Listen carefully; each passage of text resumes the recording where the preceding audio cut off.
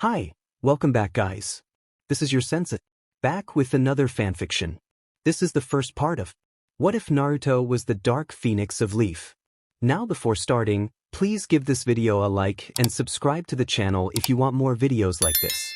Now let's get into the fanfic. Deception. A figure clad in dark gray darted from one shadow of a house to another, moving swiftly and unnoticed. The person's identity remained concealed, as intended. If recognized, it would lead to serious accusations of wrongdoing, dragging him back to the old man once more. No, tonight he had different plans. The empty streets of his village he used the term home loosely were perfect for his intentions. Finally, he reached his hideout. Pressing a stone in the wall, it slid aside soundlessly, thanks to the wonders of silencing seals, allowing him entry. As soon as he stepped inside, the wall closed behind him, hiding any signs of activity. He lit a lantern, revealing his features. The figure stood about 5 feet tall, slim, and male, dressed in dark gray pants wrapped with black bandages at the ankles and a long-sleeved gray shirt secured with gray arm guards. Black gloves adorned his hands, featuring dull metal plates on the back. A hood and mask obscured his face, leaving only his eyes visible. He pulled down the mask and hood, revealing spiky yellow hair and 3 whisker-like birthmarks on his cheeks. He descended the stairs behind the disguised door, reaching a spacious room after 5 minutes of walking. The room was massive, rectangular, and divided into 6 sections by shoulder-high walls. Only one section on the far left was completely enclosed. 4 sections were roughly the same size, while 2 were double that size. He approached a wall in one of the smaller sections and retrieved 3 sealing scrolls from his belt pouch. Unrolling one labeled Weapons, he began unsealing its contents. He carefully placed several shuriken, kunai, a short sword, 2 katanas, 4 kodachis, a chain sickle, a container of senbons, 2 windmill shuriken, and 4 daggers onto a shelf, organized by type. The larger weapons were hung on the wall next to the shelf. Next, he moved to another shelf in the adjacent section, filled with scrolls of various kinds, each labeled according to its category: water, wind, fire, earth, lightning, non-elemental, taijutsu, genjutsu, fuinjutsu, clan techniques, politics, noble families, geography, survival, and strategy. He unsealed the contents of the second scroll and sorted the scrolls into their respective categories. He would review them later, but other tasks awaited him. The last scroll revealed bags that jingled with coins and rustled with bills. He stored the money in a safe next to the scroll shelf. A good haul tonight, he said to himself. I really like the Chunin exams. I always gather many new supplies that way. He moved to the far right section of the room, which contained a small bathroom with a shower, sink, toilet, and bathtub in the back, and a kitchen in the front. He turned on the shower and while waiting for the water to warm, undressed. Testing the water, he stepped under the warm spray, enjoying it for a moment before applying shower foam to clean himself. After rinsing off, he shampooed his hair. Once clean, he turned off the water, stepped out of the shower, and dried himself with a towel before putting on his night clothes. The opposite side of the bathroom was a bedroom furnished with items he had crafted himself: a wardrobe, bed, night table, and chest of drawers. The carpet, blanket, pillows, and mattress were acquired through a transformation jutsu. No one, not even the old Hokage, knew about this hideout. Though underground and devoid of natural light, it was a safe haven, something no other place in the village could claim for him, especially not his official residence. If anyone searched for him, they would only find a shadow clone lying in bed, pretending to be him.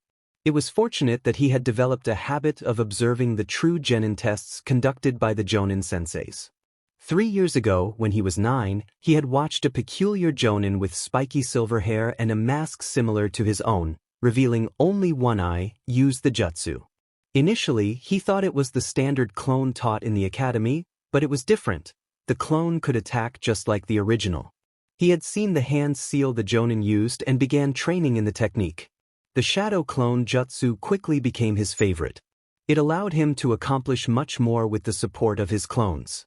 After 2 weeks of practice, he discovered that whenever one of his clones was dispelled, he and the remaining clones received the memories of the dispelled one.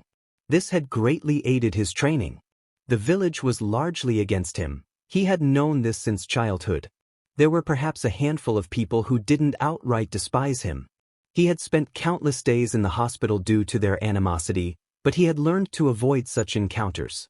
He understood that the only way to stop being bullied was to become stronger than those who attacked him. He no longer cared if he hurt them. Those who had wronged him would pay. However, gaining strength took time, and he needed to cover all his bases to avoid being executed on the council's orders, his greatest adversaries in the village. He had uncovered the reason for their hatred 5 years ago, becoming smarter after stealing scrolls and books from old and used storage in the academy. In his mind, what he did was not wrong. It was simply a means of survival in this troubled village. While the Hokage was one of the few who didn't harbor hatred for him and offered protection, Naruto Uzumaki, or rather Namikaze, felt the weight of age and exhaustion on the Hokage's shoulders. He was certain that without this support, he would have already met a grim fate. Naruto was the host of the Kyuubi, the nine-tailed fox that had attacked the village on the day of his birth. For reasons he couldn't comprehend, the entire village knew this fact and despised him for it, as if he had chosen to bear the burden of the fox. They saw him as nothing more than a demon. Even with his self-taught knowledge of sealing, he understood that he and the fox were separate entities. One day, while cleaning the storage rooms in the Hokage Tower after a prank, his only real outlet for frustration with the village, he stumbled upon a box marked with the kanji for fourth. As he dusted it off, a poorly placed nodachi fell from an upper shelf, nicking his arm. To his surprise, some of his blood dripped onto the seal that kept the box closed, causing it to open. Quickly, he bandaged his arm with the ruined sleeve of his jacket and opened the box. Inside, he discovered personal items left by the yondaime, a marriage certificate and his own birth certificate, revealing that his parents were Minato Namikaze and Kushina Namikaze, née Uzumaki. Shocked by this revelation, he realized he had only this one chance to uncover what his parents had left him. The Hokage had lied to him about his parentage, and the betrayal stung deeply. The box also contained documents for bank accounts, indicating he had inherited a considerable fortune, a deed to a piece of land on the outskirts of Konoha, something he planned to investigate later, and photographs of his parents, which he carefully tucked away. Exploring the land turned out to be a brilliant idea. He found a small house, consisting of a ground floor, first floor, and a basement, clearly designed with love and attention to detail. Locating the house had been challenging, as it was concealed with seals, a testament to his father's genius. After 4 hours of searching, he finally discovered the seal that allowed him entry. Inside, he found a shelf filled with jutsus, numerous notes on sealing adorned with the Uzumaki spiral, a book about the Uzumaki clan of Whirlpool Country, and another about the Namikaze clan of Fire Country. Having read both books, he learned the histories of his clans. This knowledge only fueled his resentment toward the people of Konoha. He felt he should have been treated like royalty, or at the very least, like everyone else. From the Namikaze clan book, he discovered that the daughter of the Nidaime Hokage had married into the Namikaze clan, making his father the grandson of the Nidaime and himself his great-grandson. The Shodai was his great-granduncle. The only Hokage he wasn't related to was the Sandaime, who, despite everything, treated him like a second grandson. He also learned that he was related to Mito, the Shodai's wife, who had been born an Uzumaki and married Hashirama Senju in a political union to strengthen ties between Konoha and Uchiha. Mito Uzumaki was his mother's grandaunt. He found both of his parents' journals, which revealed that since Mito, it had always been an Uzumaki who contained the Kyuubi. His mother detailed her arrival in Konoha to take over for the old Mito, explaining how she hadn't faced ostracism because only the Sandaime and the highest advisors were aware of her status. Why hadn't they done the same for him? Why let the villagers know he was a Jinchuriki? It made no sense. He lifted the blanket of his bed and climbed in, setting the alarm clock. Glancing at the picture of his parents on the nightstand, he smiled. He needed to be at the academy the next morning and wanted to avoid unwanted attention.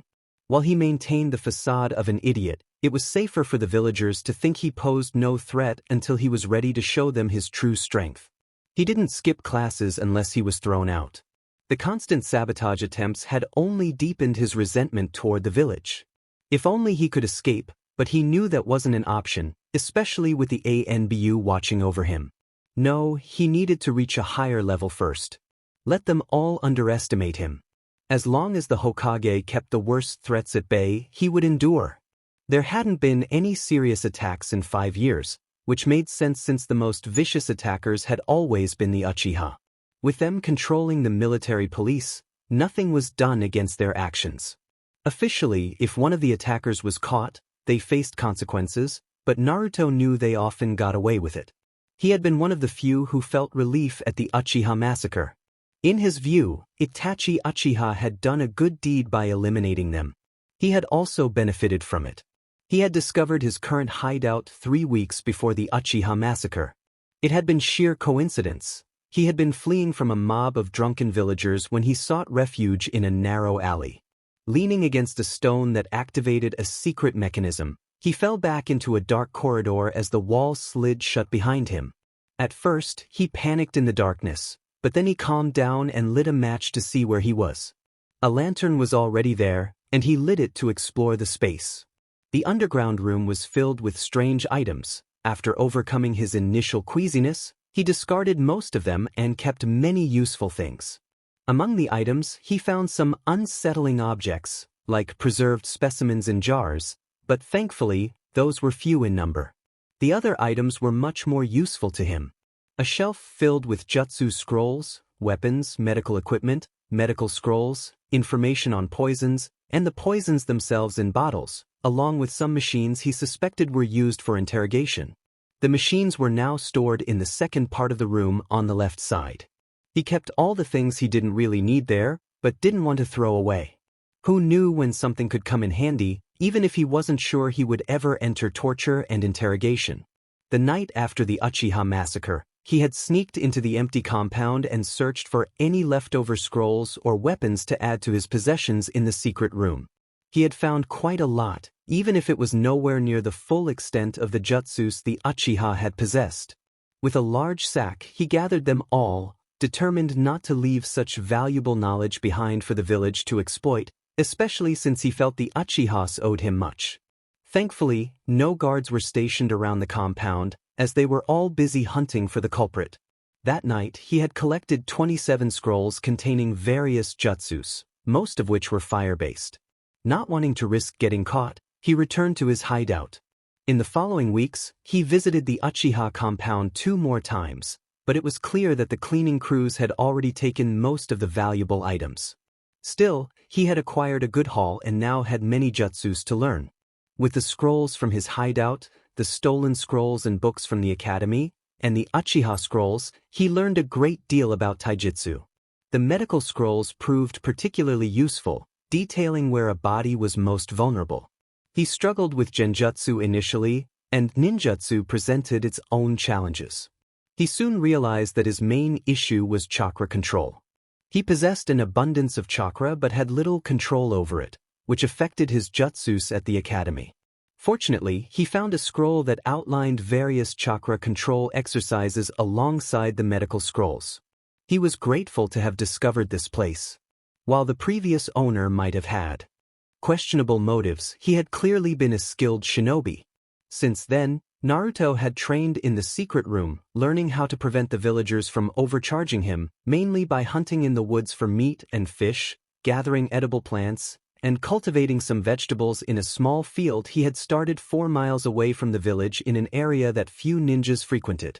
The civilians rarely strayed from the main roads when traveling outside of Konoha, so his hidden field remained safe.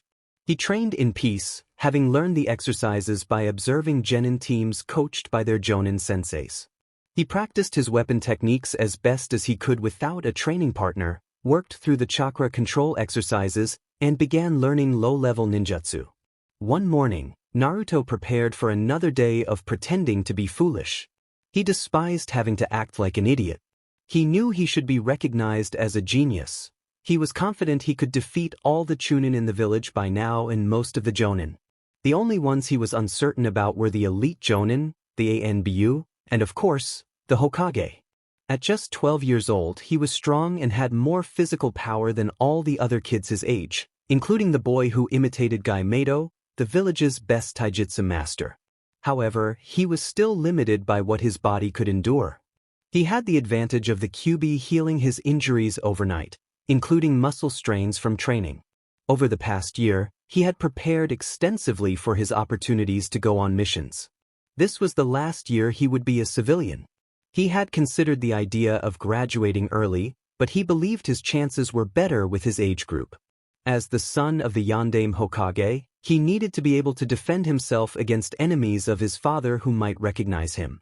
After some reflection, he concluded that this was likely the reason behind the Hokage's lies. The old man always tried to protect him, but he had limited success. The civilian council wielded too much political power for the Hokage to control every aspect of village life. Until he became a ninja, he wouldn't be under the Hokage's authority. While the Hokage, as his official guardian, was always implicated in his punishments for pranks, the civilian council often tried to undermine him. With the ninja council largely neglecting him, he had no way to retaliate against the civilian council at that moment. Thankfully, the graduation exams were in 2 days. Then he would finally escape the academy, gain a Jonin sensei, and begin to showcase his abilities. Well, depending on the Jonin, but he generally trusted the old man not to assign him to another demon hater. Some Jonin would at least treat him neutrally. He left the room and turned off the lights. Taking the lit lantern, he walked to the entrance. There was a spy hole in the wall that allowed him to check for anyone outside, but usually, the narrow alley was empty. After all, there were no house entrances in the alley, and it was too narrow to store anything. A few trash cans were at one end, but that was it. He opened the wall and stepped out, wearing the bright orange outfit that the only shop owner who had sold him clothes deemed appropriate. Of course, he had been overcharged, but the next night, he had taken back what he had paid for with the money that had been unjustly demanded from him. He always did this. If a shop owner overcharged him or kicked him out, he took what was owed or played a prank on the shop that had wronged him. Of course, no one knew about his compensations. The council would have a field day. But since no one could prove anything and they never found any of the stolen items in his possession, they had no case, and the Hokage had refused to let them punish him without evidence.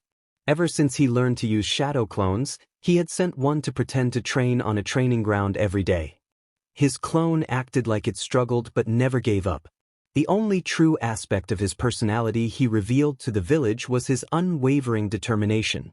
Everything else was faked. Naruto reached the academy and sat down in the back of the room, laying his head on the table and trying to catch a bit more sleep.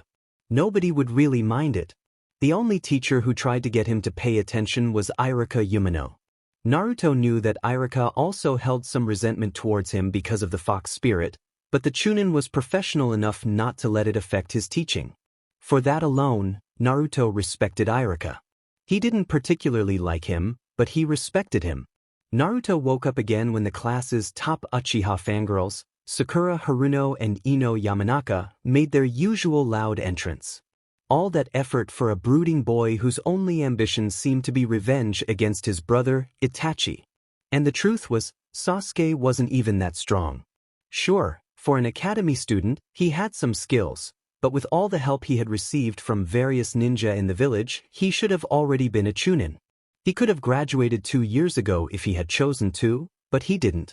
Naruto knew that Sasuke wasn't as talented as his older brother had been and would never reach that level. Itachi was a rare genius, smart and powerful. It wasn't often that those two traits came together in someone so young. Graduating as a genin at 7, becoming a chunin at 10, a jonin at 12, and an ANBU captain at 13 was an impressive record. Sasuke was too consumed by his desire for revenge to reach his full potential. His hatred for Itachi was holding him back. While he trained hard, he focused on the techniques his clan had taught him before their tragic end. This meant he had a solid grasp of the Uchiha taijutsu style, which relied on the Sharingan that Sasuke had yet to activate. He also knew a C-rank fire jutsu, the great fireball technique, which Naruto knew the Uchihas had enjoyed using, especially against him.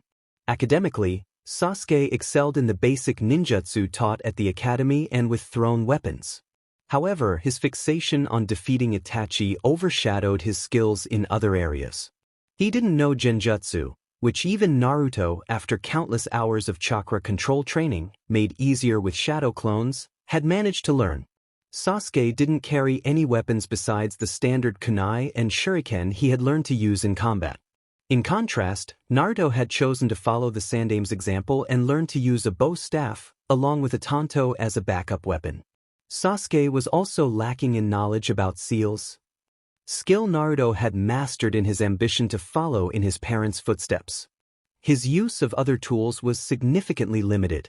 No, while Sasuke was skilled for a normal ninja of his age, he was far from a genius. That title was given away too easily nowadays. The Hyuga genius Neji from last year, Sasuke this year, and probably others in the years to come had also been labeled as geniuses. Naruto hadn't really cared about it.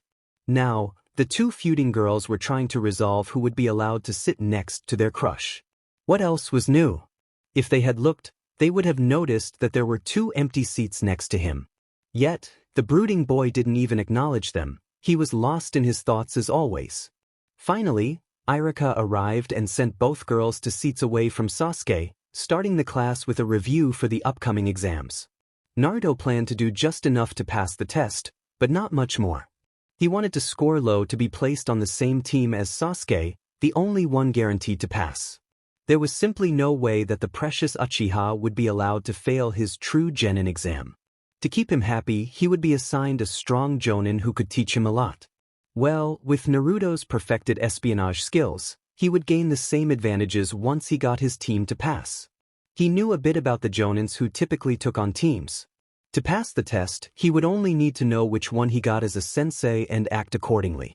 He even knew what Kakashi Hatake, the peculiar jonin who had inspired him to develop the shadow clone jutsu, expected from his teams. The man was a strong believer in teamwork. It wouldn't be too hard to achieve if he could get the brooding boy to cooperate. The technique they were reviewing today was the transformation jutsu. Naruto had his own version, which he used to tease Irika, the CC jutsu. It was a real transformation, unlike the usual illusion. Not that anyone knew about this difference. Naruto had created that jutsu to distract pursuers and escape. He swore the village was made up of over 95% perverts. Irika was taken aback, visibly flustered. Naruto then took the opportunity to flee the classroom, where nearly all the girls seemed ready to confront him for using such a jutsu in their presence. He headed to Ichiraku's and ordered 7 bowls of ramen. While it was part of his facade, Naruto genuinely enjoyed the ramen at Ichiraku's. He disliked the instant ramen sold in stores, having eaten too much of it when he was younger. It was the only food he could afford and prepare with his limited skills. The ramen at Ichiraku's was better and healthier. He got some of the meat, fish, and vegetables his body needed from there. Although there was a lot of salt in the broth, with the Kyuubi's chakra helping to keep him healthy, there wasn't much to fear. He had started hunting and fishing 2 months after discovering the secret room, which provided the fox with more nutrients. His vegetable garden added to his diet once his efforts to grow vegetables bore fruit. Naruto learned how to live off the land. With the mild climate in the fire country, he didn't have to worry about harsh weather that would hinder his ability to grow food. He also collected nuts and fruits from the trees and bushes in the forest to enhance his diet. It showed in his growth. When he had started at the academy, he had been one of the smallest children in class. By the time he turned 9, he was one of the tallest. It made sense when he saw pictures of his father. Minato Namikaze had been tall. While obtaining fresh milk and eggs had been a bit of a challenge at first, once he mastered the transformation jutsu, that problem was solved. He could buy the things he needed without raising suspicion and got them without any issues. He didn't buy everything he needed, though, as he didn't want to give the people who hated him his money. He could find better ways to spend his time, like waiting for the merchant caravan that visited Konoha twice a year to buy the things he wanted. He had purchased his new outfit, one he planned to wear once he became a ninja, during their last visit. In just over a week, on the day when the teams were assigned, he would present it for the first time. Finally, the day of the graduation exams arrived. Naruto answered just enough questions correctly to pass this portion and avoid trouble if he didn't perform well in the ninjutsu section. He was uncertain how the teachers would react to his clone jutsu. He performed average in weapon throwing and taijutsu, which was acceptable considering he had bested a student from a civilian family with his street brawler style. He chose not to reveal his proficiency in both the Uzumaki and Namikaze taijutsu styles, deciding to keep that information to himself until he was confident no one could undermine him. Then it was time for the final part. Irika announced that they would need to demonstrate the clone jutsu. Naruto sighed, feeling this was yet another attempt by the council to set him up for failure. It was well known that he struggled with this jutsu, but with all his training he hoped to surprise them. He entered the room where Irika and Mizuki awaited to test him. Naruto, eager to graduate, focused intensely to minimize the amount of chakra he used. "Clone jutsu," he shouted, and a cloud of smoke enveloped him. When the smoke cleared, there stood 20 Narutos, each resembling a proper clone.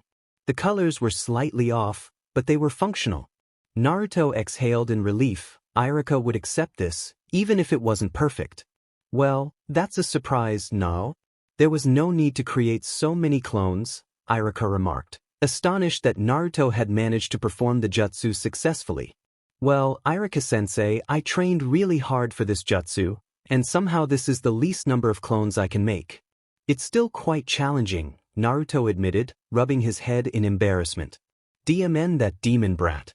This is an acceptable result. Irika will pass him now, and I can forget my plan to use him to steal the scroll." "I was sure he would fail," Mizuki thought bitterly. You've definitely improved a lot. You pass, Naruto, but you should continue to work on this jutsu until you can make your clones perfect." "They need a little more color," Irika commented, holding out a headband. "Will do, Irika-sensei, thanks." Naruto replied, unable to hide his genuine happiness at graduating. During the night, Naruto set out to see if some clan had discarded old scrolls again. For all their about keeping clan jutsus a secret, they were surprisingly careless with the scrolls containing their secret techniques and training methods. Whenever the scrolls became too worn to use, the clans would have someone copy the contents and then dispose of the old ones. Instead of burning them, they simply tossed them in the trash. Naruto, ever the opportunist, regularly searched the trash cans the day before collection, when the clans discarded those scrolls. Over the years he had collected quite a number of scrolls, allowing him to learn how to fight members of all clans in Konoha. He even mastered the gentle fist technique, which was relatively easy given his extensive knowledge of anatomy. While he couldn't see the chakra network without the Byakugan, a chakra strike to a vital organ or muscle could still be fatal for an opponent, adding unpredictability to his taijutsu. After all, no one would expect a non-Hyuga to know the gentle fist. However, before he could proceed with his search, he noticed a figure leaving the Hokage tower with a large scroll on his back. Curious, he decided to investigate. He created a shadow clone to continue his search for discarded scrolls. There was no reason not to do both. He stayed hidden, suppressing his chakra to avoid alerting the man he was following. Once they reached a clearing in the forest, the man paused to catch his breath. That went well. It would have been better if I could have blamed the demon brat, but with him passing the exams, that plan fell apart, he muttered. Naruto recognized the voice as Mizuki, his teacher at the academy. It seemed he had intended to trick Naruto into stealing the scroll he carried. It must have been important for Mizuki to risk theft from the Hokage tower. Naruto crept closer, ready to intervene. While Naruto was tailing Mizuki, the Hokage discovered that the forbidden scroll had been stolen and raised the alarm. Many accused Naruto, but an ANBU informed them that he was sleeping in his bed at home. The Hokage dispatched his ninjas to find the thief and retrieve the scroll. Irika, searching in the forest west of Konoha, was shocked to find Mizuki with the scroll. He never would have imagined his old friend would resort to such actions. Irika didn't notice Naruto hidden in the trees. "Mizuki, what are you doing?" he shouted, anger evident in his voice. "Oh, look who found me, Irika. What does it look like?" "I'm taking the scroll to become more powerful than I could ever be in this pathetic village. Once I learn the jutsus in it, I'll be invincible. No one will be able to stop me, and then I'll sell it to the highest bidder," Mizuki declared. "Unfortunately, I can't let you reveal my little secret, so you'll have to be dealt with. Mizuki launched a windmill shuriken at Irika, who managed to dodge it. The two engaged in taijutsu, where Irika found himself at a disadvantage. Oh, didn't the good little teacher keep up with his taijutsu training? Mizuki taunted as he kicked Irika in the ribs, sending him crashing against a tree. He threw another windmill shuriken at Irika, who struggled to get up in time. But before the shuriken could hit, it was intercepted by a dark figure. Naruto had seen and heard enough to decide he wanted to thwart Mizuki's plans. With his disguise, there was little risk of being recognized. "Who the hell are you? What do you want?" Mizuki yelled at Naruto. "I have no tolerance for traitors." "That's all," Naruto said, launching the windmill shuriken he had caught back at Mizuki with greater speed. Mizuki dodged the weapon, smirking. "Ha, you missed." But then he felt a sharp pain as the shuriken struck him from behind, having been redirected by Naruto's quick thinking. "No, I didn't," Naruto replied calmly, holding the end of a thread of ninja wire, which he had cleverly tied to the shuriken to alter its course. He then pulled out a sunbon and struck Mizuki in the neck with it. Mizuki soon collapsed, weakened from blood loss. Irika managed to rise, wincing as he held his side. "Thank you for the help," he said. "You saved my life." "You're welcome. We should get the scroll back to the Hokage." "Can you walk?" Naruto asked. "Yes, I think so. Just a few bruises, nothing serious," Irika replied. "By the way, who are you? I don't think I've seen you in the village before." "That's a secret. You can call me Dark Phoenix." "It's my code name," Naruto said. He had decided long ago to use that name if he was ever seen, hoping it would keep him anonymous. Dark Phoenix would be perceived as a secret operative of the Hokage, and no one would connect him to Naruto Uzumaki, the outcast. "Oh, I understand," Irika said. In a ninja village, code names were common. While Dark Phoenix seemed young, there had been others just as strong at his age. Naruto bound Mizuki with wire and asked Irika if he could carry him, given his height advantage. They walked back to the village at a steady pace, ensuring it was easier on Irika's injuries. Irika carried Mizuki's unconscious body while Naruto held the scroll. When Irika briefly looked away, Naruto quickly switched places with a shadow clone he had created earlier. He couldn't miss the opportunity to copy the jutsus from the scroll. Thanks to his sealing training, he could write quickly. Just as they reached the edge of the forest, Naruto switched back. No one would ever know he had acquired the forbidden jutsus of the village. The Hokage was surprised to see an unknown ninja alongside Irika Yamano, returning with the scroll and a bound Mizuki. The masked ninja approached him and handed back the forbidden scroll. Irika began recounting the events. "Okage-sama, I caught up with the thief, Mizuki, in the West Forest. He admitted to stealing the scroll to learn the forbidden jutsus and sell it to the highest bidder. After that, I attacked him. During the fight, Mizuki got the upper hand in taijutsu and knocked me into a tree. He threw another windmill shuriken at me while I was down, and I thought it was over when Dark Phoenix appeared and intercepted it. He threw it back at Mizuki, who dodged, but then Dark Phoenix pulled it back with ninja wire, hitting Mizuki in the back. After that, he knocked him out with a sunbon and bound him with more wire before we returned here," Irika reported. The Hokage was puzzled. He didn't recognize the codename Dark Phoenix, but the boy was clearly strong and on their side. The scroll he had received was the original, indicating the boy had no intention of stealing it. Curious, he decided to ask the boy once they were alone. "Thank you for the report and for bringing back the forbidden scroll, Irika. Good work. I think it would be best for you to go to the hospital and have them check for anything more serious than bruises." "I need you ready for duty," the Hokage said. Irika bowed and left the room. The Hokage turned his attention to the masked boy. "I would really like to know who you are. I don't have any ninja in my ranks with the codename Dark Phoenix. If you would send your ANBU guards out of the room, Hokage-sama, I will tell you. I don't want my identity known to anyone but you," Naruto said politely. "Why would I send my guards out? You could try to attack me," the Hokage replied.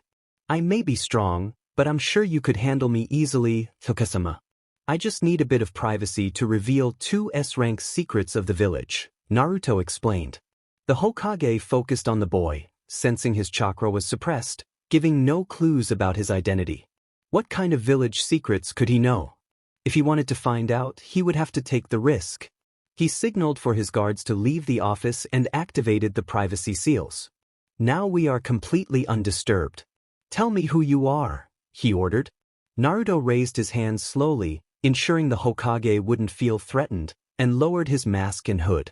My name is Naruto Namikaze, the third Jinchuriki of the Kyuubi, he said seriously. To say the Hokage was shocked was an understatement. He had never suspected that Naruto could know about those two things.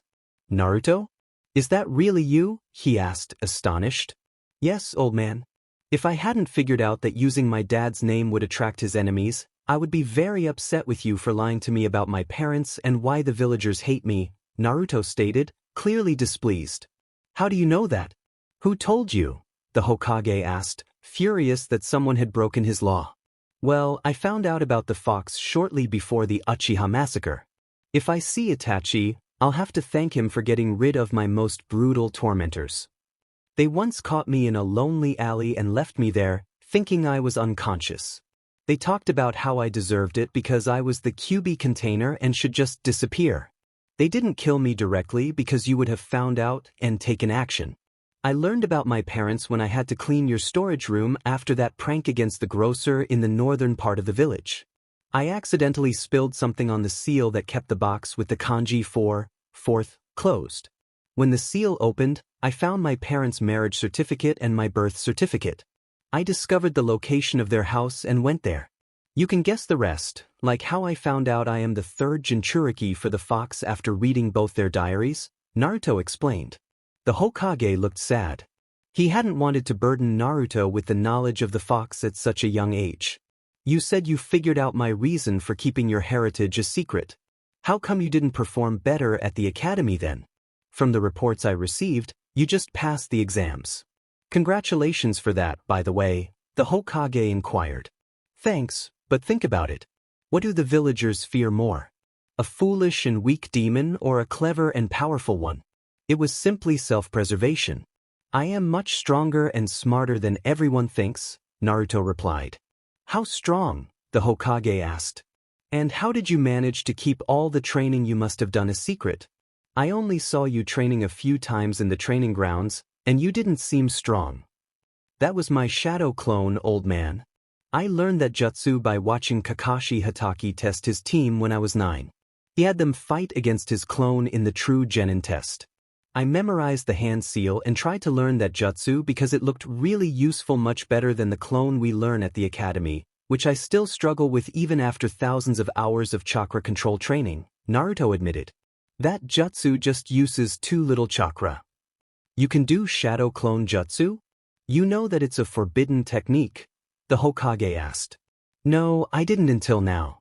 I never had any problems except in the beginning when I dispelled too many clones at once after training. That gave me a terrible headache. You use your clones for training? The Hokage asked, intrigued. Sure. It's the best training method for me. I can make 1,000 clones without getting winded. And with the memory transfer after they dispel, they are perfect for me to gain skills, experience, and knowledge, Naruto said, shrugging his shoulders. But why didn't you tell me? The Hokage pressed. I couldn't. If the council had any idea that I was getting strong on my own, they would have tried to stop me. I needed all the time I could get to become strong enough to stand up to them once I graduated. You know how they treat me. If I had shown my true skills, I could have graduated earlier, and I know you would have helped me with that, but what then? A genin still isn't strong enough to be safe from a group of determined civilians, especially if the council tried to make everything I did look like the fox is doing. There was also the possibility of a jonin failing my team under the pretense that we lacked the necessary skills. Then it would have been back to the academy, under the control of the civilian council. And then they would have known I was stronger than they allowed me to be and would have sabotaged me even more. No, I needed to have at least high-level chunin skills to ensure I could pass the real genin test or for you to have a reason to keep me on the active duty roster, even if the jonin on my team failed me out of hatred for the fox. While I haven't been beaten up since the Uchiha massacre, the civilians do everything they can to undermine me. Shops overcharge me or deny me service. Parents tell lies about me to their children, teachers sabotage my education, and the hospital staff only treats me if you force them to. The only place I can go to eat is Ichiraku's. I can't live on ramen alone, even if I pretend to. Thankfully, I don't get the food a clone eats. Just thinking about eating so much ramen makes me sick. I hate cup ramen, by the way. I only like the ramen at Ichiraku's. Do you really wonder why I couldn't trust anyone until I was out of the influence of the civilian council? Now that I have graduated and am a ninja, I am under your jurisdiction, and you are one of the few people who don't hate me, Naruto explained. The Hokage understood. Had tried to help Naruto, but he was right. With the council having taken much of the Hokage's power in the short time between Minato's death and his reinstatement, there wasn't much he could have done for the boy without being accused of favoritism and pushed out of the Hokage position, leaving Naruto without protection. When Naruto had been found next to the bodies of his deceased mother and dying father, Minato had only managed to express his final wish that Naruto should be treated like the hero he was for keeping the fox imprisoned. He hadn't told the villagers about Naruto's status, but it had somehow leaked out. His law came too late, and the villagers were calling for Naruto's death. You said you know about the true genin test? The Hokage asked, looking over his intertwined hands. Yes, my knowledge was also part of the reason I got results just to pass, at the bottom of my class. The only genin to be guaranteed to pass is Sasuke. The council will never allow their precious last Uchiha to fail and will order whoever is his Jonin sensei to pass his team. That is the only possibility for me to ensure I pass. I know that Ino, Shikamaru, and Choji will be put on a team as the three clans have had a bond over generations and are always on the same team if three of them are in the same graduation class. The next clan heirs are Hinata, Kiba, and Shino. A classic tracking team, so they would normally be placed in one team. Those 6 are the only ones in my class who have the skills to pass the genin test for sure if they get fair senseis. If I truly want to escape the civilian council's jurisdiction, I need to join a team that is guaranteed to succeed, like Sasuke's team. I may not like him, but I can set my feelings aside if it means you are the one giving me orders. Honestly, if I hadn't been certain that the ANBU would hunt me down and bring me back, I would have run away years ago. While I like you, facing a whole village that despises me made that decision easy. The Hokage needed to devise a plan to ensure Naruto would remain in the village even after he was gone. As an old man, he knew he might not live to see Naruto turn 18. He understood the boy's struggles, but it was crucial for the village to keep the QB within its walls. With Naruto's heritage, leaving the village shouldn't even be an option. It was all so complicated. He had hoped that once the immediate grief for the fallen subsided, people would regain their common sense. Unfortunately, the civilian council never accepted it. I see. Given your heritage, what do you plan to do? He asked. I'll keep it a secret until the next Chunin exams.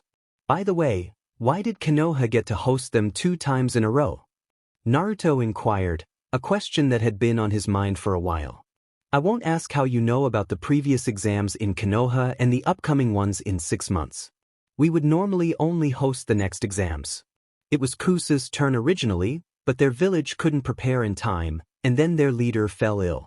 They asked Konoha to take over since we can organize them quickly, the Hokage explained. Ah, I see. That makes sense. And even if you didn't ask, I'll tell you how I knew. I noticed all the foreign shinobi in the village. The only reason for that many is because we're hosting the Chunin exams, Naruto explained. The Hokage nodded. It was a logical conclusion. I have a request, by the way. Can you ensure my team is assigned a sensei who doesn't harbor hatred towards me? Asking for someone who actually likes me might be too much, but having at least a neutral sensei would be a significant improvement over the teachers at the academy. With the exception of Irika-sensei, who, while he may not like me, was professional and treated me like everyone else. I can accept that, Naruto requested. I'll see what I can do. I'm curious, how did you come up with the codename Dark Phoenix? The Hokage asked. Well, a phoenix is a mythical bird that doesn't truly die but is reborn from its ashes. Phoenixes symbolize light and purity. A dark phoenix also rises from the ashes, but it's not the same bird. It's more like a reincarnation rather than a rebirth of the same creature. I can't be pure, the village made sure of that. But I won't just fade away. I will rise again, and nothing they throw at me will keep me down, Naruto stated. The Hokage nodded in understanding. I think we still need to address your level of strength. Where do you think you rank? The Hokage asked. Low to middle jonin level based on pure skill. I just lack the physical maturity to take on high-level jonin. That will have to wait until I get older. I've seen pictures of my dad. I should grow to a similar stature, Naruto replied. Are you sure about that? The Hokage asked, surprised. Yes, I have a repertoire of over 100 ninjutsu and 10 genjutsu, which were quite challenging to learn, thanks to the fox messing with my control. I'm proficient in both my clan's taijutsu styles, can handle a bow staff and a tanto well, and I know how to use most weapons to some extent if necessary. I'm a fuinjutsu master and an expert in poisons and anatomy. That should be more than enough to qualify for jonin level strength. The only thing I lack is experience. That's why I said I'm low to middle jonin level based on pure skill.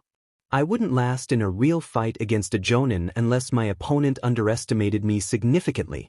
I couldn't take on any missions after all, or I would have been discovered, Naruto listed. A fuinjutsu master? I suppose I shouldn't be surprised, considering both your parents were masters in that field, and it was the specialty of the Uzumaki clan before they were lost in the Third War. I'd like to test your skill level, though.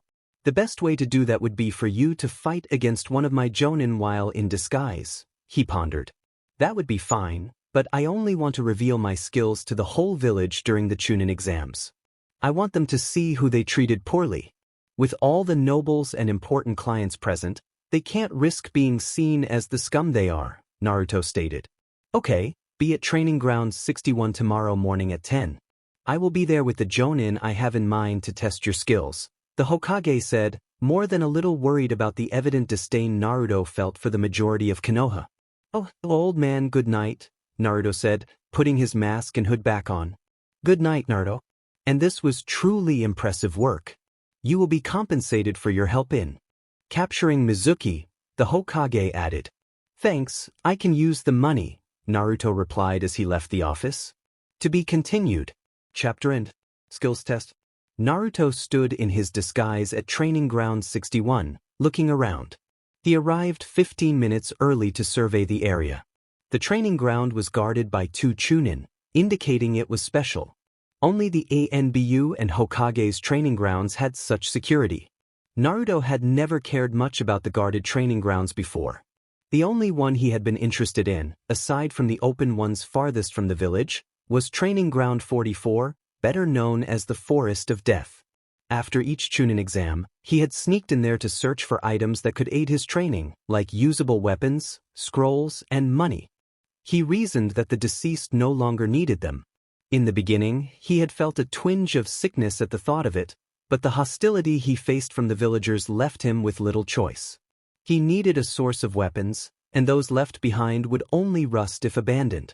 So, at the age of 9, he began venturing into the Forest of Death after the second part of the Chunin exams. He discovered that it took at least 3 days for the cleanup crews to retrieve the remaining bodies. He guessed they were too busy with organizational matters.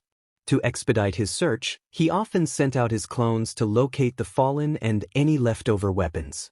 Most of what he found was still in good condition. Some required sharpening, but that was manageable. In about 5 hours, he typically finished gathering all the usable items. Initially, the only challenge was transporting them, as he couldn't use sealing scrolls at that time. This limitation sparked his determination to find a better way to transport weapons in the future. He learned from one of the academy books about sealing scrolls, but he knew he couldn't purchase one since shopkeepers would never sell to him. Thus, he set out to learn how to create one himself. It took him 3 months to find the necessary literature on sealing and to practice the specific technique, but he succeeded. A year and a half later, when the Chunin exams returned to Konoha, he had acquired the skills and equipment to seal weapons on site. His most prized find was a chakra-conductive tanto, a rare and valuable weapon capable of channeling chakra. At 10, the Hokage arrived with a medic ninja and nodded at Naruto. Good morning, Dark Phoenix. It's good to see you on time. I've arranged for one of my elite jonin to test your skills. He should be here in 10 minutes. This is Arita. He will be on standby to assist you and your opponent if necessary, the Hokage explained. Good morning, Hasama. Naruto replied with a bow, maintaining his disguise. That sounds great. Who will be testing me? He asked. My son, Asuma Sarutobi, the Hokage answered. Naruto nodded, recognizing Asuma from previous visits to the Hokage. The bearded jonin had been away from the village for some time, serving to protect the fire daimyo as one of the 12 ninja guardians. He had returned years later as a regular jonin for the village. Asuma arrived 9 minutes later. Good morning, Dad. Why did you call me here? He greeted. Good morning, Asuma. Thank you for coming. You're here to assess the skill level of Dark Phoenix. I have a general idea of his abilities, but there's nothing like a real fight to see what he can do. We estimate he should be around high chunin to low jonin level, the Hokage informed his son. Dark Phoenix? Never heard of him, Asuma remarked, studying the boy. He doesn't seem too old. No, he isn't. He has trained in secret to avoid unwanted attention from various factions in the village, the Hokage said meaningfully. Asuma suspected his father was referring to Root and the council, who often sought to manipulate young, talented ninjas for their own purposes. What kind of test do you want? An all-out fight or by disciplines? Asuma asked. I think we should go by disciplines. Is that okay with you, Dark Phoenix? The Hokage inquired. Of course, Hokage-sama, Naruto replied. Which part should we start with? I'd like to see how you handle weapons first. Asuma is a skilled weapon user, so that would be a good starting point. Naruto nodded and unsealed both his tanto and his bow staff. He placed the tanto on his shoulder while keeping the staff in hand. Asuma drew his knuckle knives. They sized each other up, assessing their stances. Then Naruto sprang into action, racing toward Asuma. The Hokage was taken aback by Naruto's speed. It was definitely at the jonin level. Only Guy and Kakashi were likely faster. Asuma was ready and blocked Naruto's strikes with his knives, countering with his own attacks. Their weapons clashed repeatedly. Naruto attempted to sweep Asuma's legs with his staff, but Asuma leaped over it effortlessly. They exchanged blows for 5 more minutes before jumping apart. You're definitely good, kid, but let's take this up a notch, Asuma said, channeling wind chakra into his blades. Realizing his staff wouldn't withstand wind-enhanced blades, Naruto quickly stowed it away and drew his tanto, channeling his own wind chakra into it. So, you wield wind chakra too. Interesting. Let's see how far you've come, Asuma said, launching an attack. The tanto and knuckle blades collided, and the more experienced jonin managed to score a light cut on Naruto's arm. In response, Naruto spun around, disconnecting their weapons and nicking Asuma's pants. Not a bad counter to my attack, Asuma commented. This kid was impressive. Judging by his height and build, he appeared to be around 12 to 14. To be that skilled with 2 different weapons and able to manipulate wind chakra was remarkable. Naruto pressed forward with a new attack but was gradually pushed back by Asuma's strength. Eventually, Asuma disarmed Naruto and crossed his blades near his throat. My win, Asuma declared, stepping back. Naruto nodded. He hadn't expected to defeat an elite jonin in one of his strongest disciplines, but he had performed better than he anticipated. That was an impressive start. Next, we will move on to taijutsu, the Hokage said. Asuma nodded, returning his knives to his hip pouch. He took his stance and noticed that Naruto was in a position he didn't recognize, one he hadn't seen around the village before. Unbeknownst to Asuma, Naruto was in the opening stance of the Namikaze style, known as the cheetah style. This style emphasized speed and rapid attacks to vital points. Not designed for prolonged exchanges, much like the animal it was named after. After studying anatomy scrolls in a secret room, Naruto could utilize the style effectively. With his own modified version of the gentle fist technique and chakra scalpels integrated into his approach, he could make it quite formidable. Asuma initiated the next round, attacking first, but Naruto deftly dodged his kick and quickly maneuvered around him, aiming for Asuma's spine. However, Asuma's experience allowed him to evade, and Naruto continued to search for openings in Asuma's guard. His smaller stature was now an advantage, allowing him to exploit openings against a larger opponent. He landed several precise strikes to Asuma's biceps and upper thigh. Asuma, however, was skilled enough to avoid taking hits to vital areas after feeling the impact on his muscles. Naruto kept the pressure on Asuma, using his superior speed to target more points, though it became increasingly challenging as Asuma tried to evade him. Finally, Naruto managed to incapacitate Asuma's left leg, causing him to drop to his knees. Naruto stepped forward, raising his glowing hand toward Asuma's spine. "My win," he declared before stepping back. The Hokage watched with admiration. It was an impressive display of taijutsu skill, and Naruto's speed reminded him of Minato. Yet, Naruto seemed to surpass his father at the same age. How had he managed to inflict such damage on Asuma's muscles? It resembled the gentle fist technique, but Naruto was unaware of its secrets, which the Hyuga clan kept closely guarded. "Very good, Dark Phoenix. Next, we will move on to Genjutsu," the Hokage announced. "Wouldn't it have been better to let Kurenai test him?" "I'm not much of a Genjutsu user," Asuma replied. Arata appeared at Asuma's side, ready to heal his injuries. When he approached Naruto, he shook his head. "I'm fine," Asuma insisted, and the medic stepped aside. "I don't think we need a Genjutsu specialist. I want to keep news of Dark Phoenix under wraps for now. Arata here is one of my personal medics and won't share anything. I just need to know how well he can cast and dispel lower-level Genjutsu. I know you can perform a B-rank Genjutsu," the Hokage explained. Asuma nodded.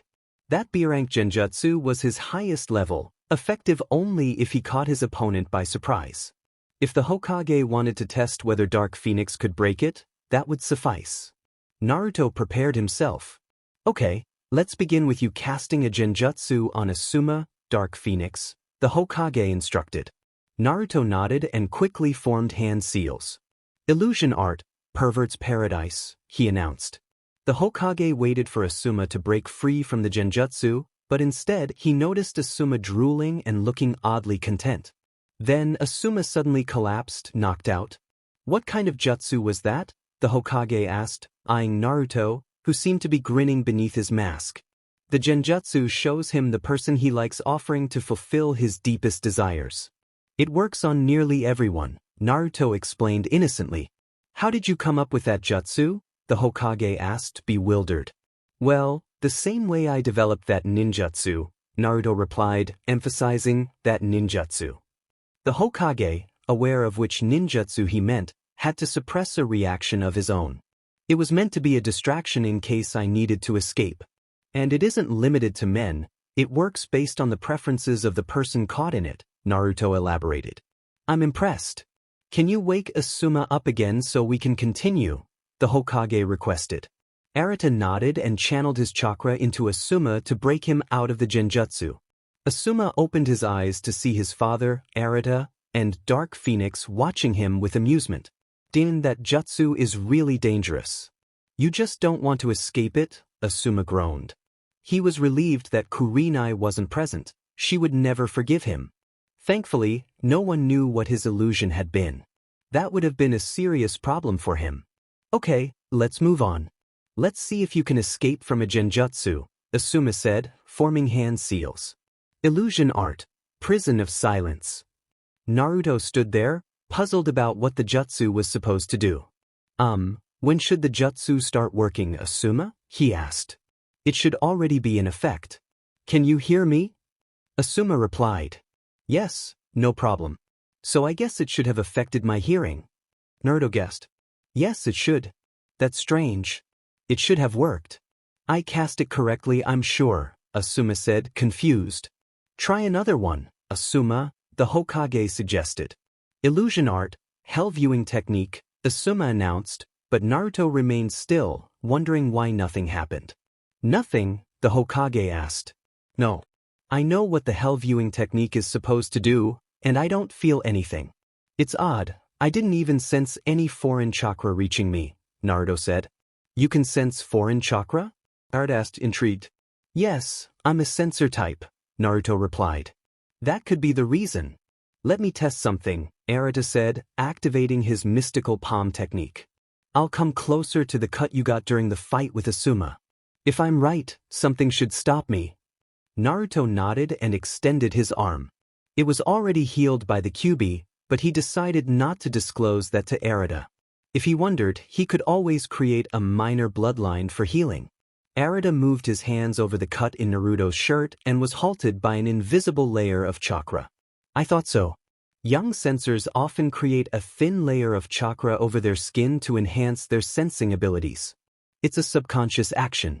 That layer prevents foreign chakra, like that used in Genjutsu, from entering the body. Therefore, they are immune to lower-level Genjutsu. A Genjutsu specialist might still be able to break through, but no one else would, Arata explained. I've never heard of something like that, the Hokage remarked. It's not very common. Perhaps 1 in 100 sensor types develops it. Usually, if they have an experienced sensor to guide them, it doesn't happen. Tsunade discovered this anomaly during the Second Shinobi World War when a member of her team had immunity to Genjutsu, and she wanted to see if it could be taught to others. Arata continued. Okay, this is good to know. I suppose we will have to postpone the Genjutsu test since we can't currently assess whether Dark Phoenix can break Genjutsu. Perhaps when it becomes more pressing, I'll have Kurenai test him, just to satisfy my curiosity. What is your strongest Genjutsu? He asked. Naruto. Illusion art, infinite darkness, Naruto replied. Isn't that a technique of the second Hokage? Arata inquired. It is. We'll need to discuss how you learned that jutsu, Dark Phoenix. For now, I think it's time to examine your ninjutsu. I would like to see a demonstration of 5 of your strongest techniques to understand your abilities, and then you will face Asuma, the Hokage instructed. Can I request that no one discusses these techniques? I trust that you have chosen reliable people to witness this test, but 2 of my techniques will reveal my identity, Naruto replied. The Hokage was taken aback by the request. Could Naruto possibly know his father's most treasured techniques? Very well. Arata, Asuma, if I am correct about the techniques Dark Phoenix intends to showcase, that request is indeed necessary. I will classify them as S-rank secrets until I give you permission to speak of them. Understood, both replied. Naruto nodded and retrieved a tri-pronged kunai from his pouch. He threw it at the training post and vanished in a flash of yellow, reappearing at the kunai and manifesting a blue spiraling orb against the post. Rasengan, he declared, as the orb penetrated the wood effortlessly. The Yandaime's techniques, Arata exclaimed in shock. Flying Thunder God and Rasengan. Asuma looked stunned, realizing he had never suspected that the Yandaime could have had a son. This seemed to be the only explanation for the boy's knowledge of those techniques. Naruto returned to his original position and performed a series of hand seals. Water release, Water Dragon Bullet, he announced, manipulating water from the river into a dragon that struck the training post, which already bore a hole from the Rasengan. The post was blown away by the force of the jutsu. After the water settled, Naruto executed another series of hand seals.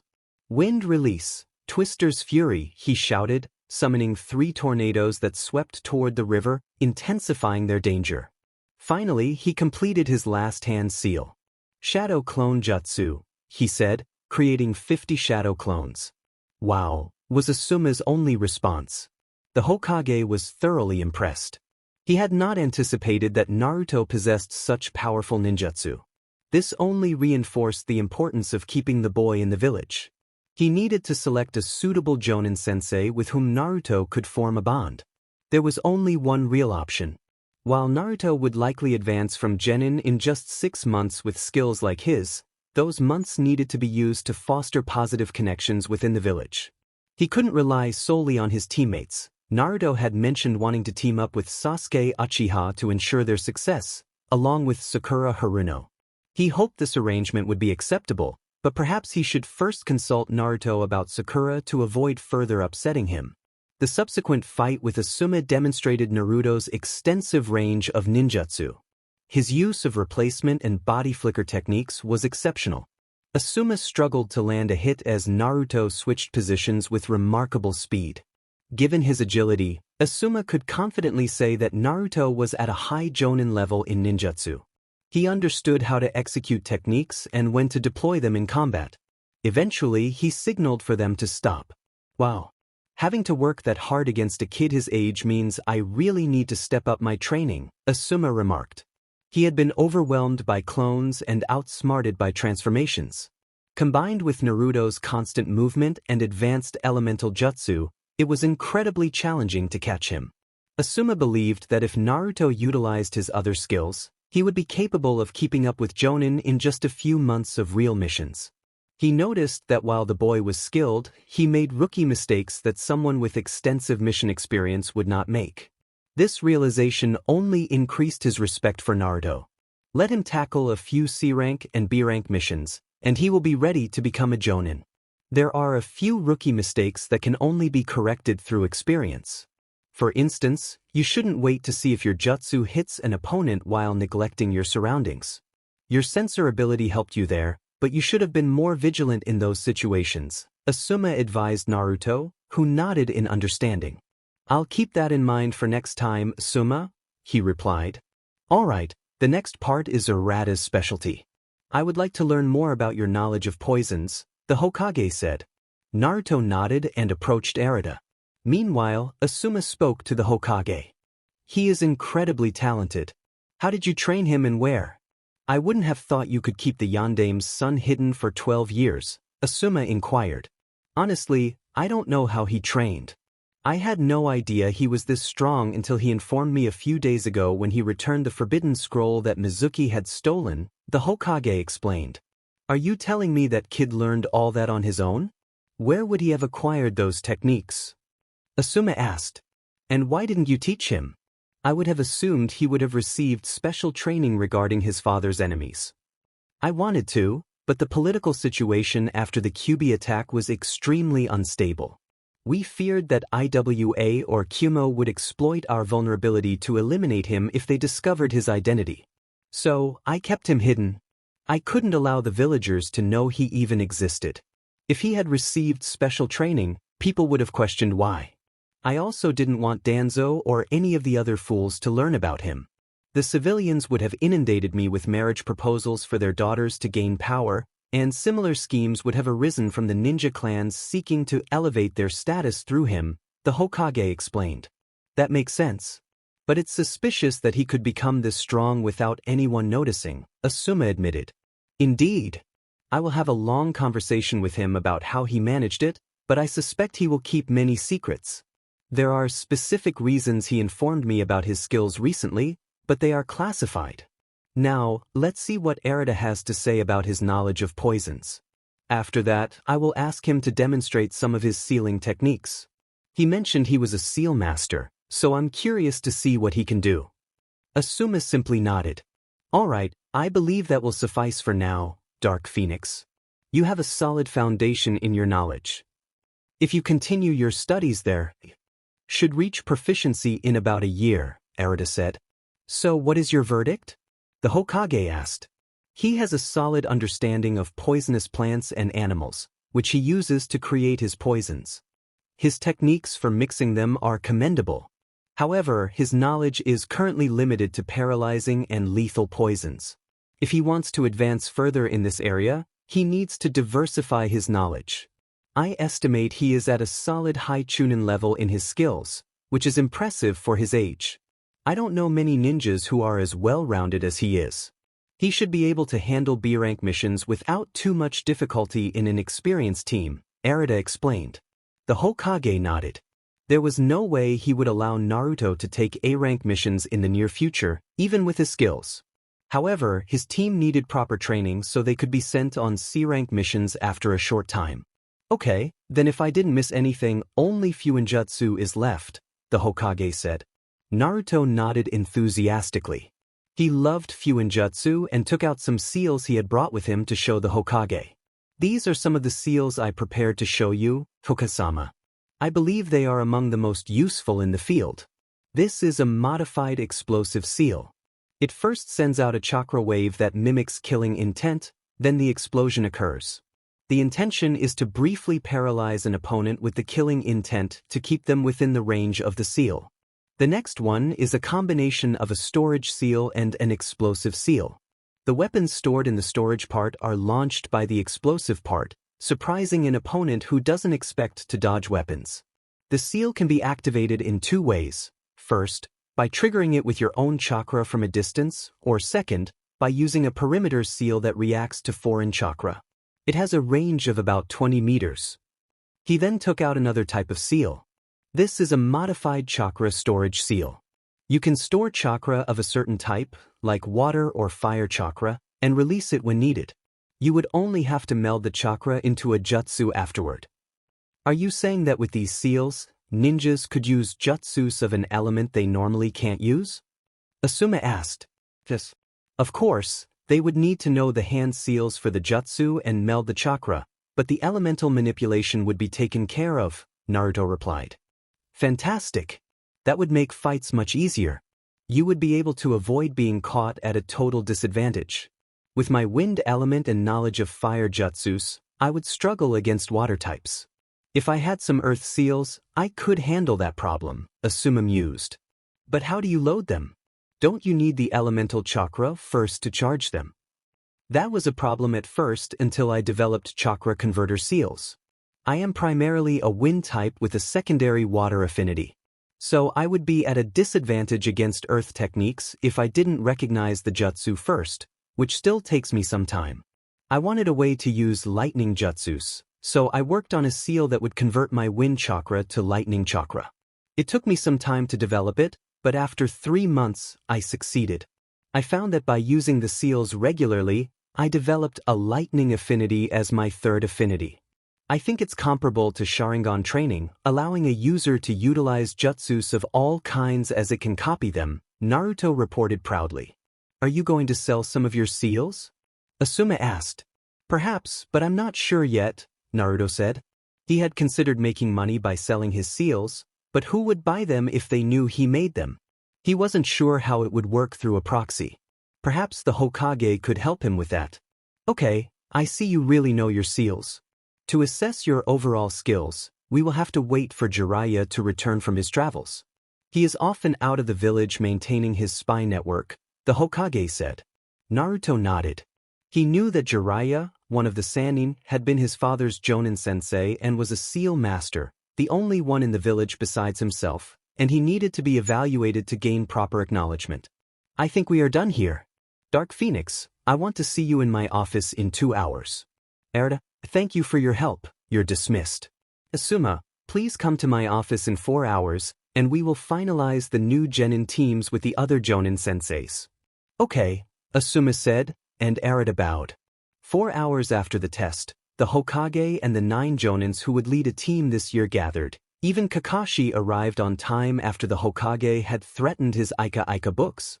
Good, now that we are all here, we will go over the teams that will be announced to the new Genin next Monday. The Hokage then proceeded to read the teams to the Jonin. I would like for Genma to take Team 1, Aoba, you get Team 2, Inoichi, you get Team 3, Choma, you have Team 4. Isuna, Team 5, Mikiko, you have Team 6. Now, Kakashi gets Team 7, Kurinai, you have Team 8, and Asuma gets Team 10, the Hokage informed them. They nodded. If you have any questions about your team, ask Irika Yumino, who taught the class over the last 2 years. All except Kakashi are dismissed, the Hokage said. The Jonin left the office after bowing. What did you want to discuss with me, Hokage-sama? Kakashi asked. You have the most important team of the whole year this time, Kakashi. I know the council will insist you pass the team for Sasuke Uchiha, but I don't want you to show favoritism. This is a matter of village security, the Hokage said while activating the privacy seals in the room. Please wait outside while I brief Kakashi, he ordered. The 4 hidden Anbu left the room. This seems to be really important, Hokage-sama, Kakashi noted. It is. Do you know who Naruto Uzumaki really is? The Hokage asked. Yes, he is Naruto Namake's, Minato-sensei's son, Kakashi replied, nodding, his expression now serious. Correct. I suspected you knew. 2 days ago, I discovered that Naruto is aware of his parents and the fox. He is not just a genin, he should have been a jonin by now. However, due to the sabotage and hatred from the civilian council, he has kept it hidden. I had Asuma test Naruto today in disguise. The boy is a prodigy. He is Jonin level in ninjutsu, fuinjutsu, weapons, and taijutsu. His level in genjutsu is uncertain, as he is immune to lower-level techniques due to being a sensor and having a chakra layer that blocks invading chakra. A medic informed me that this sometimes occurs with self-taught sensors, a phenomenon Tsunade is aware of. He possesses basic knowledge of poisons and is quite intelligent. The issue is that, thanks to the council's foolishness, Naruto has almost no real connection with the village. He trusts me and likes me, but I believe the only others he feels similarly about are the Ikarakus. No one else in the entire village. Naruto confessed that he would have run away long ago if he had the chance. I realize I'm getting older. If I die and Naruto doesn't form new bonds, he will leave. I give him a year at most before he could evade the ANBU if they were sent to bring him back. He won't allow the council to control him anymore. Naruto has inherited the talents of both his parents. He is the heir of the Uzumaki, Namikaze, and Senju clans, and he is even more talented than Itachi was. We cannot let him go elsewhere. I want you to train your team properly, Kakashi. No more than half an hour late. Naruto dislikes his teammates but will tolerate them until he can take the Chunin exams in 6 months. The only person he would willingly connect with, if treated properly, is you, his Jonin sensei. Naruto is crucial for the future of the village. If he leaves, the most likely destination would be Kumo, where they treat their Jinchuriki well now. It would be a disaster for Konoha if Kumo gained Naruto. He knows both the Rasengan and the Flying Thunder God Jutsu of his father. He is likely a fuinjutsu master, and his ninjutsu skills are impressive. He has a wind affinity, a secondary water affinity, and a developed lightning affinity from a chakra converter seal that transformed his wind chakra into lightning chakra, which he trained further. Both of his primary affinities are well developed. I'm not sure how he managed to conceal his training. He only mentioned finding a secret place where he now lives and trains. He also discovered scrolls and other items there. You have the next 6 months to help Naruto form a new bond with the village. If possible, aim for more than that. Ensure no one undermines him on missions and prepare the other two for C-rank missions as soon as possible. Sasuke shouldn't be a problem. He wants to grow stronger, and you should be able to help him overcome his superiority complex. The bigger challenge will be Sakura. She didn't perform well in her physical exams. The reason she became the top kunoichi is that the written test was a significant part of the exams, and she has perfect chakra control due to her small reserves. If necessary, push her, but Team 7 must become strong soon. The Hokage emphasized the importance to Kakashi. Kakashi was genuinely surprised. He hadn't realized Naruto was that strong, but he understood Naruto's strong aversion to the villagers. He had saved him more than once from angry mobs when Naruto was younger. I understand, Toke-sama. I will think of ways to keep Naruto engaged in his training. I can also share more about his parents if he's interested. Do you know if he can use Kyuubi's chakra? Kakashi asked. No, he can't. However, he can suppress it very well. He believes that if he is strong enough on his own, he won't need to rely on the dangerous chakra of the fox. He knows he can't trust the fox. He met it after discovering he was the Jinchuriki for Kyuubi, but aside from trying to persuade Naruto to let him out, it hasn't attempted anything else. And Naruto is too clever to not realize that if he releases the fox, he risks losing himself, the Hokage explained. But because I wouldn't know how to teach him that. I will ensure Naruto starts to connect better with some of his peers. I think I could get at least Asuma to arrange team sparring sessions if his team passes, which I believe they will. I haven't seen any version of an Ino Shikacho team that failed the Genin exams. Perhaps Kurenai would also be willing to help. Her team seems capable of passing too, Kakashi said. I trust you, Kakashi. We have 6 months until Naruto takes the Chunin exams. By the way, work on getting back to your old level in ANBU and, if possible, surpass it. Right now, you are my only real option as a successor. The only others would be Jeriah and Tsunade, and I can't imagine Tsunade returning to the village, nor do I want to think about what Jeriah would do as Hokage. If neither of you takes the hat, it will likely go to Danzo. I understand, Hokage-sama, Kakashi replied. Good, you are dismissed, Kakashi, the Hokage said. Kakashi left the office. The day of the team placements arrived, and Naruto wore his new outfit for the first time. He had long black pants wrapped with dark red bandages. Under a dark gray shirt with 3/4 sleeves and a hood, he wore a dark red mesh shirt. A dark red belt with 2 pouches rested on his back, and on both thighs were pouches for shuriken and senbon, strapped over black bandages. Over his shirt, he wore a dark red vest with pockets designed to store scrolls and small containers. Naruto kept his poisons there. He had dark red gloves with metal plates on the back, where he had sealed his tanto and bow staff. The hood of his shirt hung over his vest on his back, which he would only wear on missions where his bright hair would be a hindrance. He looked in the mirror and was pleased with his appearance. He finally looked like a real shinobi. He turned off the lights in his home and walked up the stairs. Ensuring he was alone in the alley, he left through the hidden entrance. Once the wall was back in place, he jumped onto the roof and headed to the academy. He reached the classroom and took a seat in the back. Only 2 others were there, Hinata Hyuga and Shino Aburame. Shino gave him a brief nod, and Hinata turned red again when he smiled at her. Naruto didn't really understand why she always turned red, but since she was never mean like the other students, he liked her. Shino just shook his head, observing Naruto and Hinata. Sometimes, Naruto could be quite oblivious. He knew Naruto wasn't as bad as people thought. His friends had told him that Naruto had excellent chakra control and sometimes intentionally messed things up. After observing him, Shino concluded that Naruto preferred to stay at the bottom of the class for some reason.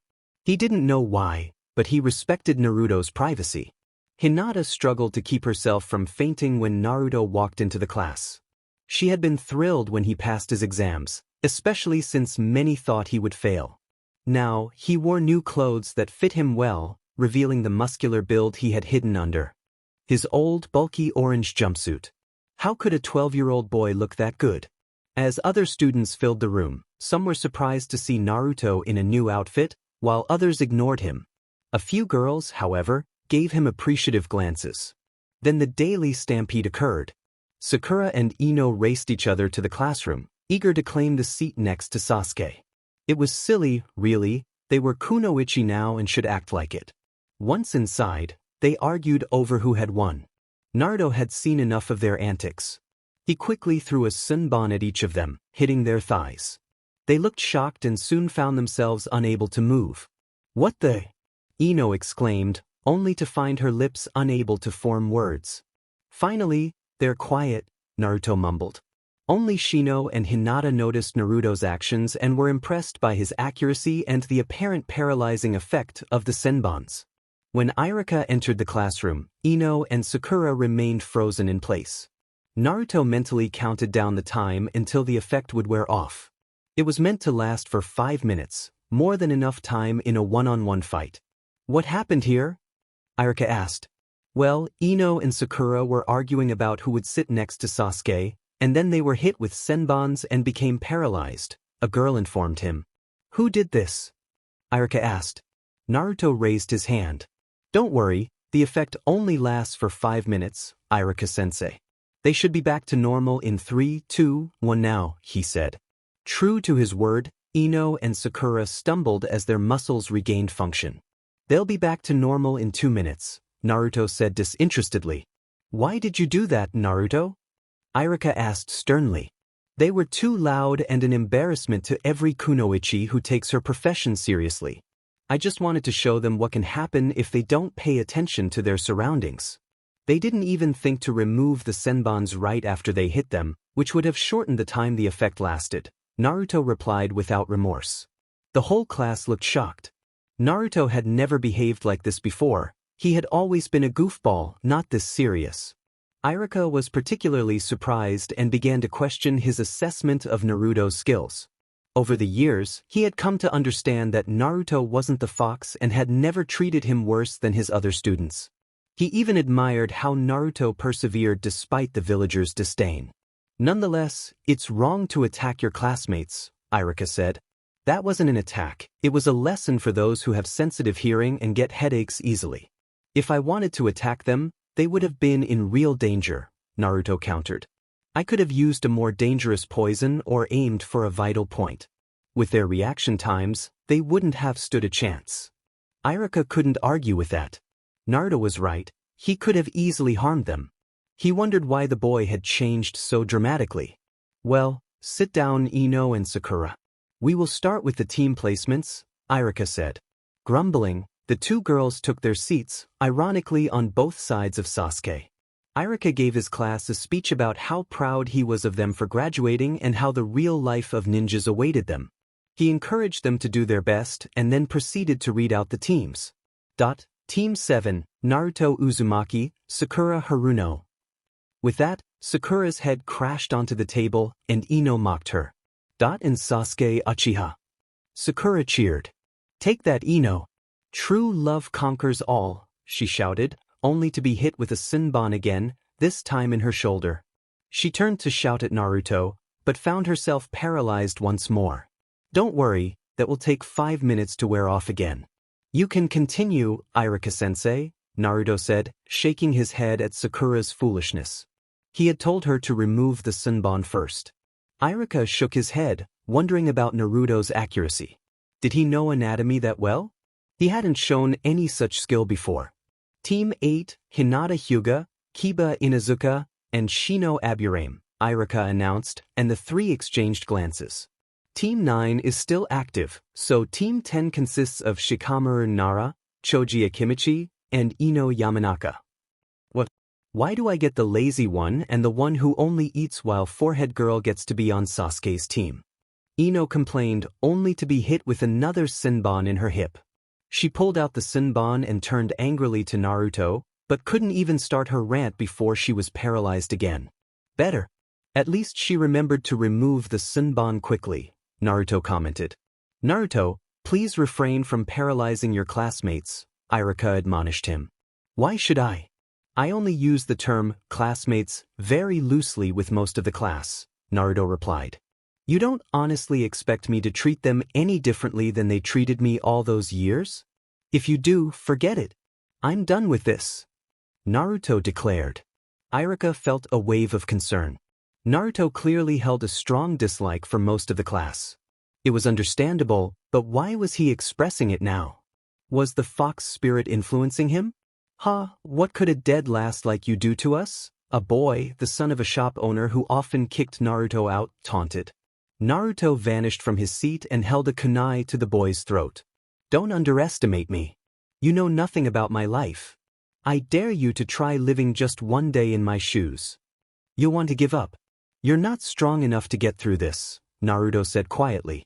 That's enough, Naruto, Iruka shouted. He asked for it, Naruto replied, vanishing back to his seat. Sasuke sat fuming. How could the underachiever possess such abilities? Only he, an Uchiha, should have them. He was the rookie of the year. Normally, Sakura would have scolded Naruto for trying to show off, but she couldn't. The effects of the poison still lingered. When Ino's paralysis finally wore off, she wanted to yell at him but thought better of it and took a seat. Having been hit with Senbons twice and paralyzed was enough. Naruto would surely do it again if they got too loud. Half an hour after the other teams had been taken by their Jonin senseis, Team 7 remained in the classroom. Sasuke glared at Naruto, Sakura daydreamed about Sasuke, and Naruto doodled in a notebook, working on a new seal. Anything was better than dealing with his so-called teammates. Then the door swung open, revealing a silver-haired man with gravity-defying hair. Naruto recognized him as Kakashi Hatake, the Jonin from whom he had copied the Shadow Clone Jutsu. Kakashi was one of the best Jonin in the village and a former student of Naruto's father. It seemed the Hokage had kept his promise and assigned him a sensei who wouldn't resent him for the fox spirit. Kakashi might even know about sealing and that he was the Yandame's son. My first impression is that you're boring. Meet me on the roof in 5 minutes, he said before disappearing in a puff of smoke. Sasuke and Sakura stood up and left the room. Naruto waited a moment before following. If there were traps along the way, the two of them would trigger them. It was always better to be cautious, And over the years, it had become second nature. He heard cursing ahead. As he suspected, Sakura was caught in a web of ninja wire, dangling from the ceiling, while Sasuke was pinned to the wall by shuriken through his sleeves. You really should listen better. I told you to always be on guard. There are only a few reasons our sensei would be late, and preparing a test with traps is one of them, he said. He threw a kunai at the wire holding Sakura, freeing her from her predicament. Get him free and follow me, he instructed, moving on. As they continued, he casually disabled 2 more traps. They reached the door to the roof, and Naruto carefully checked for more traps, finding none. He opened it slightly, only for Sakura to shove him aside in her impatience. She exclaimed they would be late. Naruto quickly ducked as projectiles flew toward them. Sasuke, anticipating traps, followed suit. They both avoided being hit. Naruto rolled out of the line of fire, ready to defend himself if necessary. He saw that Sakura had been struck by several senbons and was complaining. Sasuke stood behind him, prepared for another attack. Well, my second impression is that we need to work on your speed in disabling or avoiding traps. You took 6.5 minutes to get here. I must acknowledge that you arrived as a team, even if the girl shouldn't have been so impatient. Better late than dead. If I were an enemy, I could have easily taken you out. So, what was your first mistake? Kakashi asked, looking at them sternly. Taking the route you expected us to take. We could have avoided this by using another path. The best way would have been to use chakra to stick to the wall and climb up here. But since 2 of us don't know this exercise and we're supposed to be a team, we had to take the only other route, Naruto explained. Correct. That exercise will be one of the first things you learn as genin, if you manage to become genin, Kakashi said, smiling slightly. What do you mean, if we manage to become genin? We graduated, so we are genin. Sakura protested. Not yet, but I'll explain later. Sit down, Kakashi instructed. He pointed to 3 benches in front of him. The 3 sat down, with Naruto checking the underside of his bench for traps but finding none. Kakashi nodded appreciatively at Naruto's caution. For now, I want you to introduce yourselves. Name, age, likes, dislikes, hobbies, and dreams. Pinky, you start, Kakashi ordered. Sakura looked confused. How should we do that, sensei? Couldn't you start with an example? What does shinobi rule number 3 say? Blackie, Kakashi replied, ignoring her question. A ninja must always follow a direct order from their superior, Sasuke answered. Correct, Kakashi acknowledged. Sasuke was impressed with this jonin. He clearly knew what he was doing and had a no-nonsense attitude. Perhaps this would work out well. He would see how strong Kakashi was. So, Pinky, I gave you a direct order, and I expect you to follow it, or you should consider quitting being a ninja. Sakura nodded, intimidated by Kakashi. My name is Sakura Haruno. I am 12 years old. The thing I like, or rather the person I like, is. She glanced at Sasuke and blushed. That my hobby is, she looked at Sasuke again, blushing harder and giggling. That my dream is, she squealed, still gazing at Sasuke. Your dislike? Kakashi asked, slightly annoyed. He had expected this. Ino Pig and Naruto, she shouted. We'll have to work on your attitude. Shinobi rule number 25, Blondie? Kakashi said. A ninja never shows their emotions, Naruto recited calmly. Correct, Kakashi replied. Sasuke was surprised. He didn't think Naruto had paid attention in class. And then there were his new skills. Why was Naruto so different from before? He would find out. Sakura huffed. She had the right to express her feelings for Sasuke. Okay, next is Blackie, Kakashi said. Sasuke obviously disliked the nickname but remained silent. Sasuke Uchiha, 12 years old. I like nothing in particular and have many things I dislike. My hobby is training. I don't have a dream, more of an ambition. I will revive the Uchiha clan and confront a certain someone, he stated. Sakura had hearts in her eyes, thinking Sasuke was so cool. Naruto rolled his eyes. The emo had no reason to be so self-centered and filled with resentment. He was treated like a pampered prince in the village, which Kakashi had anticipated. Okay, Next, Blondie, Kakashi continued. My name is Naruto Uzumaki, I am 12 years old. I like the old man and Ichirakus. I dislike most of the villagers, especially those who can't tell a scroll from a kunai. My hobbies are training and gardening. My dream is to become the strongest ninja ever and show this village just how much they misunderstood me, Naruto said. He really is different from what his file said, but Hokage-sama warned me. If we don't help him out of the darkness, he could become a problem for the village. Not that I can blame him, Kakashi thought. Okay, my name is Kakashi Hatake, I'm 26 years old. My likes and dislikes are none of your concern for now. I have many hobbies, and I haven't really thought about my dream, he told them. The only thing we found out was his name and his age, Sasuke and Sakura thought. I know that voice from somewhere, Naruto thought, trying to place his sensei's voice. Now that introductions are over, I will get to the part where you aren't genin yet. There is a rule in the village that all genin must be confirmed by their respective jonin senseis. Each sensei gives their team a test. From the 27 genin who passed the graduation exams this year, only 9 will be accepted as genin. That means this test has a 67% chance of failure, Kakashi pointed out. But what was the point of the exams then? Sakura protested. There was no way she would give up being on the same team as Sasuke. That was to weed out the hopeless cases.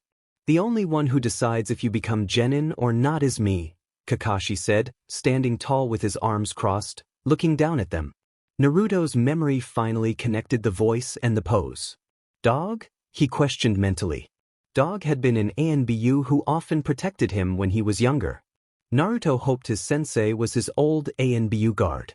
He had really liked Dog, especially since the man often gave him sweets to help him cope after attacks. Kakashi handed them a piece of paper with information. The test will be tomorrow morning at 7 at Training Ground 3.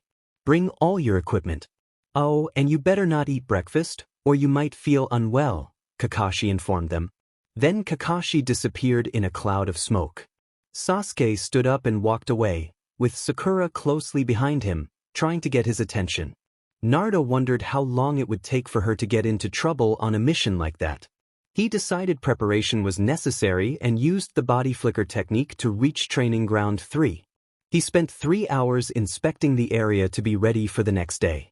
He didn't know if his so-called teammates would remember the lesson about knowing the terrain before a fight, but he was certain they wouldn't listen if he told them.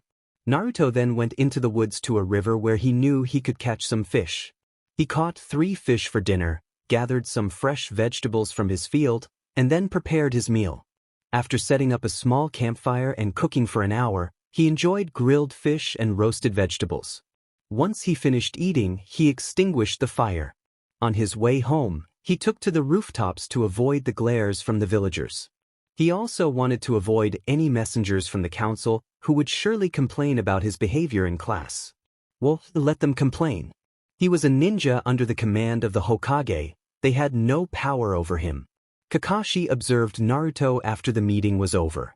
He was pleasantly surprised that Naruto went to the training ground to familiarize himself with the environment. After that, he caught some fish and disappeared elsewhere. Kakashi let him go. It wouldn't be good if Naruto thought he was being followed. He needed to gain Naruto's trust to help him. From his estimation, the team meeting had gone well enough. Naruto was capable and knew how to act like a ninja. Sasuke needed to overcome his insecurities. The best way to achieve that would be to keep him away from the village until the Chunin exams. So, he would have to carefully choose the D-rank missions for his team. No missions inside the village where the villagers could show their bias against Naruto and favor Sasuke. At least Sasuke had the necessary skills to be a ninja. Attitudes could be corrected over time, but developing skills that should have been taught in the academy to an appropriate level was harder. Sakura would have to face challenges. She didn't consider her surroundings, was loud, had a superiority complex towards Naruto, and was a fangirl, a really bad combination. He would see her skills in a battle situation tomorrow, but he didn't expect much. The next morning saw Sasuke and Sakura waiting for their sensei with empty stomachs. Naruto sat a bit away from his team, dozing under a tree with a full stomach. He knew that if you had the chance, you always ate before you had to fight to have enough energy. And if you didn't have much time, that's what energy bars were for.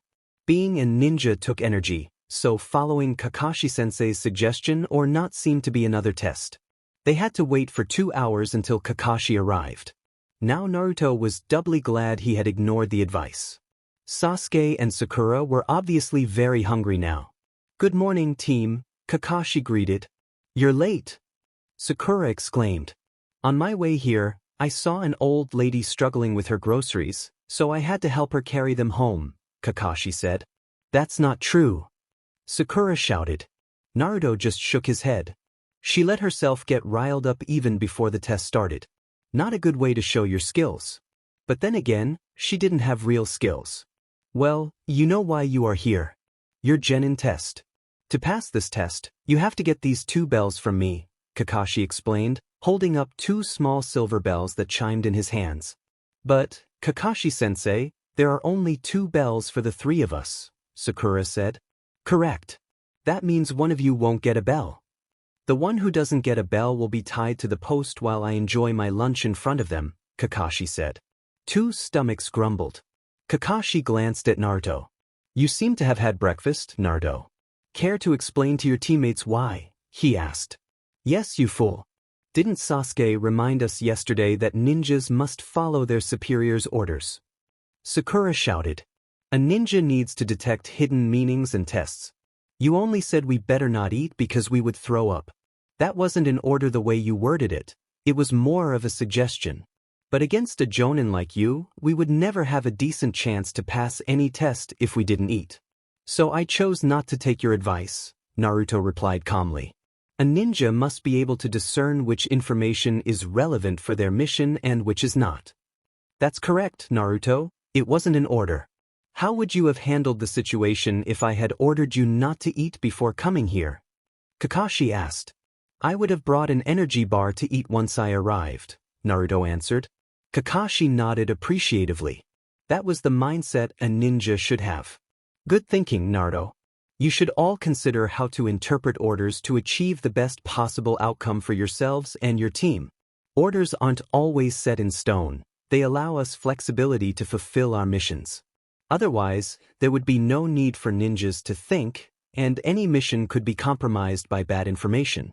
That's a lesson you should always remember. A ninja needs to see beneath the surface. Never take things at face value," Kakashi lectured. Sasuke nodded, finding it sensible. He should have anticipated another test after the traps yesterday. He would be better prepared in the future. He also needed to re-evaluate Naruto. He was not as foolish as he had seemed in the academy.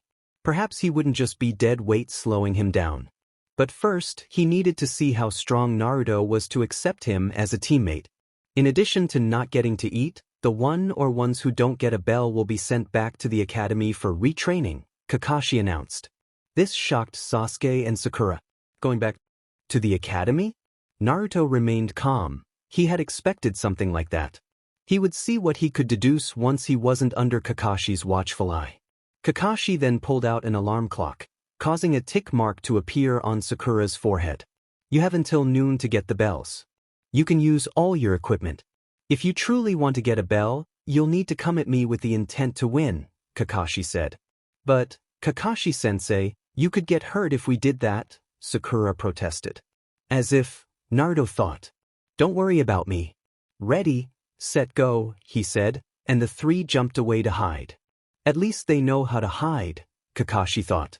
Naruto created a shadow clone to keep an eye on Kakashi and leaped through the treetops to a spot he knew his sensei wouldn't see. He began contemplating the test. There was something off about it.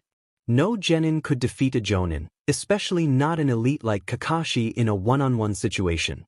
There had to be more to this. "Look beneath the surface," Kakashi had said. What was the hidden intent of the test? After using a simple genjutsu to distract Sakura, Naruto faced Sasuke, who claimed he was different from the others. "Well, we'll see if that's true," Kakashi said calmly. Sasuke first attempted to engage Kakashi in taijutsu. Kakashi had to admit, Sasuke was impressive for a student fresh out of the academy. He even managed to touch the bells with the tips of his fingers. That was commendable, even if Kakashi was holding back. He threw Sasuke a distance away. Sasuke then unleashed a fireball jutsu, surprising Kakashi, as no ordinary genin should have that much chakra. When the fireball dissipated, Sasuke looked around. Where was Kakashi? Left? No. Right? No. Above? No, he thought. Below, he suddenly heard, and was pulled underground by his feet. Not bad, Sasuke, really not bad. But you still didn't get a bell. Perhaps the Uchiha aren't all they're cracked up to be, Kakashi said, leaving Sasuke to ponder. Sasuke was fuming. How dare Kakashi insult his clan? Meanwhile, Naruto had the answer, and it gave him a headache: teamwork. How was he supposed to achieve that?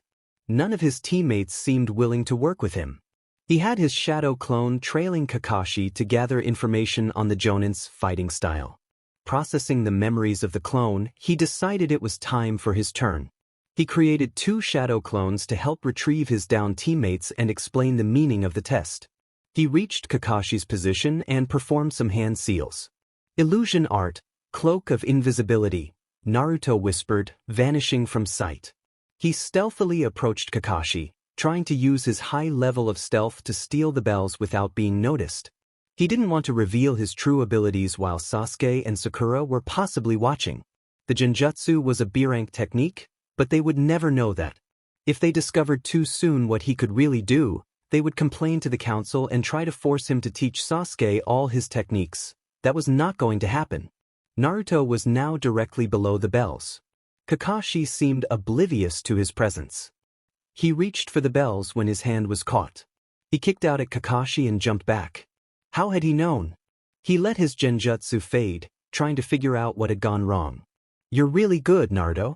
I wouldn't have expected you to use a Genjutsu that concealed you so well, but I encountered a similar one during the Third Shinobi War against Iwa, Kakashi said, lowering his book. Naruto saw that he had uncovered his left eye. Sharingan? That's totally unfair for a genin test, Kakashi-sensei, Naruto complained, letting the Genjutsu dissipate.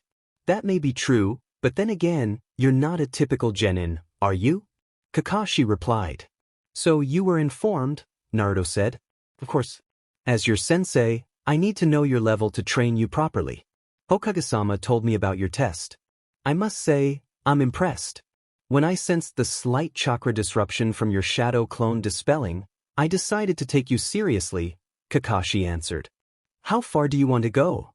I don't want to reveal everything I can do, or I fear that the troublemaker and the Banshee will rush to the council to try to get me to share my techniques. That won't happen with the Hokage in charge, but I'd rather avoid the council altogether, Naruto explained. Kakashi covered his Sharingan and tucked his book back into his pouch. Understandable. How about you limit yourself to jutsus that a Chunin would know? Kakashi suggested. Sure. It'll give me something to focus on until my clones let me know if they manage to get the 2 idiots to cooperate with me. So you know what my test is about? Kakashi asked. Yes, teamwork. I just have trouble seeing them listening to me, Naruto replied, taking his stance in the cheetah-style opening position. Kakashi was ready, and the 2 began with taijutsu.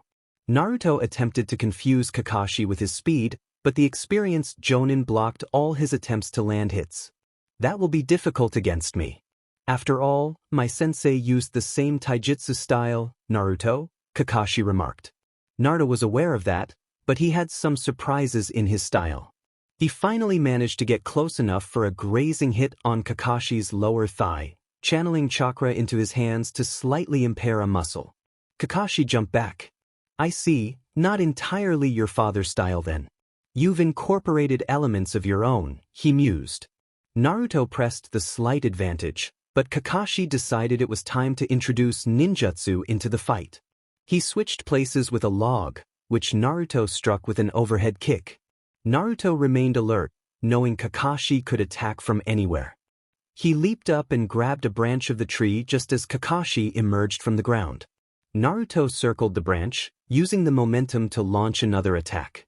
He unsealed his bow staff from his glove and began to strike. The greater reach of the staff forced Kakashi into defense. But Kakashi knew he needed to raise the stakes. Fire release, Phoenix Flower, he declared, shooting fireballs at Naruto. Naruto reacted instantly, placing the staff on his back while jumping back and forming hand seals. Water release, water bullet, he shouted, launching a water bullet from his mouth to counter the fire jutsu. The water overpowered the flames. Naruto then unleashed a flurry of Senbon at Kakashi, which only struck another log. In the bushes, Sasuke seethed with envy. Naruto was giving Kakashi a tough time in the fight. It seemed Naruto was much better than he had anticipated. "Are you willing to listen now?" a Naruto clone behind him asked. "What do you want?" Sasuke retorted. "The entire test is about teamwork. We pass if we work together. I don't like you any more than you like me, and we both can't stand the Banshee. I just need you to set that aside and show Kakashi that we can cooperate if necessary. The whole Bell scenario is pitting us against each other. That's why he told us to look beneath the surface. You see my original fighting out there. Kakashi is one of the strongest ninjas in the village, a former ANBU captain. Do you really think we have a chance against him alone? If you truly want to achieve your goals, you need his training, so we must play by his rules. No one is asking us to like each other, we just need to accomplish the mission," Naruto explained. Sasuke contemplated the clone's words. He hated to admit it, but it was true. He couldn't get a bell from Kakashi, he had tried. Now it seemed his sensei had even held back. He would have to set aside his pride until he could pursue Itachi. "Okay, let's do it. Do you have a plan?" Sasuke asked. "Yes, you instruct Sakura to distract him with thrown weapons, then attack him with your fire jutsu. I'll amplify the strength of your jutsu with my own and hide a few weapons within it," Naruto said, relieved that Sasuke had finally come around. "You can use fire jutsus?" Sasuke asked, surprised. He had thought Naruto was a water element user. "No, but I can use wind jutsu. The water jutsu you saw is my defense against fire users. Wind is weak against fire but can also enhance the strength of a fire jutsu," Naruto explained. Sasuke nodded, realizing they didn't have time for further discussion. "Where is Sakura?" Sasuke inquired. "About 500 meters away at 245 degrees, Naruto replied. "Be ready in 5, Sasuke said, heading off to instruct Sakura to do her part.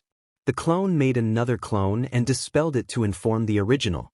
The real Naruto was now on defense, trying to evade Kakashi's attacks. His sensei was incredibly skilled. He replaced himself with a log just as Kakashi launched another fire attack. He then received the message from his clone. Thank goodness Sasuke's ambition was strong enough to temporarily override his pride. Naruto went to hide again and waited for the signal.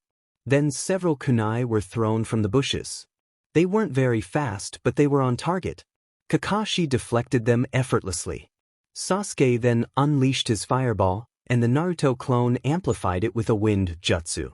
The real Naruto waited at the side, anticipating Kakashi's likely log replacement. He aimed a flurry of coated Senbon at the spot. Kakashi managed to deflect all but one, quickly pulling it from his arm. Kakashi retaliated with a barrage of shuriken, forcing Naruto to move.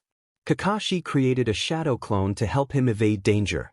Naruto pursued but had to contend with the shadow clone. "Sasuke, grab the bells. You have 2.5 minutes." Naruto shouted. The shadow clone of Kakashi kept the original safe for 1.5 minutes. Then Sasuke closed in on their position, trying to snatch the bells, only to be thwarted by a weakened Kakashi. Kakashi defended the bells, and then the alarm rang. "DMN," Naruto said. "We were so close." Kakashi called the 3 genin back to the starting point and tied Sakura to the post. "Nice try, but you all didn't get the bells," Kakashi said. "No, but that wasn't the intention of the test, was it, Kakashi-sensei?" Sasuke asked. He had realized during their fight that their chances of getting the bells had increased, so Naruto was likely right. "So you understood it as well. Sakura, do you know the true meaning of the test? The secret to passing?" Kakashi asked. "A true meaning?" she wondered. "Obviously not. But you still assisted your teammates in the last attempt to get the bells." "Why?" Kakashi asked. "Sasuke suggested I should," she replied. Naruto shook his head. It was hard to believe that this girl, often praised as the smartest kunoichi in their class, Could be so naive. Naruto, explain it to her, Kakashi instructed. The real test was whether we could work together as a team. Alone, none of us would have stood a chance against an elite jonin like Kakashi-sensei. Together, we had a fighting chance, as you saw in the end, Naruto explained. Correct.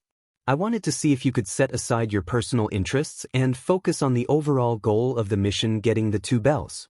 I'm pleased that you ultimately succeeded, even if not all of you grasped the meaning of the test. Therefore you all pass. The faces of the genins lit up, even Naruto's a little. In our line of work, teamwork is the most crucial element for a mission's success. Always remember that rules and guidelines are not absolute. If you had followed the rules and fought alone to get a bell, you would have ultimately failed, even if you managed to grab one. Those who break the rules are considered trash in the ninja world, but those who abandon their comrades are even lower than that. Always keep this in mind. Konoha became the strongest of the 5 great shinobi villages by adhering to this mentality. We fought in 3 wars and emerged victorious because we valued our comrades. Individual strength is important, but without teamwork, even the strongest can be defeated. Believe me, I've seen it happen. Look at this stone.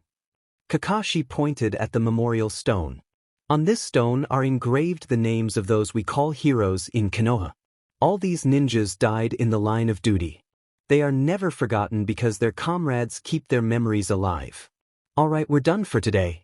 Tomorrow, we will begin our training. Be at this training ground at 6 in the morning for physical training, Kakashi ordered. Naruto nodded and walked away, freeing Sakura from her binds with a shuriken. In the Hokage's office, the Jonin gathered to report the results of their genin tests. Even Kakashi was only 15 minutes late, which surprised the others. After the first 6 teams had been reported as failures, it was Kakashi's turn. Team 7 passed, he announced. The others stared at him in disbelief. It was well known that Kakashi rarely passed a team. Kurenai then shook off her shock and reported, Team 8 passed. Asuma was last. Team 10 passed.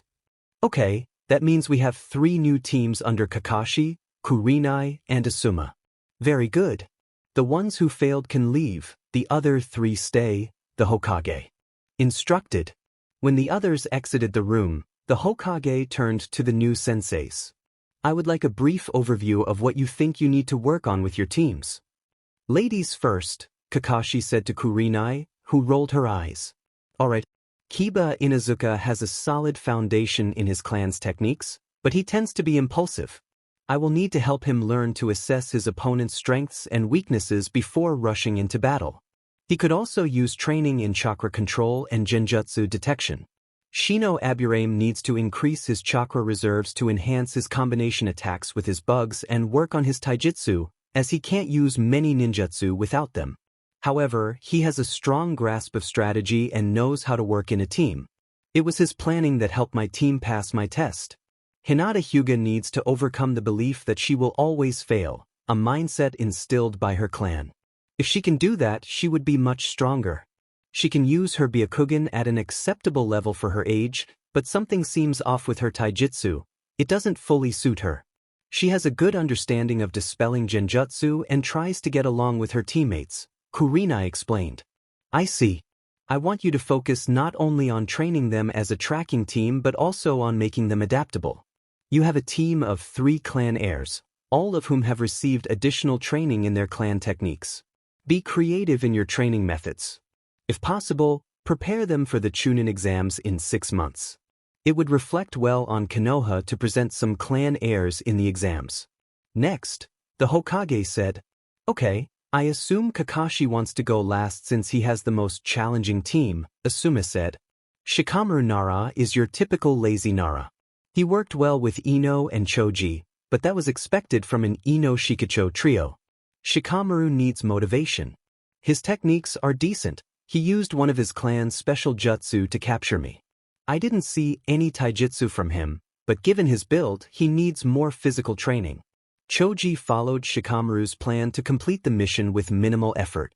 He was in a supportive role and needs to work on ninjutsu, genjutsu, and speed. His strength is above average, as expected from an Akimichi. Ino is a concern.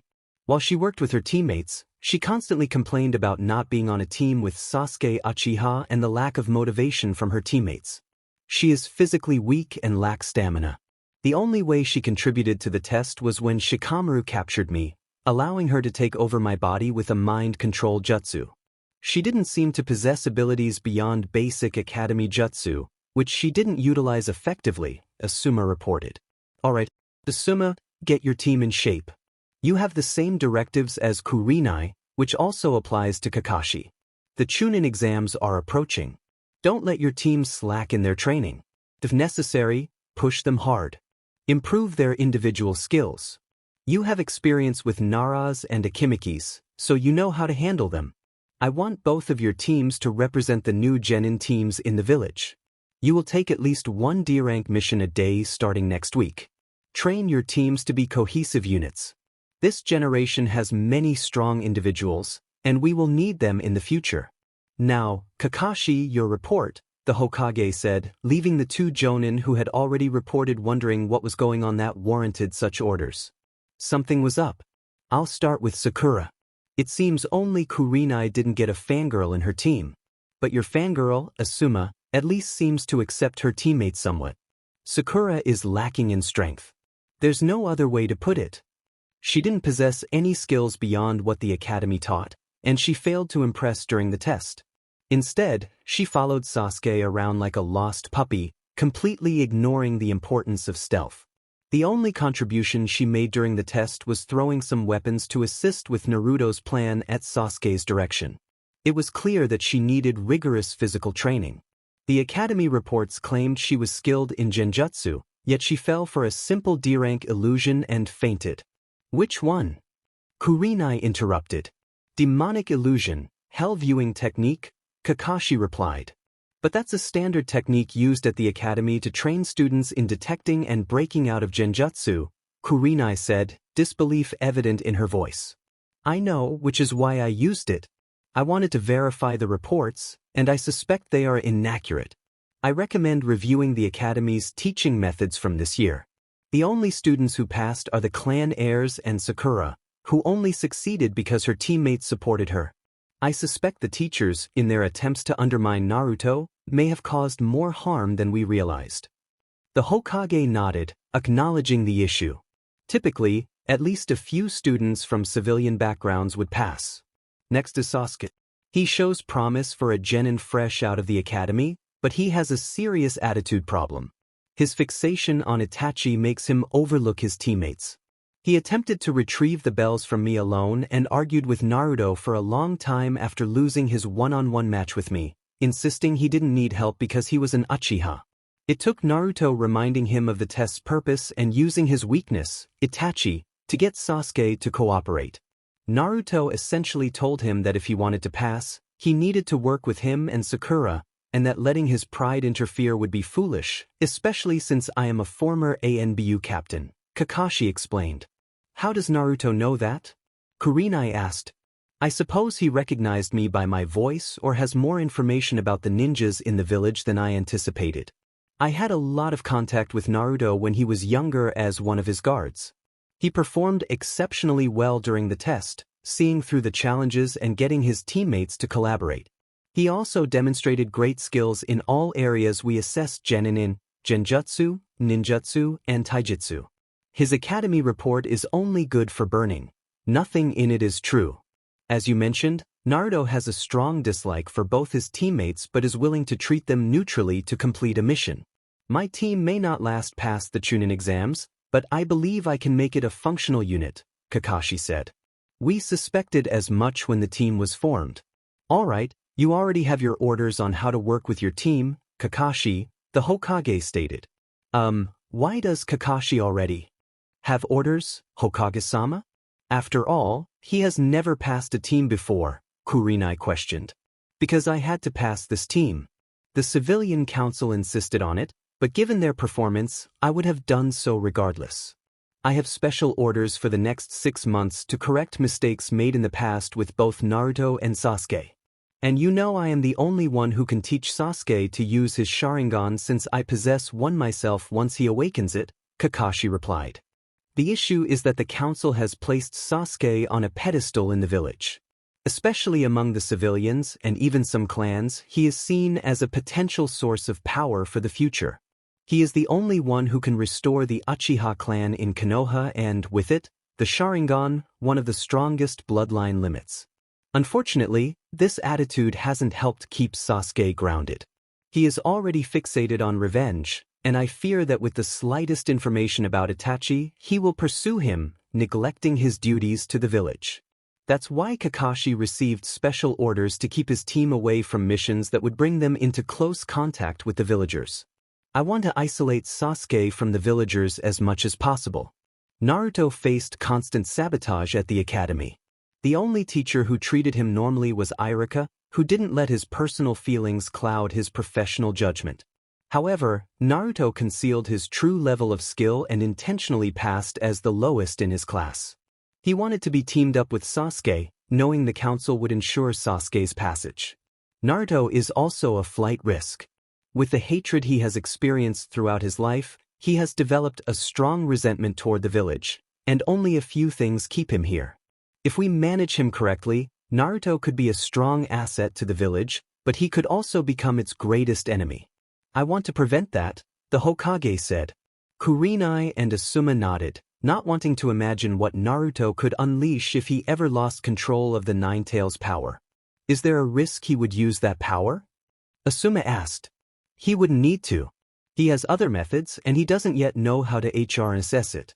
However, the fox could tap into his negative emotions if they become too overwhelming for Naruto to handle, the Hokage said seriously.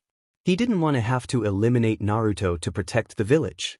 For now, the boy remained loyal, and there was a good chance to keep him that way if Kakashi succeeded. Kakashi needed to prepare for the possibility of taking over the Hokage position if necessary. If he could bond with Naruto and become his successor, Naruto would likely remain loyal even after Kakashi retired or passed away. The Hokage had already noted his intention to make Kakashi his successor. He wanted to discuss it with Jeriah first, but he didn't see any way his student would accept the position. He would support Kakashi, nonetheless. To be continued. Team 7 was at their training ground at 6 o'clock, just as Kakashi had requested. When 5 minutes had passed without Kakashi's arrival, Naruto began jogging around the training area. "Naruto, you idiot! What are you doing?" Sakura yelled. In response, Naruto shot a sunbon at her to quiet her down. It struck her, and she wasn't quick enough to remove it before the effects began to take hold. Sakura stood frozen in place while Naruto continued running. After 10 laps, he started stretching. Just as he was about to begin strength exercises, Kakashi appeared in a cloud of smoke. Sakura was freed from the immobilizing effects and immediately turned to confront Naruto. "Sakura, stop it." "Sasuke, report what happened," Kakashi ordered. At 6:05, Naruto started running around the field. Sakura shouted at him, asking what he was doing. Naruto used one of his senbons coated with a temporary paralysis poison on her and continued his exercises. "He had just finished stretching when you appeared," Sasuke explained. "I see. Sakura, what reason did you have for shouting at Naruto?" Kakashi inquired. "He's just trying to show off and make himself look better than Sasuke." "He should have waited for you to tell us what to do," she accused. "Naruto, what do you have to say?" Kakashi asked. "I have sensitive hearing and warned her several times that I wouldn't tolerate her yelling anymore. She's a kunoichi and should act accordingly if she doesn't want to get hurt on a mission. The poison only paralyzes her for a few minutes. I was doing warm-up exercises to make good use of the time until you arrived. Nothing more than running and stretching. I would have continued with push-ups if you hadn't shown up," Naruto replied. "I understand. Sakura, you need to work on your attitude. There's no reason to yell at your teammate for warming up. There may be times when I'm late, and I expect you to use that time productively.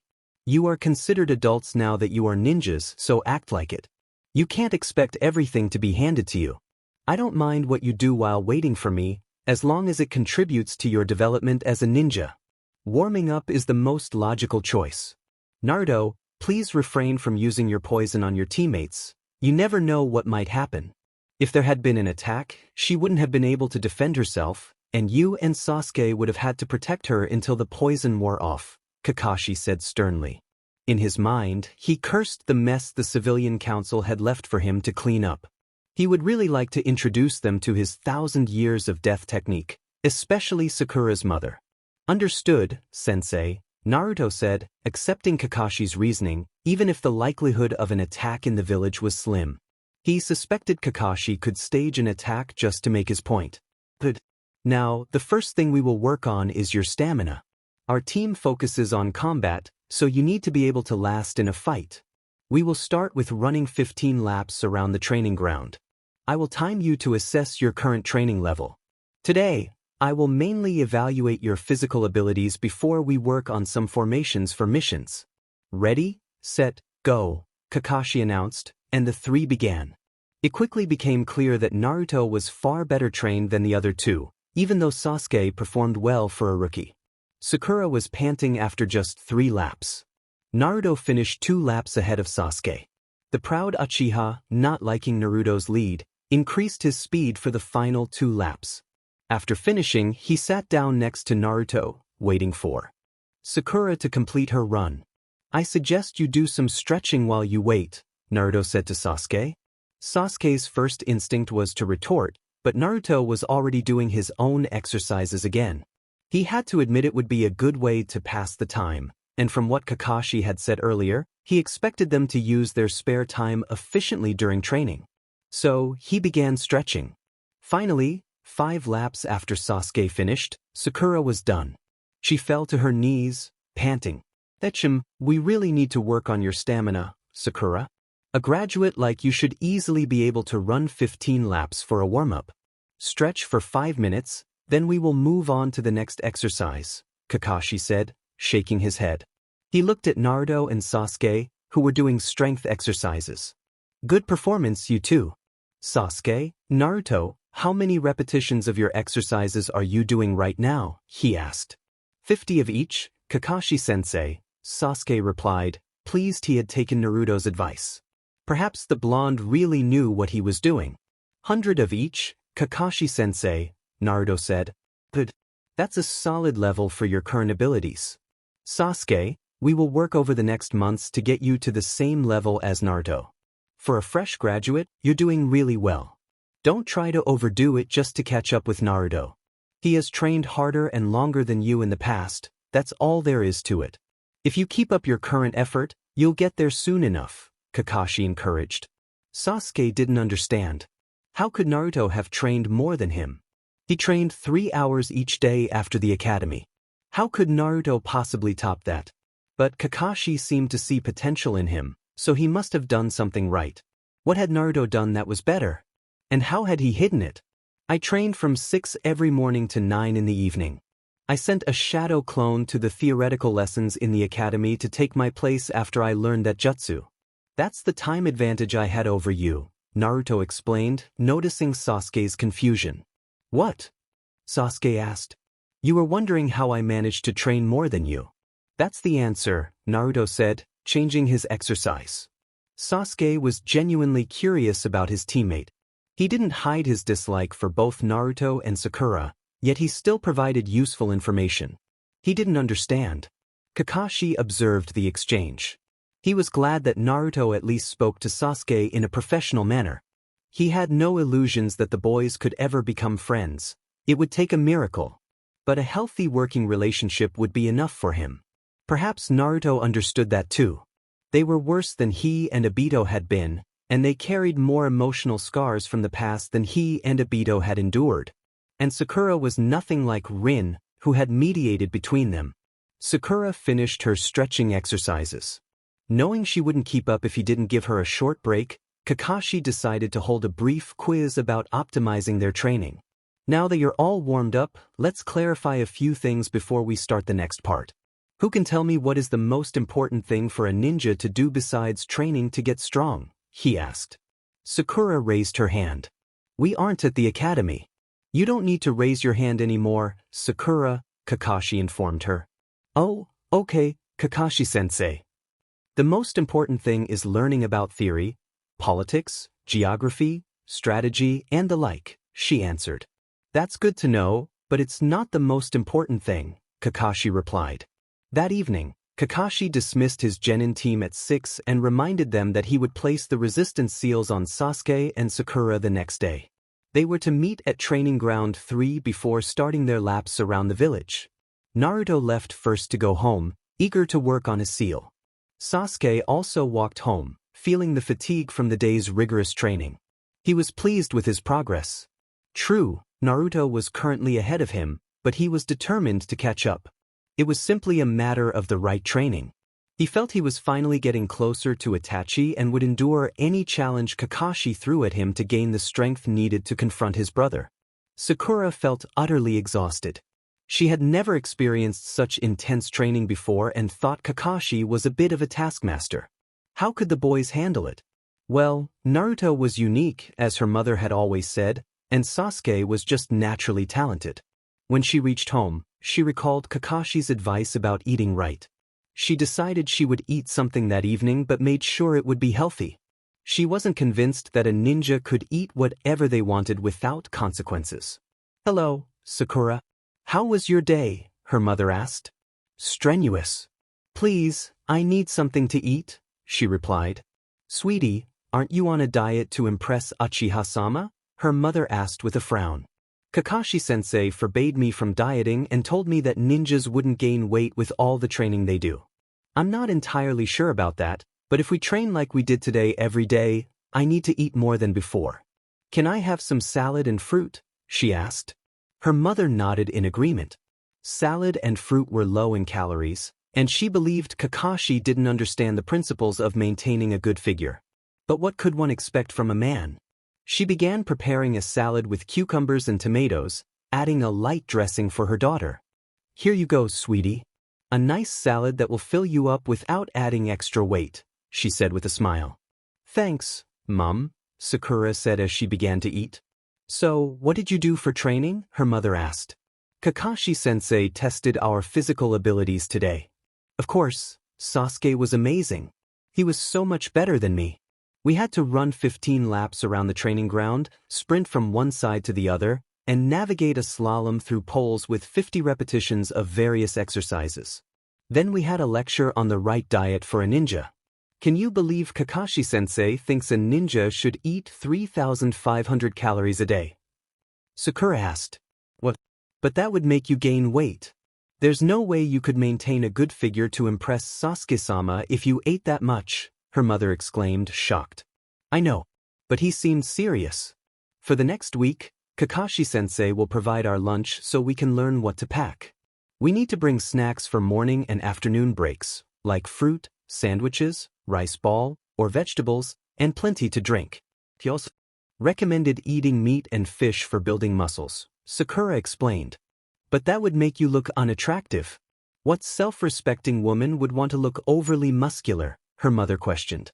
"I don't know, but both Sasuke and Naruto seem to agree with Kakashi," Sakura sighed. "Naruto?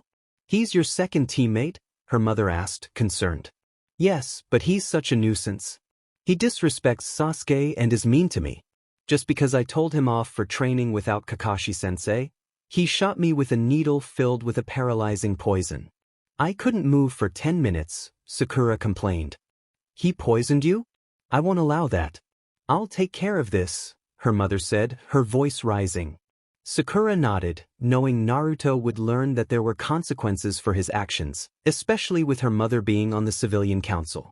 "Okay, when do you have to be at your training ground tomorrow?" her mother asked.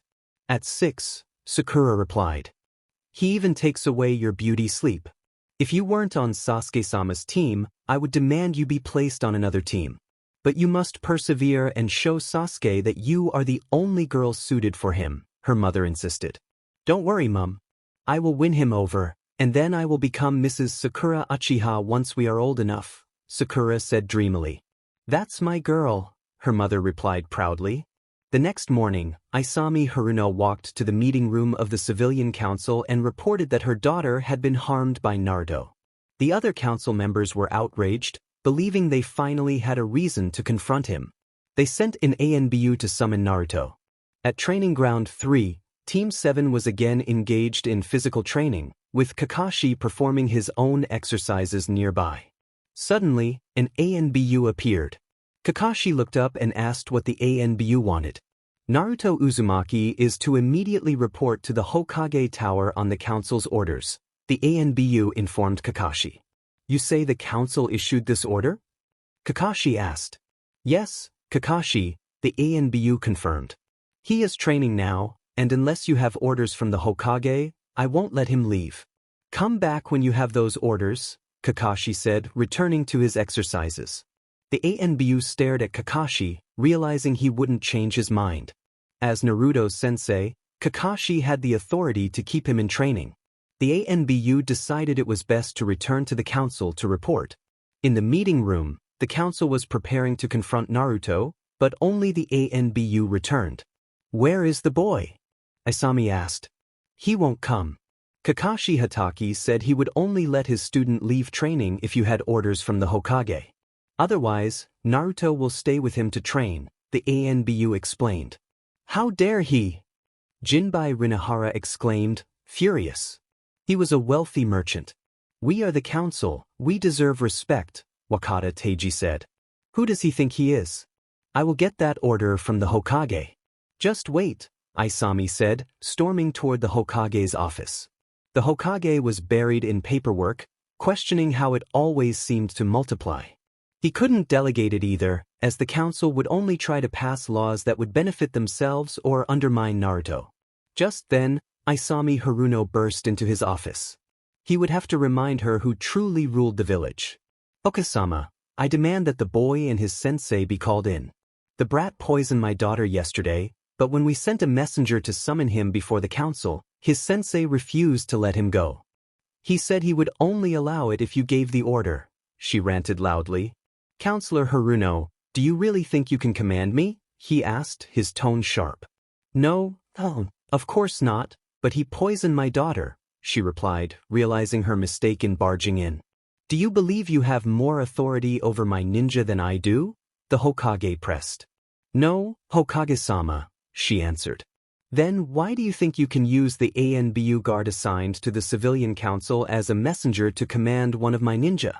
If you wish to question one of my ninja, you must first inform me of the alleged crime. Then I will decide if an order to appear here is warranted. Do you understand? He asked coldly. Yes, Hokage-sama, she replied, intimidated. But, and your so-called poisoning was a paralyzing agent that only lasted 10 minutes. Kakashi has already addressed the issue and reported to me on how to prevent such incidents in the future. Make no mistake, I know what you attempted to do. This is your final warning.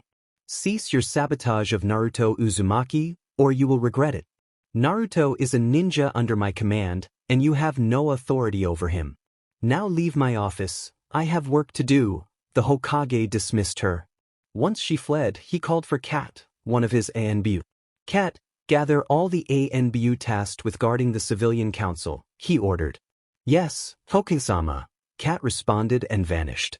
5 minutes later, 10 ANBU who rotated guarding the civilian council knelt before the Hokage. Which one of you was on duty today? He asked. I was, Hokage-sama, Lizard answered. Good. Then please explain, Lizard, why you left your post to act as a messenger for the council, the Hokage inquired. They ordered me to fetch Naruto Uzumaki for questioning because he poisoned Counselor Haruno's daughter, Lizard replied. Lizard, do you understand the chain of command?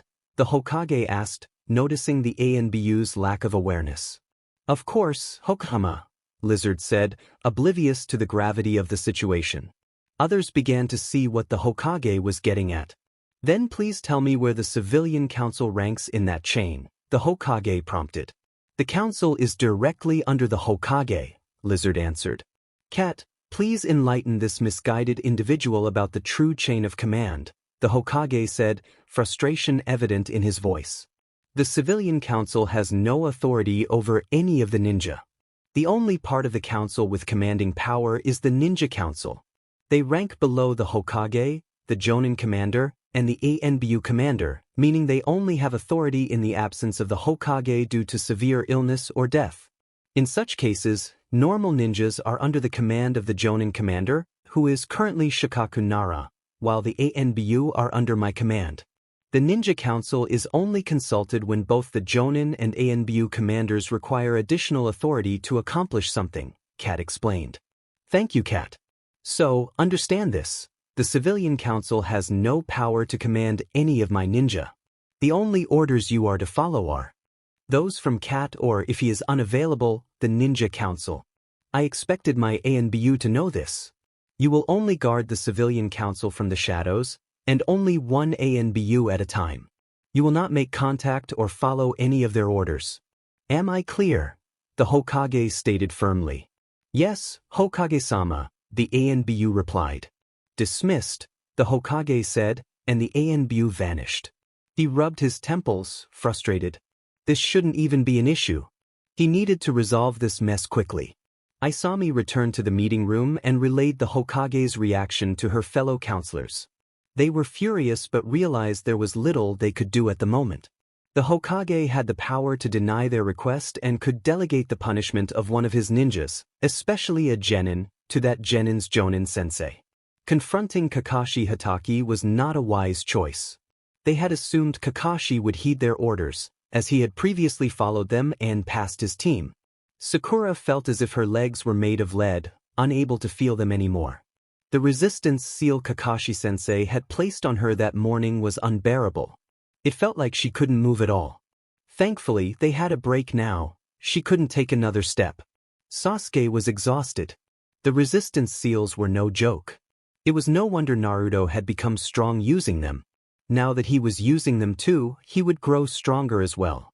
It would take time, but he knew the reward would be worth it. He was getting closer to Itachi. He glanced at his teammates and sensei. Naruto didn't appear any more tired than usual. He was already accustomed to working with this kind of seal. Kakashi, of course, was also holding up well.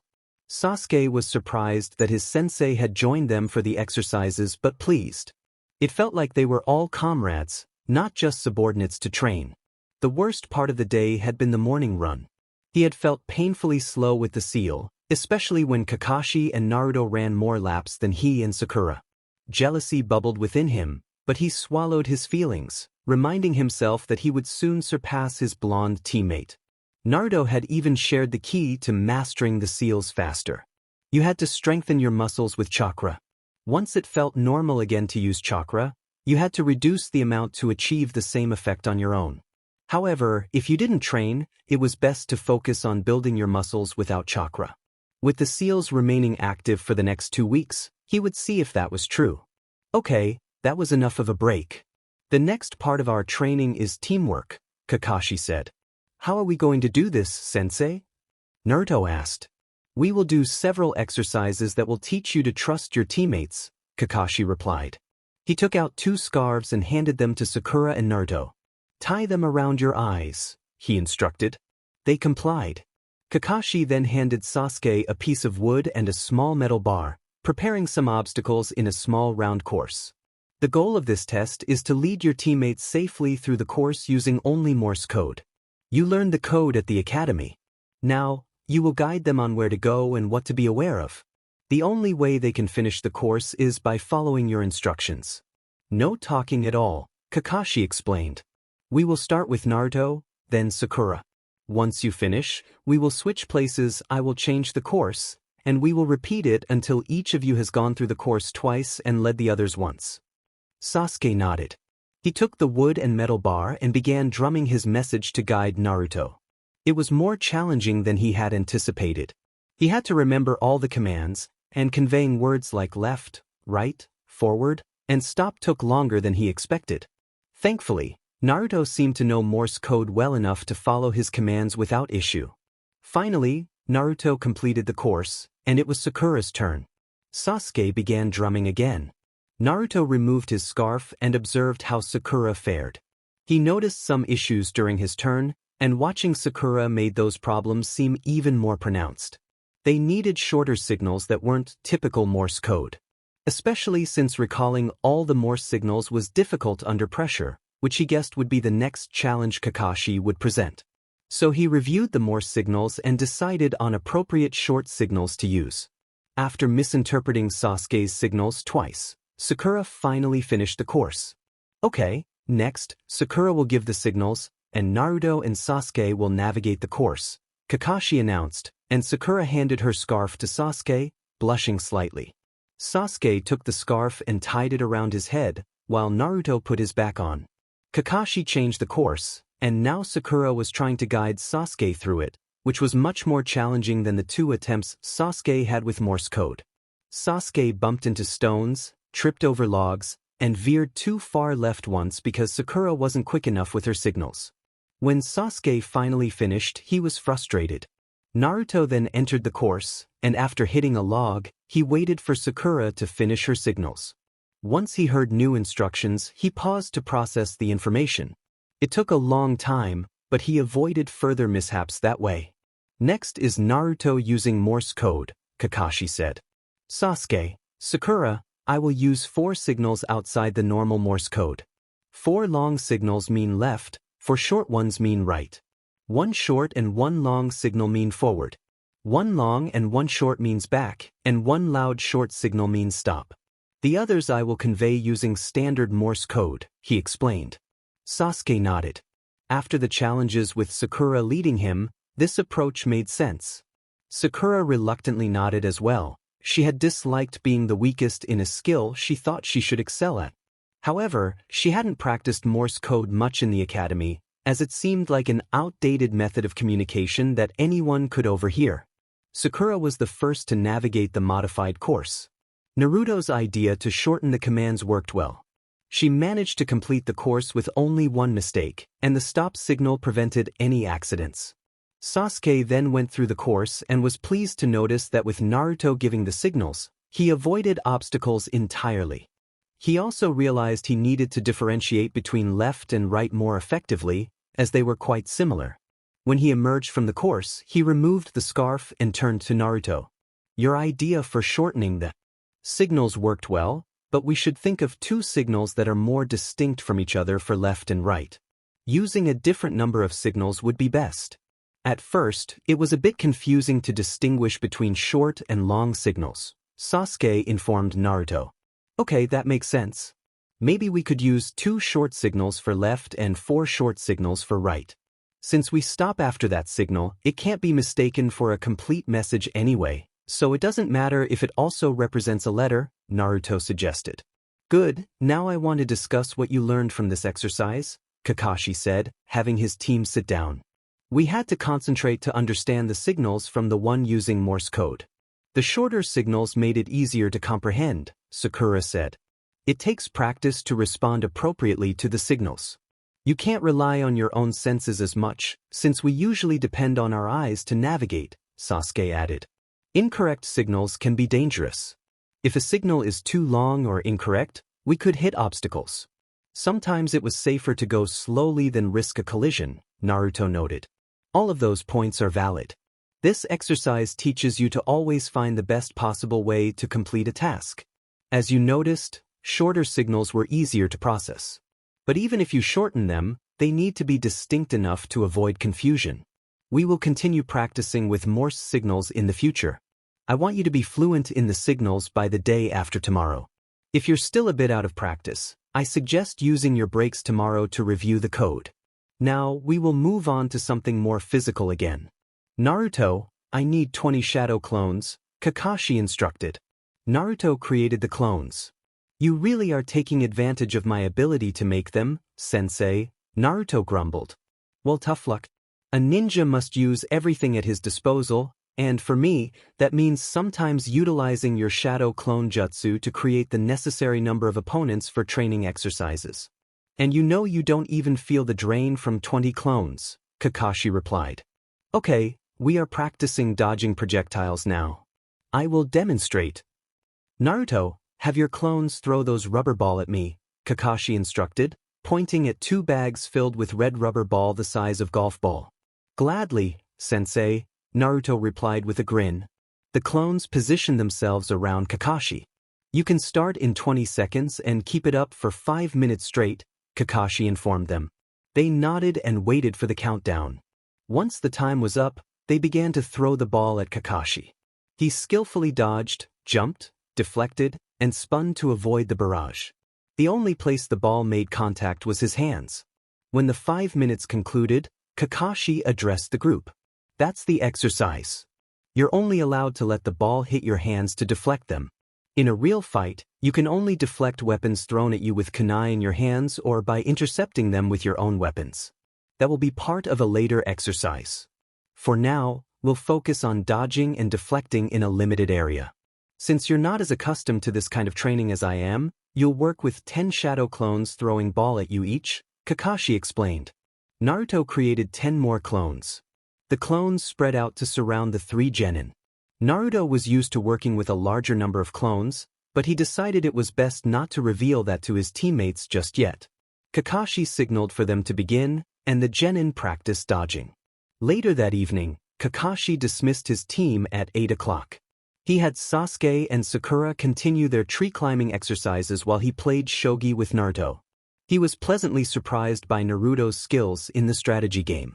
Although Kakashi ultimately won, the match was closely contested.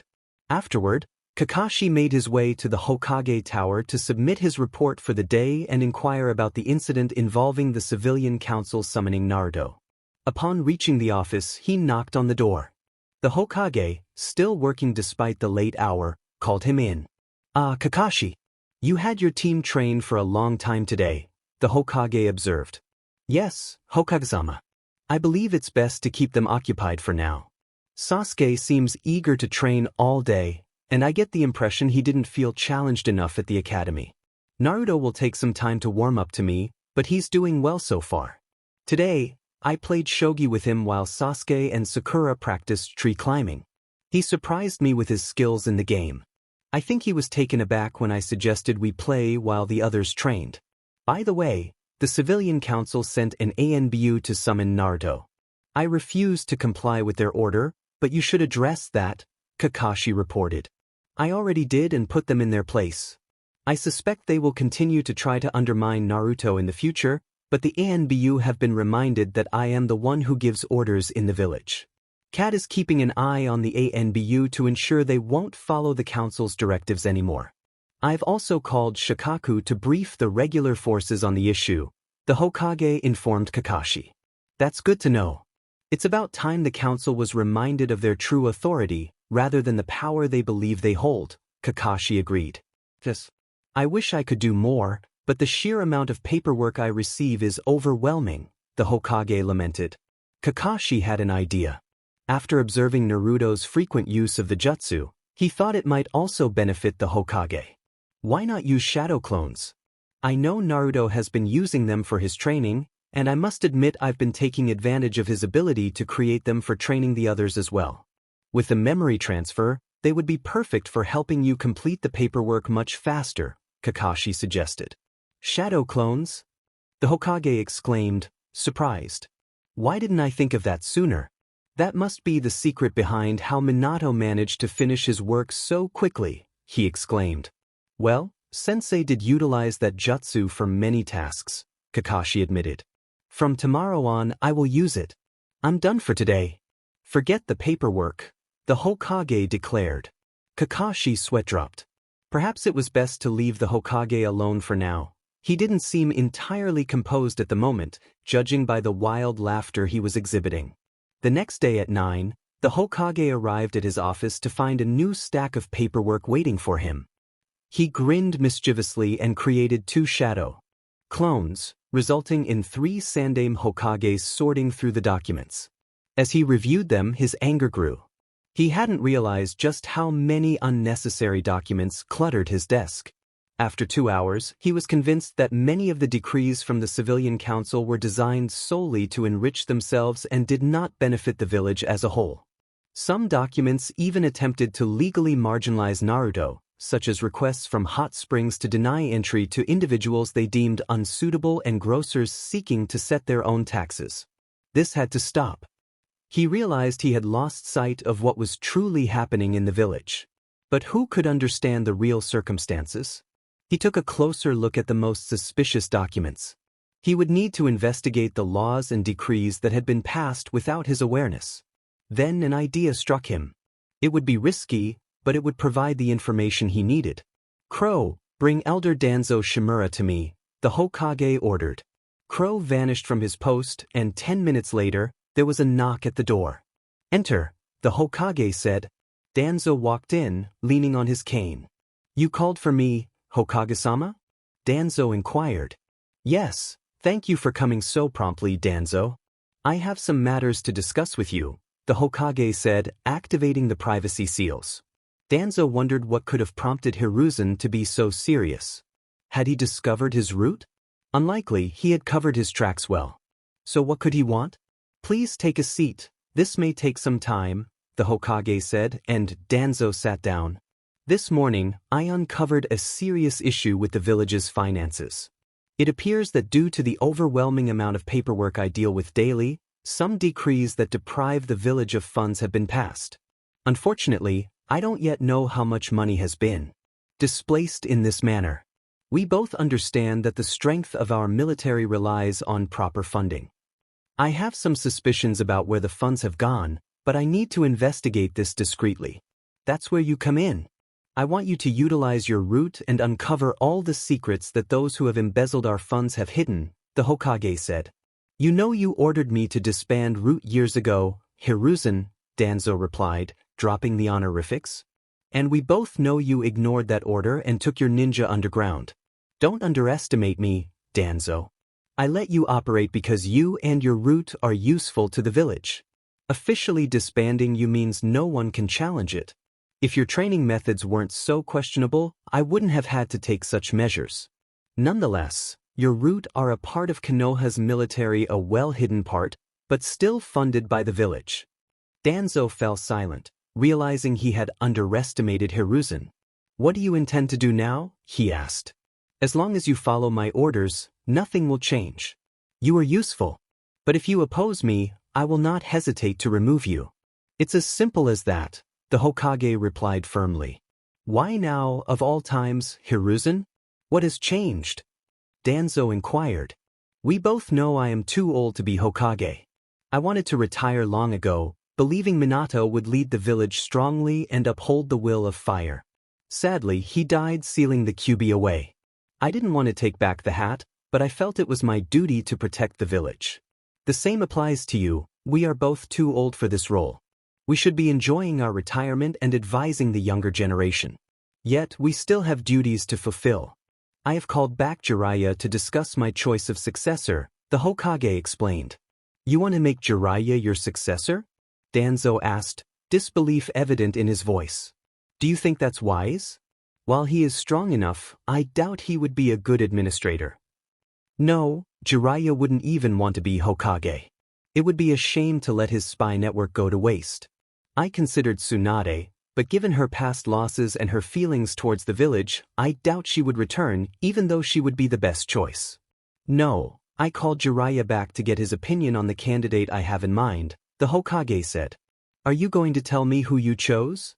Danzo asked, now intrigued. Especially since he wondered why Hiruzen was sharing this information with him. They had always disagreed on how the village should be led. Can't you figure it out yourself? The Hokage challenged. Danzo pondered, reviewing the jonin of the village. There were only a few suitable candidates. The most likely choice was Kakashi. Danzo guessed. Yes. If you think about it, he is the only real option we have. He has orders to regain his former strength and is also tasked with mentoring our two most challenging new genin, the Hokage informed him. Sasuke Uchiha and Naruto Uzumaki. I've heard that the Uzumaki boy has been hiding his true abilities. Impressive if you ask me, Danzo remarked. Indeed. Both boys lack strong ties to the village. Unfortunately, I haven't been able to address that until they graduated from the academy. Now that they are ninjas, I can work on correcting the negative influences they received from the civilian council. I just hope it's not too late. That's Kakashi's main task for now.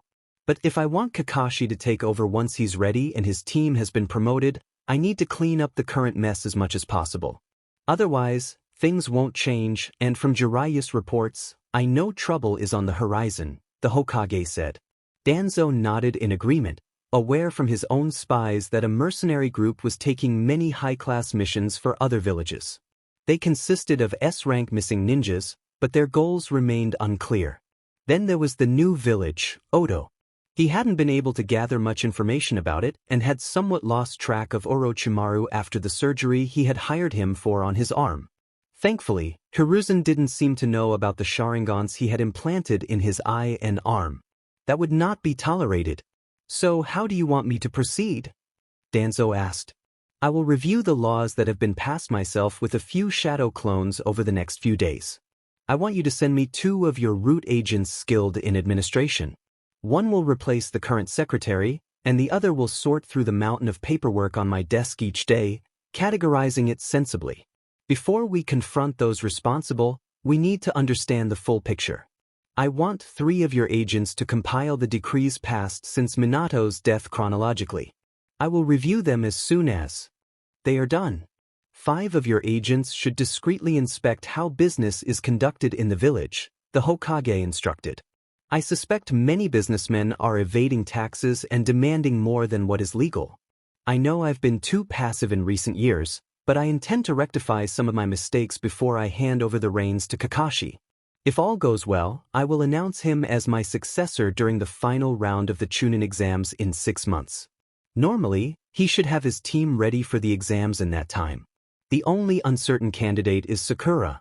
I'm not sure if she will stick with her chosen career. Kakashi has orders to push his team hard, the Hokage concluded. That's a solid plan. With 6 months of rigorous training, he should regain his past strength and perhaps reach S-rank level. If I remember correctly, he was close when he left ANBU. I will send my agents to the tower in 1 hour, Hiruzen, and dispatch the ones for the village as well. How do you want to organize the reporting? Danzo asked. I want your agents to report back to me in 3 days. They should have a preliminary assessment by then. I guess we will need 2 or 3 weeks to get all the documents checked, the Hokage sighed. Danzo nodded, pleased to see that the god of shinobi intended to make a significant move. Team 7 stood in the mission office, eager to receive their first assignment. Sakura felt a wave of relief wash over her. A mission meant she could escape what she had come to call Kakashi's training from hell. Last week had left her sore every day, and while the weekend had been free of training, Kakashi had assigned them homework. Thankfully, it was all theoretical, but it would be tested during this week's training sessions. She had spent 5 hours studying and practicing hand signals used by the Konoha military forces, which would be part of their teamwork exercises. Additionally, she had to practice a new chakra control exercise that involved sticking 5 leaves to her arms.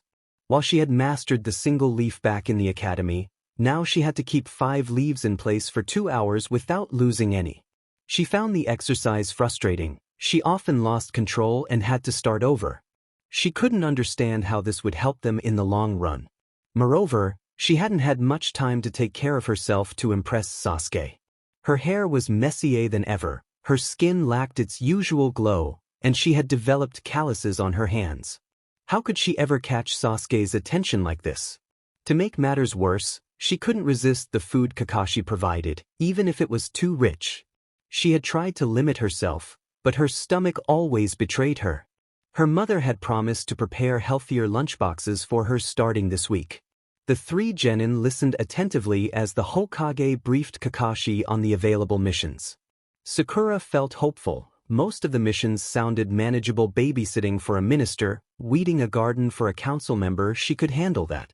We'll take the task of clearing the field for Mr. Takashima, Hokage-sama, Kakashi decided. Sakura wanted to groan. That was another strenuous exercise, and it was located a bit outside the village. Mr. Takashima had just started a farm 2 miles from Konoha. From what she could tell, there would be little chance to rest or flirt with Sasuke, and she was certain Kakashi would turn the journey there into another exercise. All right, team. We won't need any special equipment. Any farming tools we need will be at the farm. Let's go, Kakashi instructed as he left the office. Naruto and Sasuke turned the field clearing into a friendly competition. They started on opposite sides of the field, each accompanied by a clone of Naruto to help gather the debris they pulled from the ground. 5 other clones sorted their findings. Small stones were set aside for a pond Mr. Takashima planned to build, while larger stones would be used for walls around the property. Sticks and branches would either be shredded or burned, with some potentially used to support vegetable plants, depending on Mr. Takashima's decision. Sakura was also cleaning her section, aided by a shadow clone, but she was much slower than the boys. Sasuke aimed to match Naruto's pace, while Naruto was determined to show Sasuke that he could keep up. Kakashi watched the scene with amusement. The rivalry between Naruto and Sasuke was only speeding up their work. Perhaps he could get the team to complete 2 missions a day in a few weeks. However, he preferred missions that kept his team from interacting too closely with the villagers. Wow, your students are doing great work. I'm surprised at how fast they are, Mr. Takashima remarked. Well, they are ninjas. They should be quicker than civilians. And they aren't even using their special abilities, aside from Naruto's shadow clones, Kakashi replied. Are your 2 male students particularly competitive? Mr. Takashima inquired. But as long as it leads to better results, I don't mind, Kakashi said, glancing at Sakura, who was beginning to slow down. Hey, Sakura, pick up the pace. This is also a strength-building exercise, he called out. Sakura quickly returned to her previous speed. She was slowing down? Mr. Takashima asked, surprised. Yes, she sometimes needs a little encouragement to do her best, but we're working on that, Kakashi replied casually. Mr. Takashima pondered this, but who could truly understand how ninjas operated? After 4 hours, the field was cleared of all obstacles to farming. Wow, excellent work. I didn't think it would be finished today, Mr. Takashima said, beaming at the team. No problem, Mr. Takashima, that's our job, Kakashi replied. I have some refreshments prepared for you and your team, Mr. Hatake, as a token of my gratitude for your swift work, Mr. Takashima added. We'll gladly accept, Kakashi said. You heard Mr. Takashima. Wash your hands, then come over for some snacks, he called to his team. The 3 nodded and headed to the hose to clean their hands. Soon they returned to Kakashi, though Sakura took a bit longer, feeling exhausted after 4 hours of hard work. The gravity seals she wore made her feel even slower, and with her limited chakra reserves, she struggled to keep their effects from weighing her down too much. Mr. Takashima and his wife presented each genin with a plate of sushi. My wife ran a sushi restaurant before we moved to Konoha from the water country, Mr. Takashima explained. Why did you move? Sakura asked gratefully. Taking a bite. Well, there's a civil war going on in the water country. The Mizuki, the leader of Kirigakure, has labeled those with bloodline limits as devils, responsible for the horrors of war.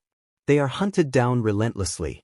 Even we civilians sometimes find ourselves caught in the crossfire between the 2 factions, one supporting the Mizuki and the other opposing him, believing that those with bloodline limits who fought for Kiri in the past shouldn't be persecuted. We didn't want to be caught in the middle of those battles, so we decided it would be safer to move here, Mrs. Takashima informed the genin. Sasuke was taken aback. People like him, with bloodline limits, were hunted in the water country?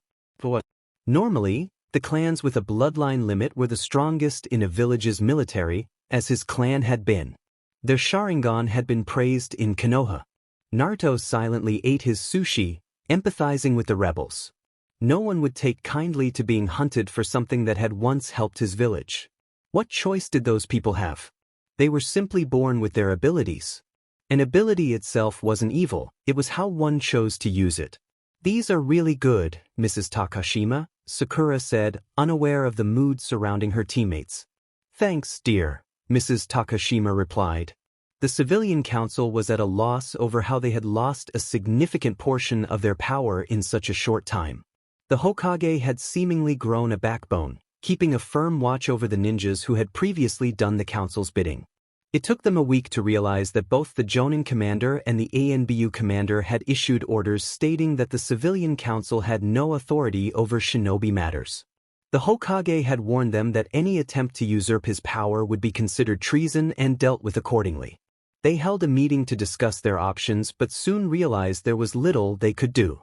The Hokage controlled the military, while they only had authority over civilian affairs as long as they didn't threaten the village's military strength. This meant they could not withhold services from shinobi or sabotage goods sold to them. They knew that if they continued to treat Naruto poorly, they would face the Hokage's wrath. After reviewing sales numbers from the past 3 years, they made a surprising discovery. The only items Naruto had purchased from them were occasional fresh products like milk and eggs. How did he manage that? Despite their efforts to understand, they couldn't comprehend it. Naruto was at the bottom of his class, a perceived failure as a ninja. There should have been no way for him to accomplish that. In the shadows, Gazelle, the ENBU on duty, grinned beneath his mask. This promised to be interesting. He was one of the ANBU tired of the civilian council's arrogance. Watching them obsess over how the so-called demon brat managed to outsmart them was amusing. From what Kakashi had shared about his team, the blonde was indeed impressive. After finishing their snack, Kakashi led his team back to the Hokage Tower to report on their mission. He had made his genin run the entire way back in a sprint. After all, 2 miles should be nothing for a ninja. Even a fresh genin should be able to handle it. When they reached the gates, Sakura felt ready to collapse. Her sensei was definitely pushing them hard. Team 7 reporting back from a D-rank mission, Kakashi informed the guards. Already? Didn't you have that field-clearing mission? One of the Chunin asked. Yes, my team completed it in record time, Kakashi replied. Okay, we have noted your return, the other Chunin said, and Kakashi led his team to the tower. Did you also notice that 2 of the 3 genin looked like they were about to collapse? One guard asked. Yes. The Uchiha is hiding it somewhat well, but the girl was quite obvious. Strangely, Uzumaki didn't seem tired, the other responded. All ninjas had been instructed to avoid referring to Naruto with any derogatory terms, so most simply called him Uzumaki. I wouldn't expect him to be tired after a sprint. Remember how we had to chase him down after one of his pranks? If he has practice in anything, it's running at high speeds, the first guard said with a chuckle. True, his partner agreed. In the Hokage Tower, Kakashi instructed his genin to observe how he made his report, as they would be required to do the same in the near future. Team 7 back for report, Kakashi stated. The Chunin on duty nodded and took out a notepad for a brief summary. Kakashi would later submit a thorough written report about his team's performance. The Hokage wanted a daily overview of the successfully completed missions. Team 7 was tasked with clearing the field for the newly arrived Takashima couple. Genins Haruno, Uchiha, and Uzumaki worked to clear the field of stones, wood, and other debris, leaving the remains for Uzumaki's shadow clones to sort into categories for later use by the Takashimas. After 4 hours of work, the field was finished. A detailed report on my genin's performance will follow in my written report, Kakashi explained.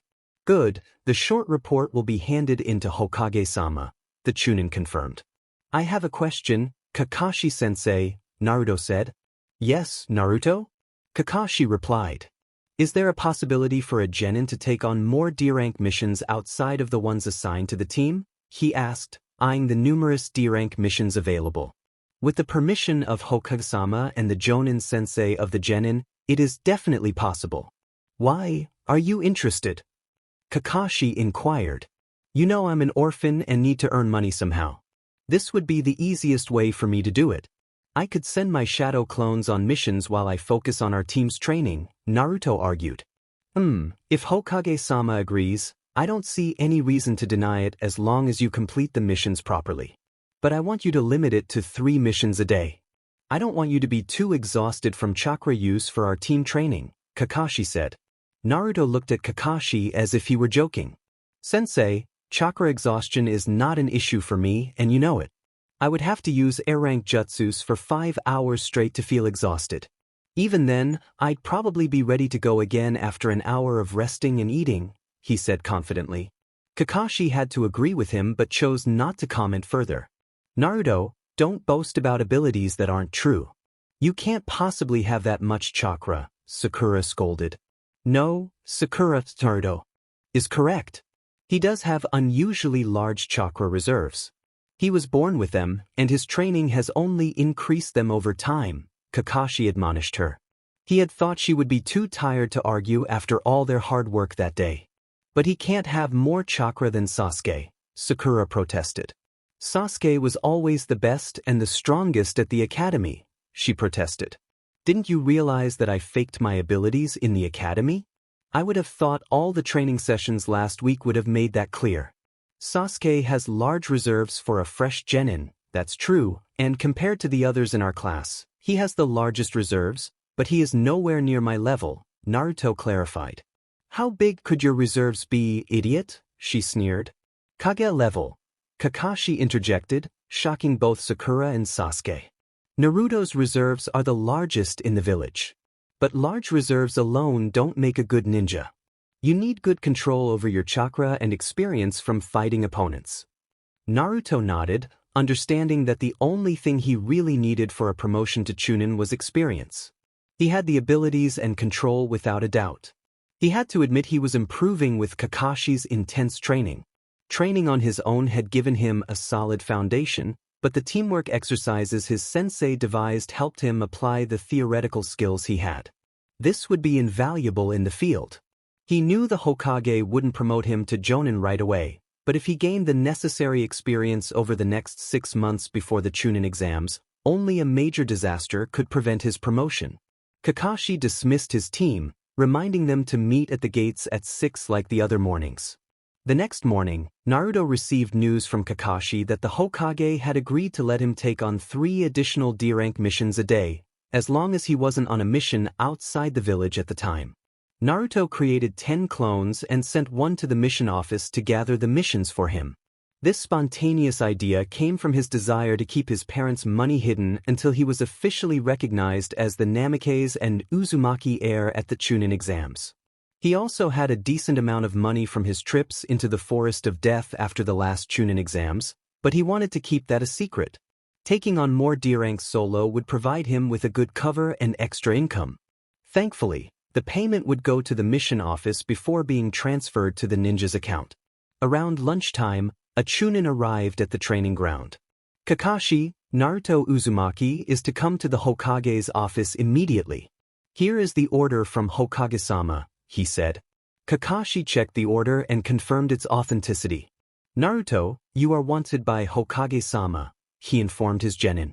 Naruto nodded and paused his exercise. Once you finish with whatever Hokage-sama needs, you are to return to continue training, Kakashi instructed. Yes, Kakashi-sensei, Naruto replied, heading towards the tower. Okay, you two, back to chakra control training, Kakashi said.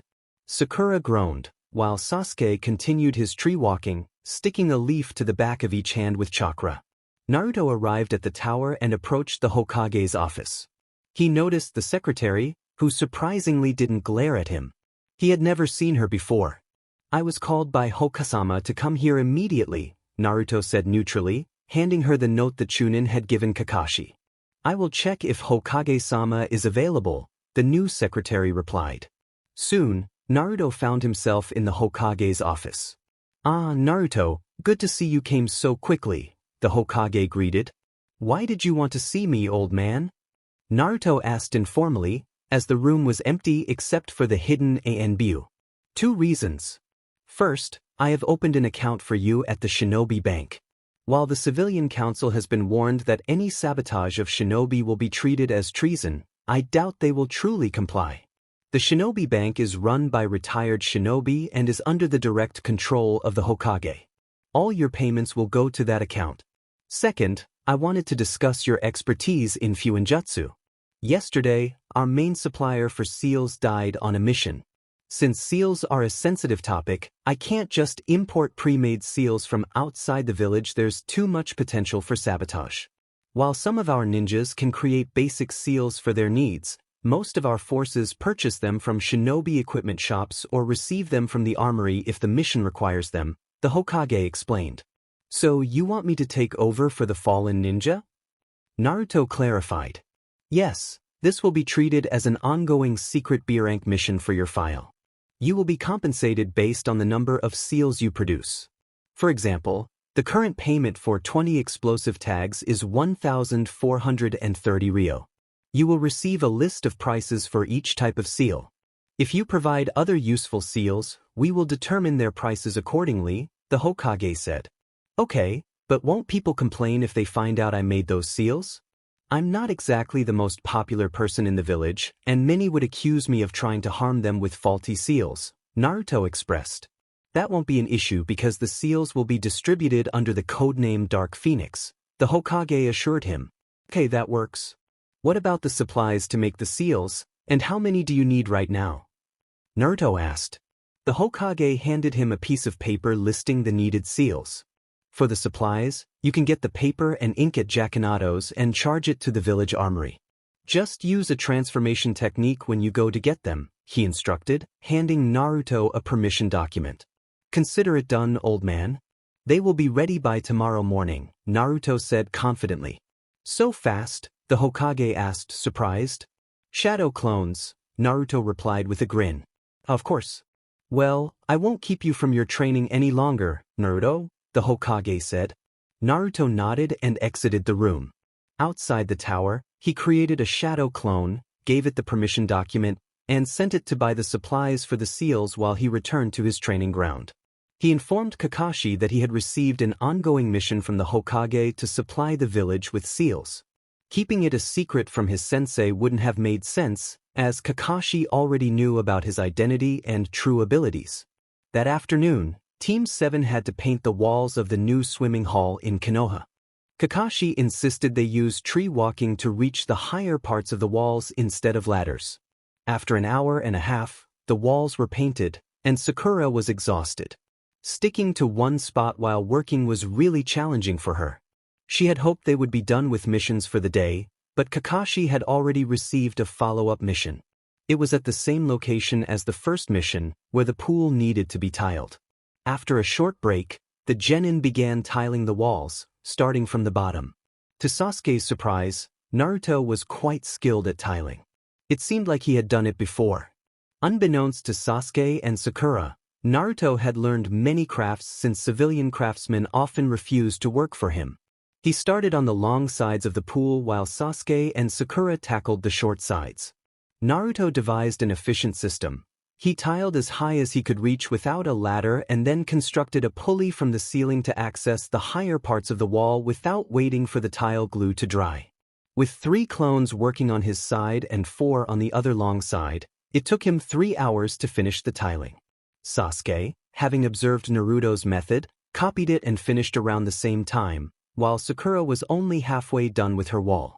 As it was already 7 and Sakura looked ready to collapse, Kakashi asked Naruto to have 2 of his clones finish her side. Naruto nodded and took over the upper half. Once his clones completed the task, Kakashi informed the manager of the hall that the pool was tiled and only needed the seams filled once the glue had dried. The manager checked the painted walls and tiled pool before signing Kakashi's mission scrolls. Kakashi took his genin back to the tower and had them listen to the reports he provided about the missions. Okay, tomorrow you won't take a mission since we completed 2 today. Instead, I've arranged for a sparring session with Team 10 in the afternoon, Kakashi informed them. Your morning training will still proceed as usual. With that, he vanished in a puff of smoke. The genin walked back to their homes. As it was late, not many people were on the streets, most were at home. Naruto made his way to his secret home after ensuring he wasn't followed. Once inside, he created 2 clones and headed for the shower while his clones began preparing dinner. He still had the meat of 2 rabbits in his fridge, and his clones had harvested carrots and peas from his field earlier. They cooked some rice and prepared a sauce before plating everything. Just as Naruto finished putting on fresh clothes, dinner was ready, and he sat down to eat. After finishing his meal, he placed the plate and glass in the sink and created 100 shadow clones. They all knew their tasks and gathered the sealing supplies to start making the seals the Hokage had ordered. Naruto cleaned the plate and glass, brushed his teeth, and went to bed, leaving his clones to continue working. The next morning, after Team 7's usual run, Sasuke had completed 3 laps around the village while Sakura struggled with her 2. Kakashi observed his students, curious to see if Sakura would persevere or give up. Both outcomes were possible, but he knew that if he wanted to keep her safe on missions, she needed to break free from her fangirl mentality and delusions about becoming a ninja. He suspected her mother had a significant role in this. Sakura's father had been one of the civilian casualties during the Kyuubi attack, and her mother had blamed Naruto for that, being one of the harshest members of the council who condemned Naruto to a difficult childhood. Naruto had completed 5 laps in the time it took Sasuke to do 3. He himself had run 10 laps, determined to reach peak form as soon as possible. He believed that taking over the Hokage position would greatly benefit his sensei's son and guide Obito's last living relative in the village onto the right path. With the resistance seals he wore, his training was more intense. He planned to ask Guy for sparring matches in a month or so, but until then, his team excluding Naruto wouldn't be ready. After their stretching and physical exercises, Kakashi called them together around 9. "Okay, team, today I have planned some special exercises," he said, capturing their attention. He noted the calm anticipation on Naruto's face, the focused attention on Sasuke's, and the mix of suspicion and dread on Sakura's. "We will start your practical survival training. Sasuke, you asked about learning to hunt and fish, so today we will do just that. I will take you to a part of the woods where you will apply the theoretical knowledge you gained at the academy to catch your lunch. We'll also go over how to prepare the animals you catch and which plants complement them," Kakashi explained. He didn't want to exhaust his genin too much before the sparring matches with Asuma's team, but he wasn't going to make it easy for them. Their success in hunting and fishing would determine whether they had a good lunch, an essential lesson for a shinobi to learn. Kakashi led his team into a section of the forest 6 miles away from Konoha, traveling the ninja way by taking to the treetops. He was pleased to see his students maintaining formation. He moved at a moderate speed to ensure Sakura could keep up, and the boys adjusted their pace accordingly. This formation was standard. Kakashi took point, Sasuke followed, Sakura was next, and Naruto covered the rear. In experienced teams, the position Sakura held was typically that of the medic or the weakest member, with 2 strong members in front to deflect attacks and the second strongest guarding against sneak attacks from behind. In teams with a Hyuga, they often took the rear position due to their Byakugan, which allowed them to perfectly cover the team's back. After 10 minutes, they reached their destination. Naruto recognized this part of the forest. He had hunted here before. "Okay, I will give you a few hints on where you can find some prey. There is a river a bit to the southwest, which is a good spot for catching fish. Deer, rabbits, squirrels, and birds can be found hidden throughout this area. I want to test your individual skills, so for this exercise, you won't be working as a team. Normally, tasks like this are divided among team members on missions. You all have 1 hour to catch at least 1 animal or fish. If you don't manage that, think of ideas for lunch, because you will only eat what you find here. I've taken the liberty of temporarily borrowing your lunchboxes. You will get them back after the sparring session with Team 10. So, if you don't want to be hungry, I suggest you find food. I will observe from the shadows, so don't expect to see me at all. Happy hunting," Kakashi said before disappearing. Naruto mimicked his movement and left the other 2 standing there. Sasuke realized he had only 1 hour to catch something. After asking Kakashi about learning how to apply theoretical skills and observing his sensei's training methods, he had made sure to review the techniques. Now he was glad he did. He headed southwest, thinking that catching fish would probably be the easiest way to get food. There were methods to catch fish that didn't take much time. After 3 minutes, Sasuke reached the river. Thankfully, it wasn't too wide, so building a dam to intercept the fish would work well enough. He looked for suitable wood or stones and realized he would mostly need to cut branches from the trees.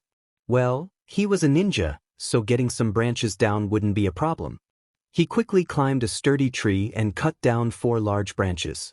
They wouldn't completely stop the water, but they would hold the fish in one spot long enough for him to strike. 5 minutes later, his makeshift dam was ready. Now he just had to wait. Thankfully, Kakashi had been right, and many fish were swimming his way. He stood in the water, remaining still until they were within reach, then swiftly caught them, tossing them onto the shore. He made sure to throw them far enough so they couldn't struggle back into the river. After catching 6 fish, he walked out of the water and quickly dispatched them with precise strikes. He tied them together with a bit of ninja wire and then began searching for edible plants. He wanted to impress his sensei with his success. He was confident Naruto would also do well in this test, but he didn't want to fall too far behind his teammate. Over the past week, He had completely rethought his image of Naruto Uzumaki. The boy was nothing like he had perceived at the academy, and he wondered why Naruto felt the need to play the fool. Naruto wouldn't tell him, so he had to figure it out on his own. But at least his fears of being held back by a weak team had been dispelled after witnessing the kind of training Kakashi put them through. Not even the fangirl would remain weak with how Kakashi pushed them. Thank goodness for the old Uchiha remedies for bruises and muscle soreness. He had reviewed his clan scrolls, and one had detailed the remedies. So, on the second evening after joining Team 7, Sasuke had been busy mixing the components for the salves. They were the only things keeping him functional.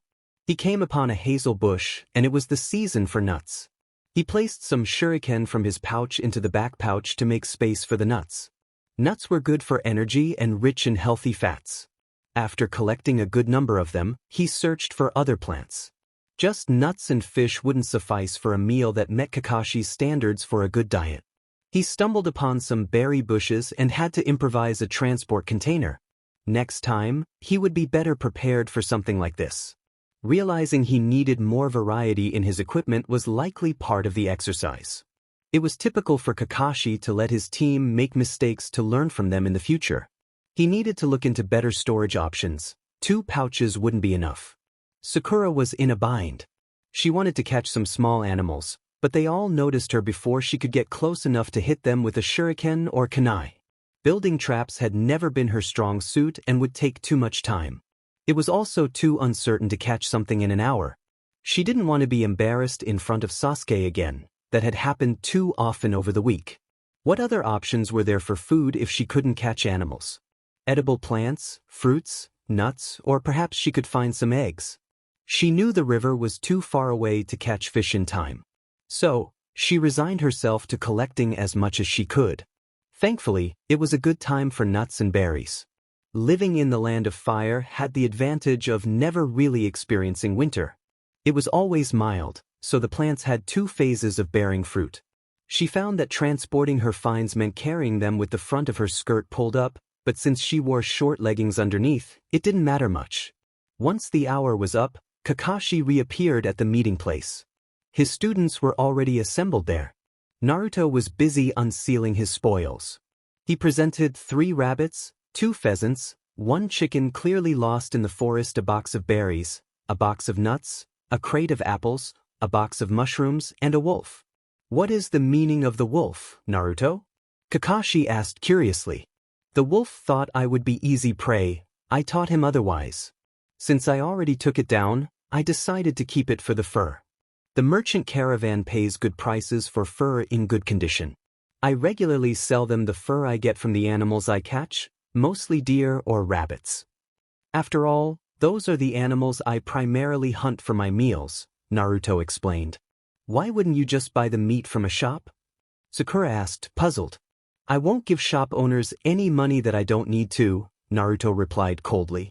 Sasuke noted this information as another piece of the puzzle that was Naruto Uzumaki.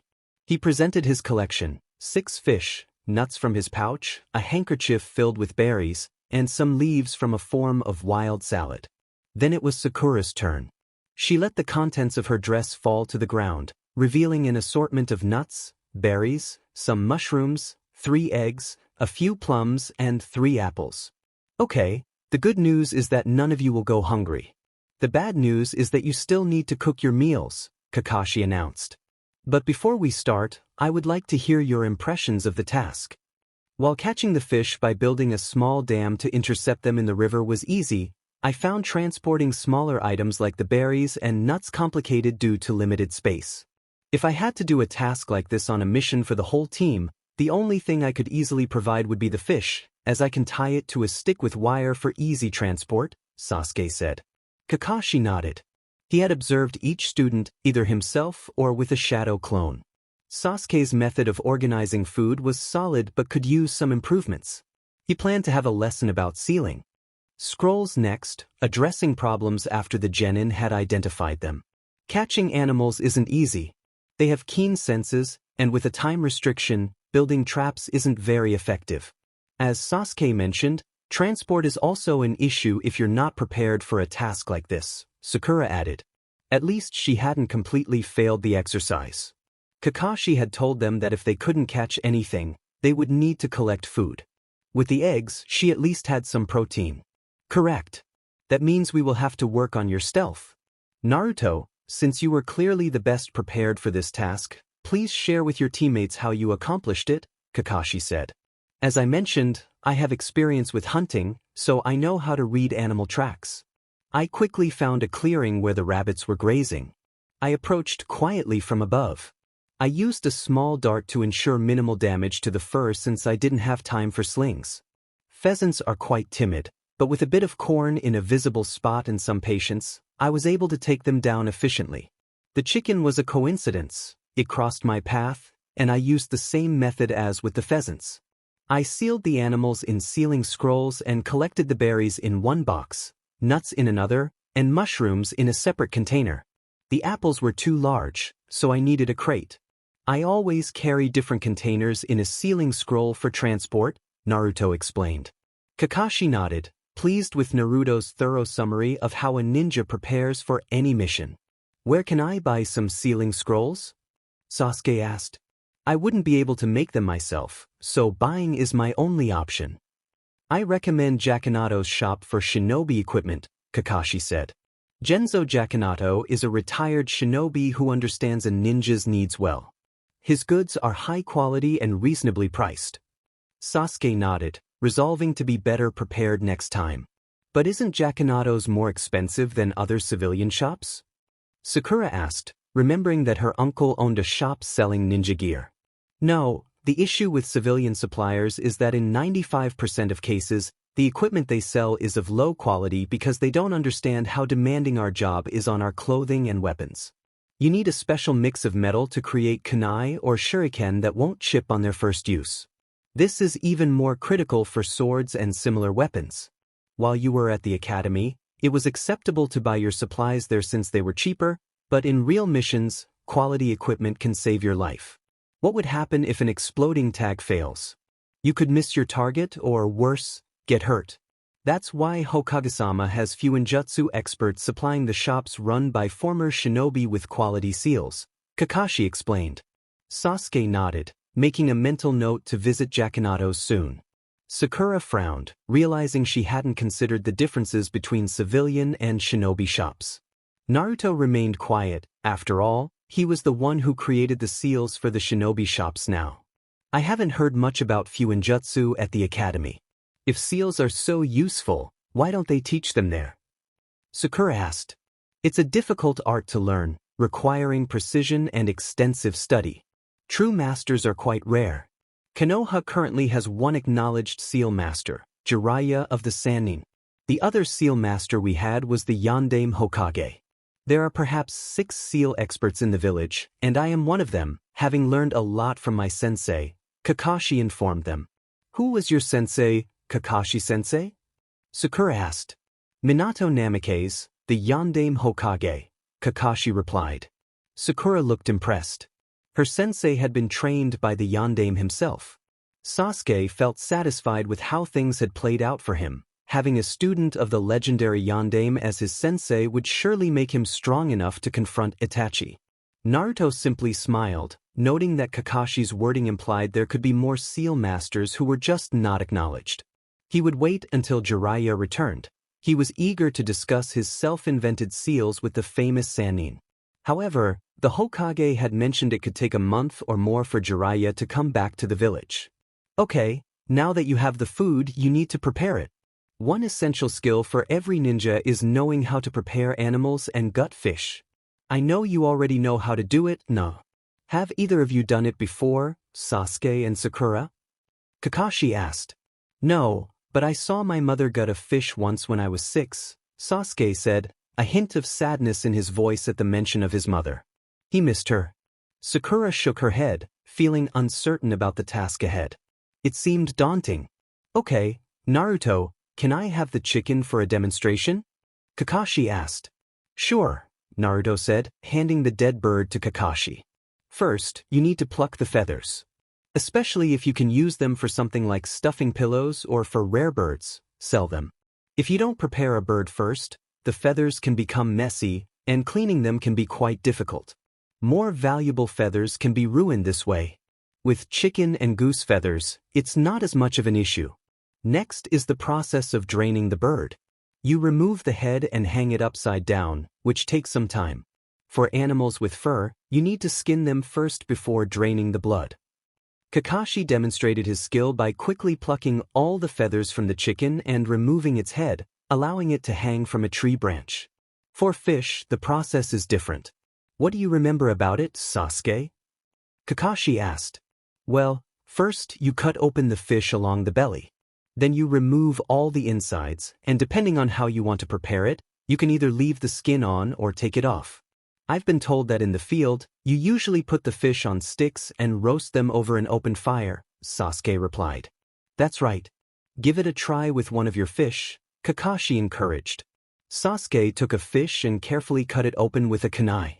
He removed the insides, checked to ensure he hadn't missed anything, and turned to Kakashi, who smiled approvingly. Well done, Sasuke. Would you mind giving one fish to Sakura so she can learn too? I think we can leave the rabbits and other birds to Naruto since he knows how to handle them and likely wants to keep their furs for selling. Both Sasuke and Naruto nodded in agreement. Sakura looked at the fish, hesitating as she battled her inner doubts about whether she could really do this. But then she reminded herself that Sasuke would be impressed if she could manage it. Taking a deep breath, she picked up her kunai and tried to mimic Sasuke's earlier actions. She grimaced as she felt the insides in her hand. A lady shouldn't have to do things like this, but she was determined to impress Sasuke. Meanwhile, Naruto skillfully skinned the rabbits, plucked the pheasants, and let them drain.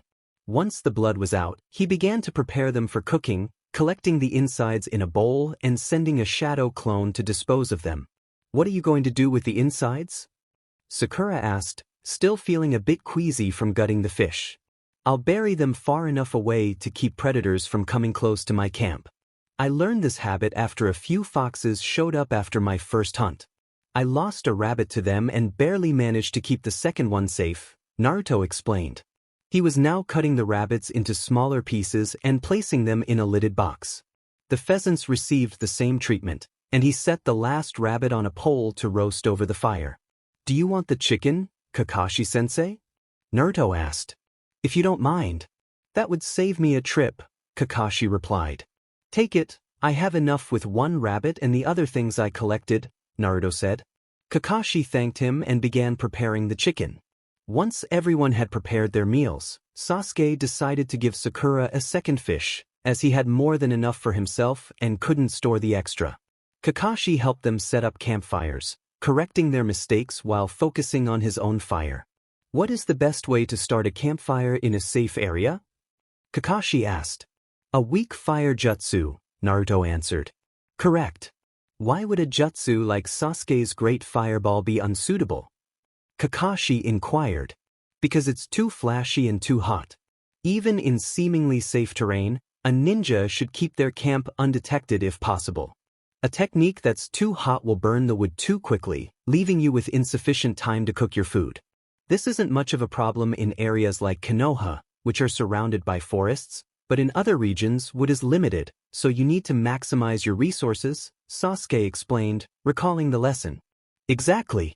There's a jutsu, one of the fire techniques, that doesn't require a fire affinity to use. It was developed for situations like this, for lighting a campfire. It's not effective in a fight, where stronger jutsu are needed, but here it's perfect. The hand seals are hare and tiger. Give it a try. If you don't succeed in half an hour, I'll light the fires, Kakashi instructed. Sasuke and Naruto had no trouble with the jutsu. Since Sasuke already knew how to use fire techniques, this simple one was easy for him. Naruto had been using that jutsu for years. Sakura needed a few attempts, but eventually she managed to start her fire. Good work, everyone. Now let's prepare our meals. Think about how to best cook what you've gathered. After that, it will be time for an early lunch. Since we're meeting Team 10 at 1:30 at their training ground, this timing works out well, Kakashi said. Each member of Team 7 began cooking their meals. After 30 minutes, Sasuke and Sakura's fish were ready, while Naruto's rabbit and Kakashi's chicken needed a bit longer. Sakura had skewered her mushrooms on sticks and roasted them. She buried the eggs in the earth on one side of the fire since she didn't have a pot. She ate the nuts, berries, apples, and plums as they were. Sasuke only needed to roast his fish, which looked much less messy than Sakura's, and he ate the other items as they were. Naruto wrapped 2 apples and some mushrooms in aluminum foil and placed them in the heat to bake. He added herbs and spices and oil to his rabbit and mushrooms. After cooking in the wild for so long, he knew how to make food taste good, ensuring his rabbit was well coated in the mixture. Once everything was cooked, he retrieved the rabbit from the fire and took out his wrapped items. He had a metal claw sealed in his equipment scroll for cooking utensils. Soon, all members of Team 7 were enjoying their meals contentedly. To be continued. Chapter End. Team Sparring. Team 10 was not pleased that their sensei had arranged for a sparring match with another team. Ino was chattering away, annoying Shikamaru as she talked about impressing Sasuke and outshining Sakura. Just make sure you aren't too loud. You know how Naruto will react, Shikamaru warned her. Ino's expression revealed that she remembered the incident at the academy all too well. Why are we even sparring with another team so early in our training? We haven't learned that much yet, Choji asked. You were just unlucky to be the first team to have these matches. Kurenai, Kakashi, and I decided it would benefit the rookie teams to spar against each other regularly, helping you all get accustomed to different fighting styles, Asuma explained. Once you gain more experience, we may also invite some older genin teams to join. Troublesome, Shikamaru muttered. Just then, Team 7 arrived at the entrance of the training ground. Hello, Asuma, Kakashi greeted. Hello, Kakashi. It's unusual to see you nearly on time, Asuma replied. Well, you know how it is. So much to do with the team to get them up to speed. No time to be late, Kakashi sighed. Asuma grinned, knowing Kakashi had been instructed to be more punctual to help his 2 male students improve mentally, which meant keeping them busy. He wondered what pace Kakashi had set for his team. Okay, how do you want to do this? 3 against 3 or one-on-one fights? Asuma asked. I think one-on-one fights will work better for now. It will take some time for them to function as a cohesive unit. After all, they've only trained under us for a little over a week. That's not enough time to master team formations, Kakashi replied. Asuma had expected that. He would ensure that the next match against Team 7 would involve team fights, which was his genin team's strong suit. They drew the matches, Shikamaru against Naruto, Choji against Sasuke, and Ino against Sakura. First up were Naruto and Shikamaru. What a drag, Shikamaru complained. Naruto decided to rely on taijutsu.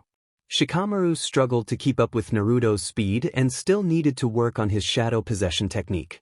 When Asuma started the match, Naruto charged forward, keeping an eye on Shikamaru's shadow. However, since Shikamaru had to remain stationary for his technique to work, Naruto had the upper hand. It quickly kept Shikamaru occupied in a taijutsu match, demonstrating clear superiority. After a brief struggle, Naruto had Shikamaru pinned down, a kunai at his throat. I yield, Shikamaru said quickly. Naruto nodded and helped him up. Geez, you were holding back more than I expected, Naruto. So troublesome, he remarked. Naruto just grinned and stepped aside as the next 2 took their places. Sasuke won his match against Choji, although he noticed that the resistance seals slowed him down considerably compared to his former speed at the academy. It took more effort to defeat the physically strong Choji. Not wanting to use harmful jutsus in a simple training spar against someone weaker, he kept it to taijutsu and the basic 3 academy jutsus. Having trained under Kakashi had shown him their great potential, especially the replacement jutsu. Soon, Choji grew frustrated with Sasuke's constant switching with logs, tree branches, and other objects. Finally, Sasuke managed to ensnare Choji in ninja wire and held a kunai at his throat. Was it just me, or was Sasuke slower than at the academy?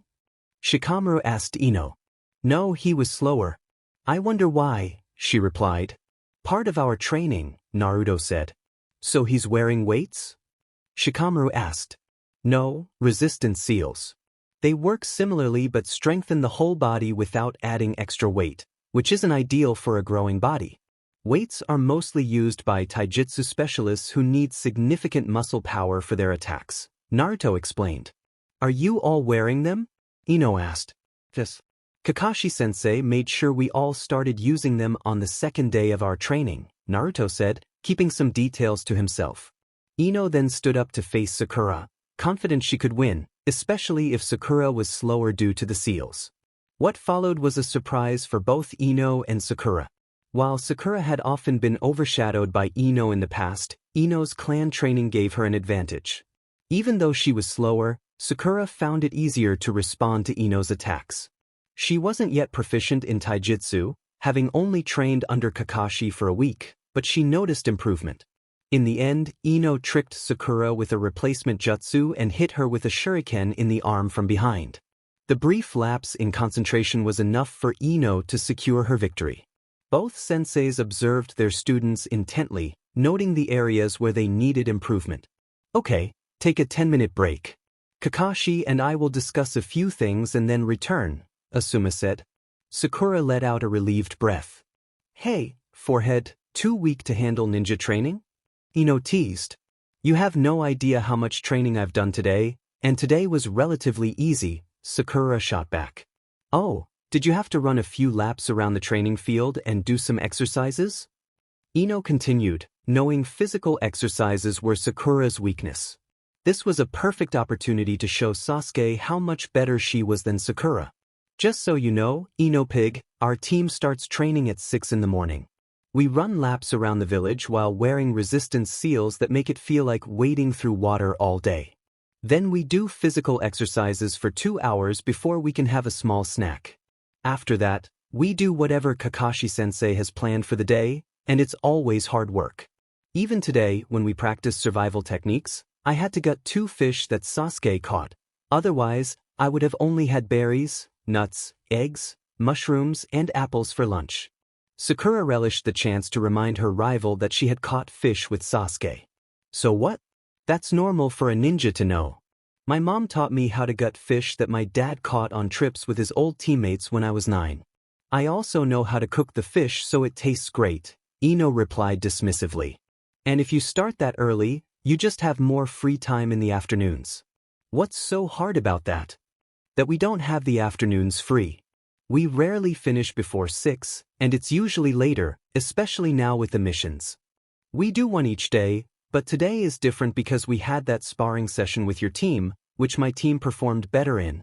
I only lost to you because the resistance seals slowed me down, Sakura stated. You wouldn't stand a chance against me even if they were off. Why don't we prove that right now? Ino challenged Sakura. I can't. Kakashi-sensei is the only one who can release them at the moment.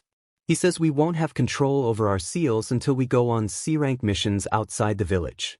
The only one who can turn them on or off by himself is Naruto, but he had them before our team was even formed. I don't know why, he just seems to want to outshine Sasuke, she complained. Shikamaru listened to Sakura's words and noted them down as clues about the blonde. What exactly had Naruto done to train during his academy days? The image of the talentless fool seemed to be a facade, but for whom? Naruto ignored the complaints his teammates had with Ino. They needed to understand that being a ninja was no game. You could die on a mission, even a C rank, if you weren't prepared. After all, even bandits knew how to use poison, and if they got close enough or mixed it into food at a restaurant, things could end badly. It was unlikely but still possible. If the girls didn't improve their fighting skills, they could face serious problems with rogue ninjas leading bandits, especially if they were ever separated from their teams or caught in a tough situation. It had happened often enough in the past, and the things bandits did to girls were sometimes worse than death. Kakashi and Asuma returned to give their students feedback on their fights and areas for improvement. To the dismay of Team 10, Asuma announced that in 3 weeks, they would also receive resistance seals to train their physical strength. Why then and not now? Choji asked. Because I want you to learn to work as a team properly and get up to speed on the basics first. Once you know the moves, it will be easier to retrain your skills when you get the seals, Asuma explained. But why did Kakashi-sensei have us train with them from the second day? Sakura asked, finding Asuma's approach much more sensible. Because I have a different training method for my genin team, and we have a different focus. You all need to build up strength well, not so much Naruto, as he has trained like that before becoming a genin, but you and Sasuke have plenty of room for improvement in that area. If you are used to the increased difficulty of training, missions will be easier for you, Kakashi said, adding mentally that he needed to break Sakura and Sasuke out of their bad habits. Sakura thought her sensei was a bit harsh. Her fangirl mentality still resisted being challenged. So next week you're going up against Kurenai's team? Asuma asked Kakashi. Yes, after that we'll take a break from the sparring matches. I plan to have them complete around 20 D-rank missions by the end of the month. If all goes well, they should be ready for C-ranks, Kakashi replied, making Naruto and Sasuke perk up at the thought of doing C-ranks so soon after becoming genin. Ambitious, aren't you, Kakashi? Asuma remarked. Perhaps a bit, but you know that C-ranks mostly involve dealing with bandits and are often quite boring. They are classified as C-ranks mainly because they require genin to be outside the village for a certain time frame, Kakashi reminded him. Asuma nodded. It was true, most C-ranks were messenger jobs, escorting merchants, or low-profile guard duties that needed to be done more quickly than a civilian could manage. With Kakashi around, there was usually little risk for his team. Kakashi turned to his genin. We're heading back to our training ground for advanced tree climbing for the next few hours, he informed them. They nodded and stood up. What is advanced tree climbing, Asuma-sensei? Ino asked, unfamiliar with the concept. I only know the regular tree climbing. It's an exercise to help you control your chakra better for more effective fighting. You'll learn that soon.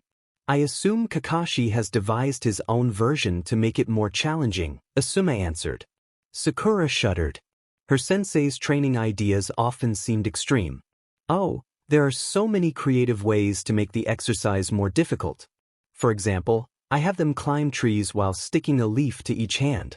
But today, we will practice a version where you have to ignore outside disturbances, Kakashi told his students with a smile.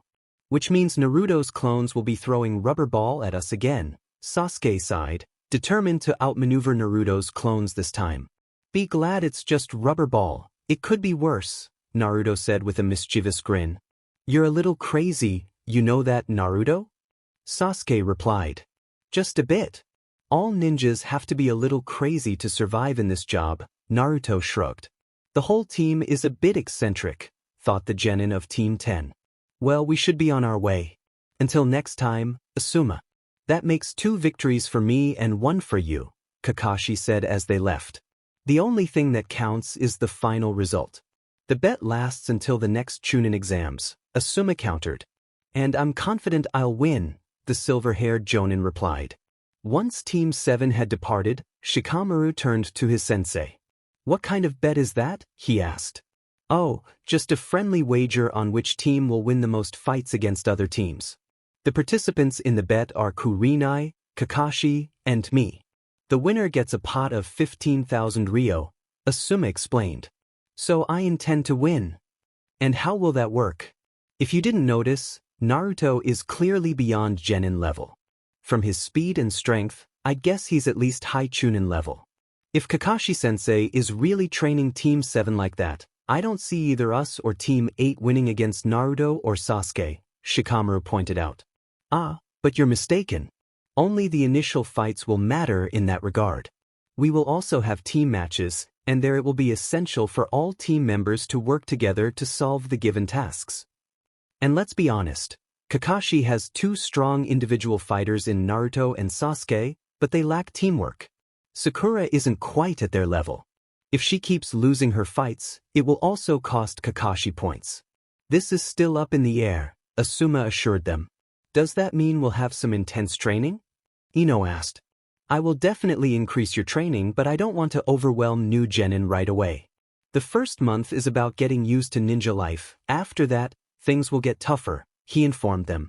Meanwhile, at Training Ground 8, Kurenai was adopting Kakashi's approach of keeping her team engaged. She knew Hinata faced ridicule from her clan for her shyness and struggles with learning the gentle fist technique. If only she had a better grasp of the style, but taijutsu and especially clan techniques were not her strengths. She excelled in Genjutsu. Shino needed to interact more with others and learn to open up. His teammates needed to understand how he operated. Kiba had to temper his brashness, which was typical for his clan. All three were talented, and she had no doubt they would be ready for the Chunin exams in 6 months. "Okay, team, I have something to share," she said. Hinata, Shino, and Kiba gathered around her. "As you may know, 3 of the 9 teams from your year have passed the genin tests of their Jonin senseis. You, Team 10 under Asuma Sarutobi, and Team 7 under Kakashi Hatake. Asuma, Kakashi, and I have decided that to enhance our students' fighting skills and other important abilities, you will compete against the other teams. This month will feature one-on-one matches against members of the other teams.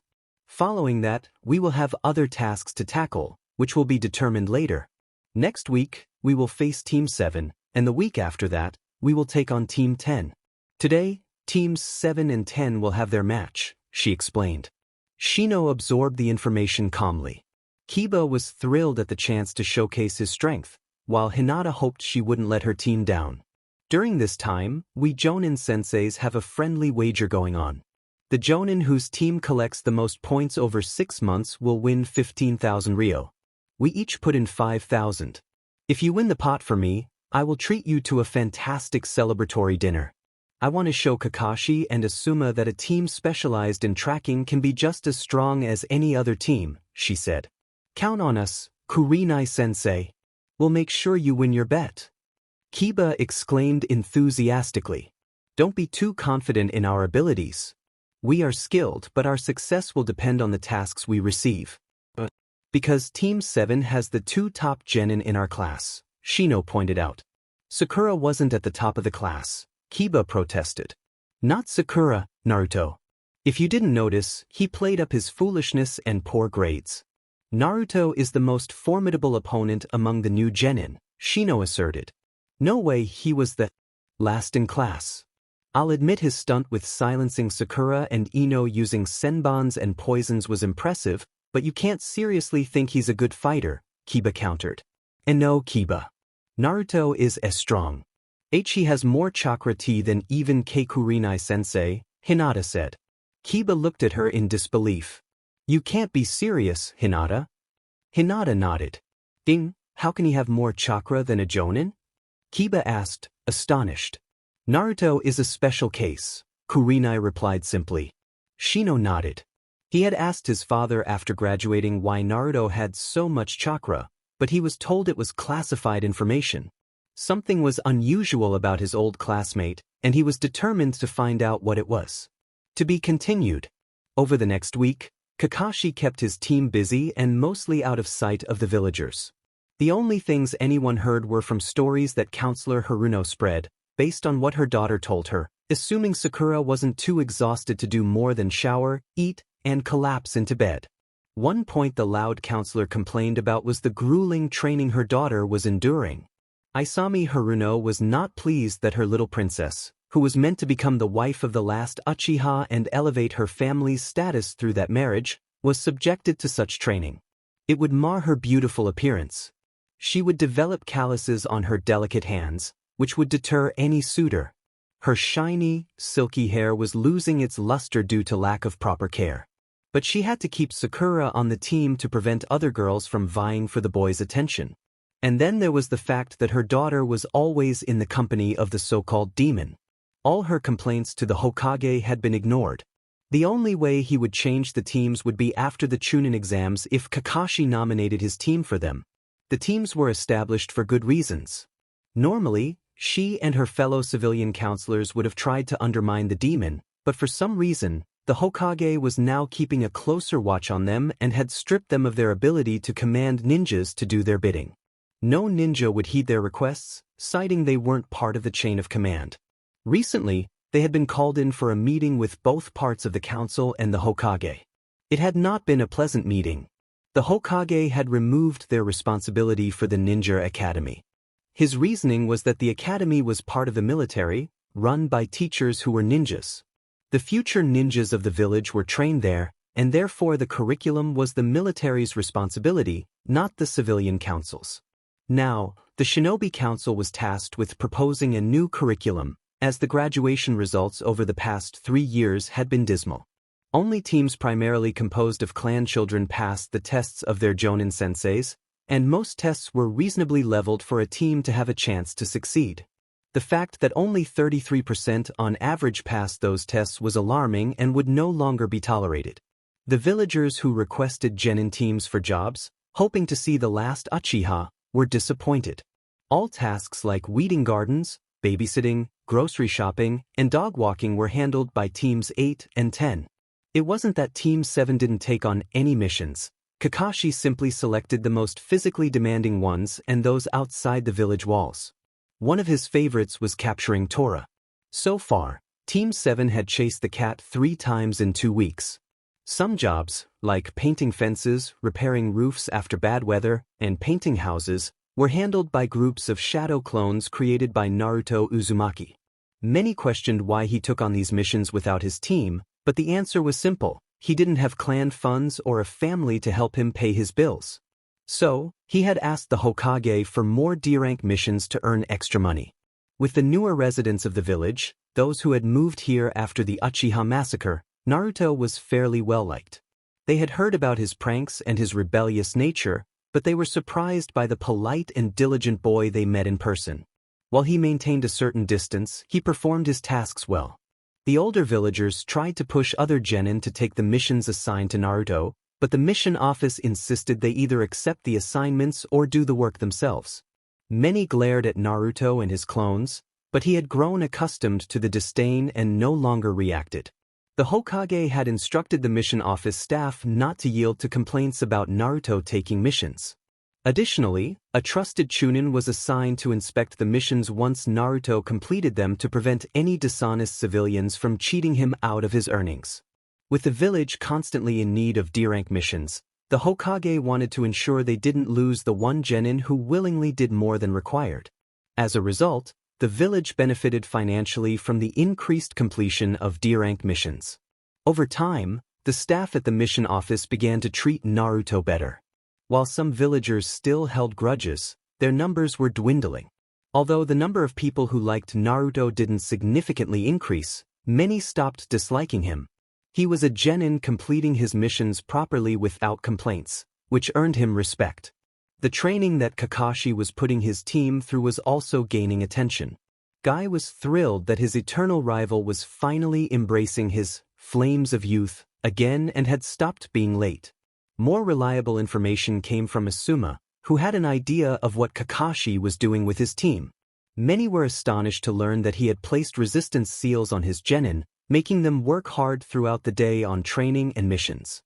Those in the mission office knew that most of Kakashi's assignments were physically demanding, and he seemed to take a certain pleasure in having them chase after Tora. On Monday morning, after their laps and regular exercises, Kakashi deactivated the resistance seals on Sasuke and Sakura. They needed to adjust to their new speed and strength, otherwise, they would struggle if they ever deactivated their seals during a fight. Sasuke tested his new speed, amazed at how light he felt.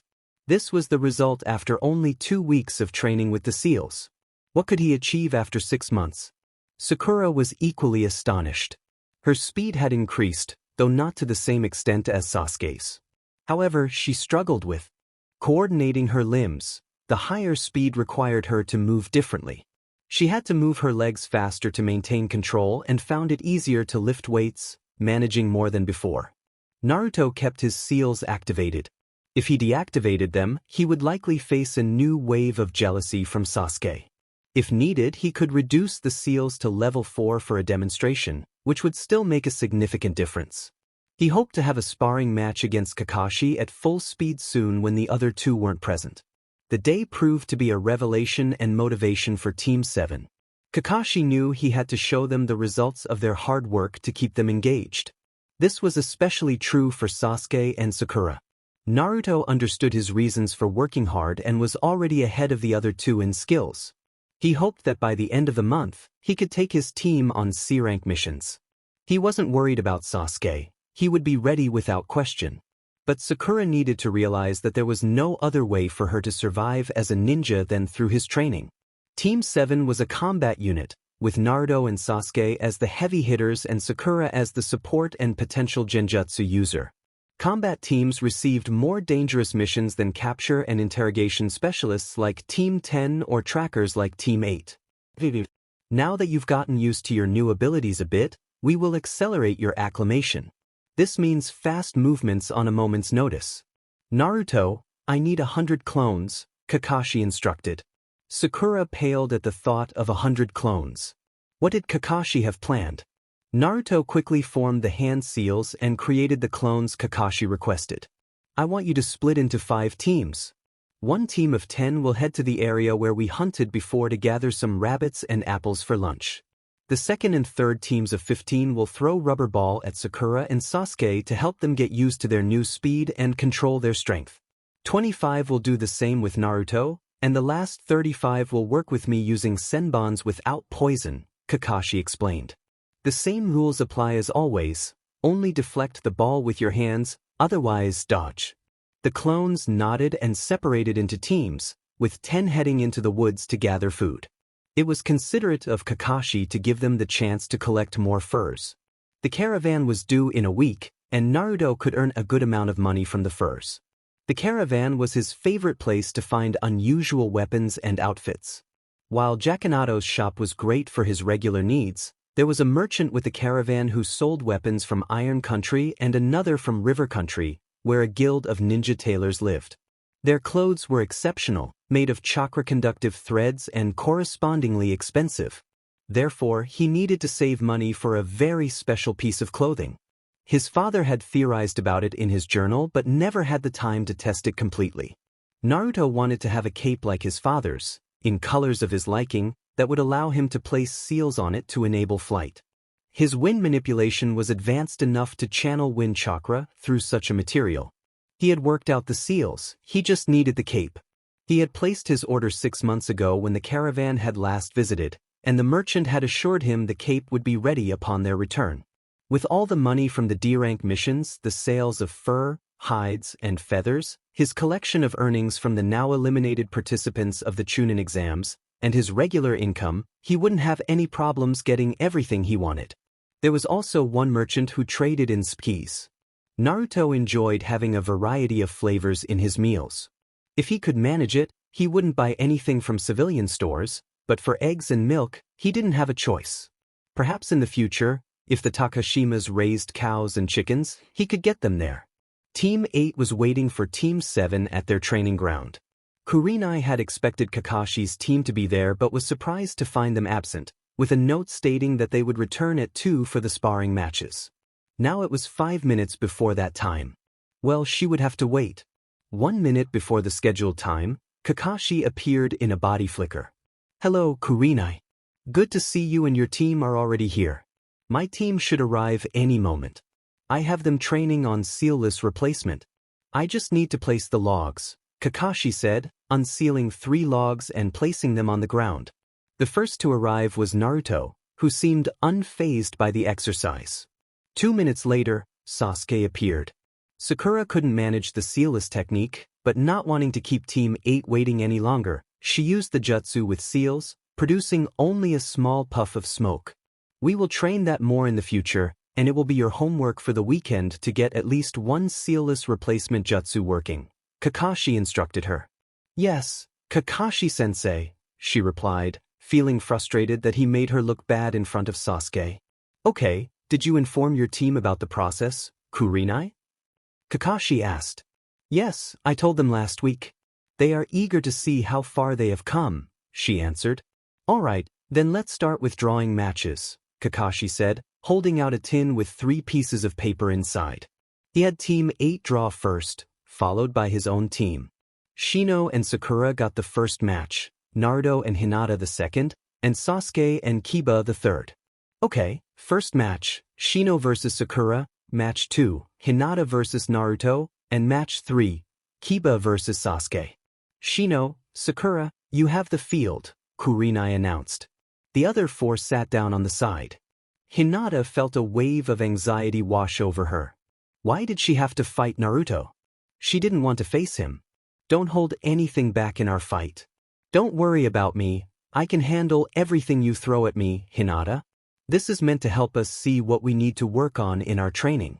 I know you don't like hurting people, but if you hold back during training spars, your teammates won't get a feel for a real fight, and it could lead to carelessness in the field.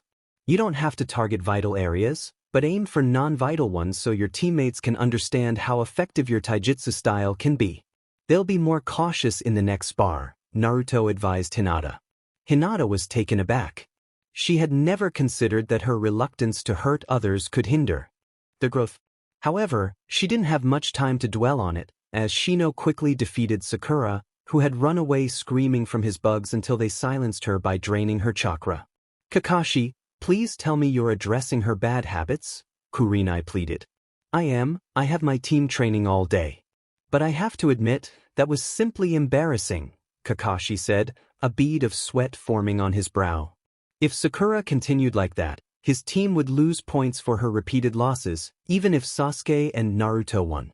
At least he was safe from that part of the bet for the first month.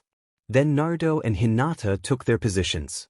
Naruto decided to use the Namikaze style, as the Hyuga's gentle fist required a speed-based approach to counter effectively.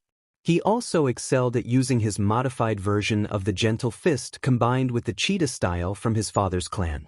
Hinata was determined, more so than Kurenai had ever seen her.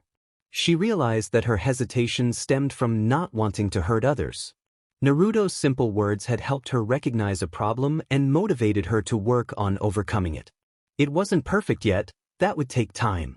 Hinata still hesitated to unleash her full power, but she at least channeled chakra into her strikes against Naruto. In the end, however, Naruto was simply too fast. He disabled Hinata's legs with quick, simultaneous strikes, causing her to fall. He then moved behind her and held a kunai to her throat. When he was declared the winner, he helped Hinata up. How do you know the gentle fist? Hinata asked, confused that someone outside her clan could use one of their techniques. I don't use the gentle fist. My style is a combination of a taijutsu style and a modified form of chakra scalpels like those used by medics. I suppose the principles behind my chakra scalpel modification and the chakra shots of the gentle fist are similar enough, but I can only target anatomy. I can't use it like a Hyuga to attack the chakra network, Naruto explained. He seemed to sink into thought as Sasuke and Kiba took their positions for their fight. Naruto looked at Kurenai. Kurenai-sensei, have you tested your team for their elemental affinities? Naruto asked. No, I haven't. I think it's a bit early. Why do you ask? Kurenai replied, still watching Kiba and Sasuke's match. I have a feeling something is off about Hinata's taijutsu.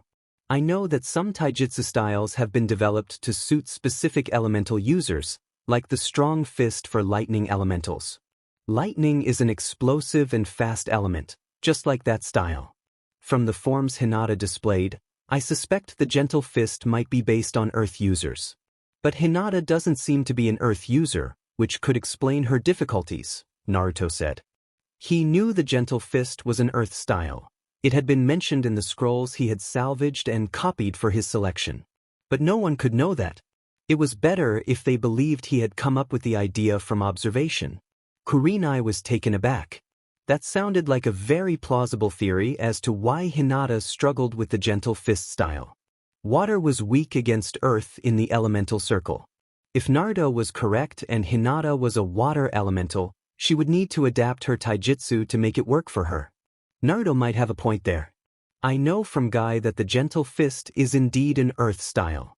You should test your students for their elements, and if Hinata is a water elemental or has another element that disrupts the gentle fist by its nature, you should help her develop her own style. You are a water element, aren't you? Kakashi asked Kurenai. Yes, I am. I will take your suggestion and bring them to Jakinato's after the sparring is over. Thank you for the insight, no? I sensed something was off, but since I'm not a taijutsu specialist, I didn't know how to assist Hinata, Kurenai replied. No problem, Naruto said. Yes, thank you, Naruto, Hinata added, her cheeks turning a deep shade of red. Hinata, are you okay? Your face is really red, Naruto asked, placing his hand on her forehead to check for a fever. The warmth of his hand and the concern in his voice overwhelmed Hinata, causing her to faint. "Hinata? Hinata!" Naruto exclaimed, worry evident in his tone. "Kurenai-sensei, Hinata needs a medic." "Don't worry, Naruto, she'll be fine soon," Kurenai said, finding it amusing that a clever boy like Naruto was unaware of how much Hinata admired him. Sasuke faced some challenges with Kiba's wild fighting style, but thanks to his speed with the replacement jutsu, he avoided most hits and managed to tire Kiba out. In the end, he secured victory by pinning Kiba down with shuriken for a few seconds, tying Akamaru up with ninja wire during that time and using the dog as leverage to force Kiba to forfeit. "Wow, you are really fast," Sasuke commented on Kiba's performance. "And your constant replacements are incredibly annoying." "Just you wait, next time I will win," Kiba replied, frustrated that he had to forfeit, but Akamaru's well-being was more important than a victory in a training match. With the way Sasuke had tied his dog up, getting a power boost from food pills wasn't a viable option. "In your dreams," Sasuke said. Sakura was still unconscious, so Kakashi decided it would be best to take her home and give Sasuke the afternoon off. Sasuke gladly accepted the free time, and upon hearing that Team 8 would go to Jakanato's to get chakra paper to test the genin's elemental affinities, he decided to accompany them, intending to pick up some sealing scrolls and see what else was available. He wanted to be better prepared for whatever exercises Kakashi might come up with next. "Kakashi-sensei, do you have time for me to test how much I can do in a fight with my resistance seals released?" Naruto asked after the others had left. "Sure, Naruto. Just let me get Sakura back home and then we can have that fight," Kakashi replied. He lifted Sakura from the ground and vanished in a body flicker. Naruto released his resistance seal and began practicing some movements to reacquaint himself with his full speed. Kakashi returned 10 minutes later, looking less than pleased. Sakura's mother had been upset about her daughter's condition and demanded to know what had happened. Kakashi explained that during a training fight against Shino Aburame, Sakura had learned why the Aburame clan was feared. He had left before Isami could get involved. "Ready, Naruto?" Kakashi asked.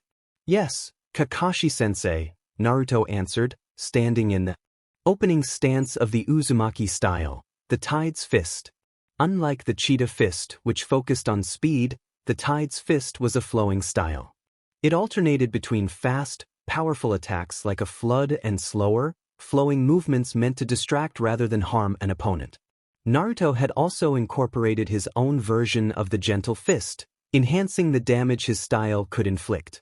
Kakashi initiated the fight with a quick attack, but Naruto skillfully dodged the punch aimed at his torso. He took off at full speed, and the battle began. In his office, the Hokage observed the fight between Naruto and Kakashi. So far, he was pleased with Kakashi's work with his team. He kept them busy, ensuring that Sasuke and Sakura were out of the village during D-rank missions to prevent the villagers' adoration from negatively affecting Sasuke.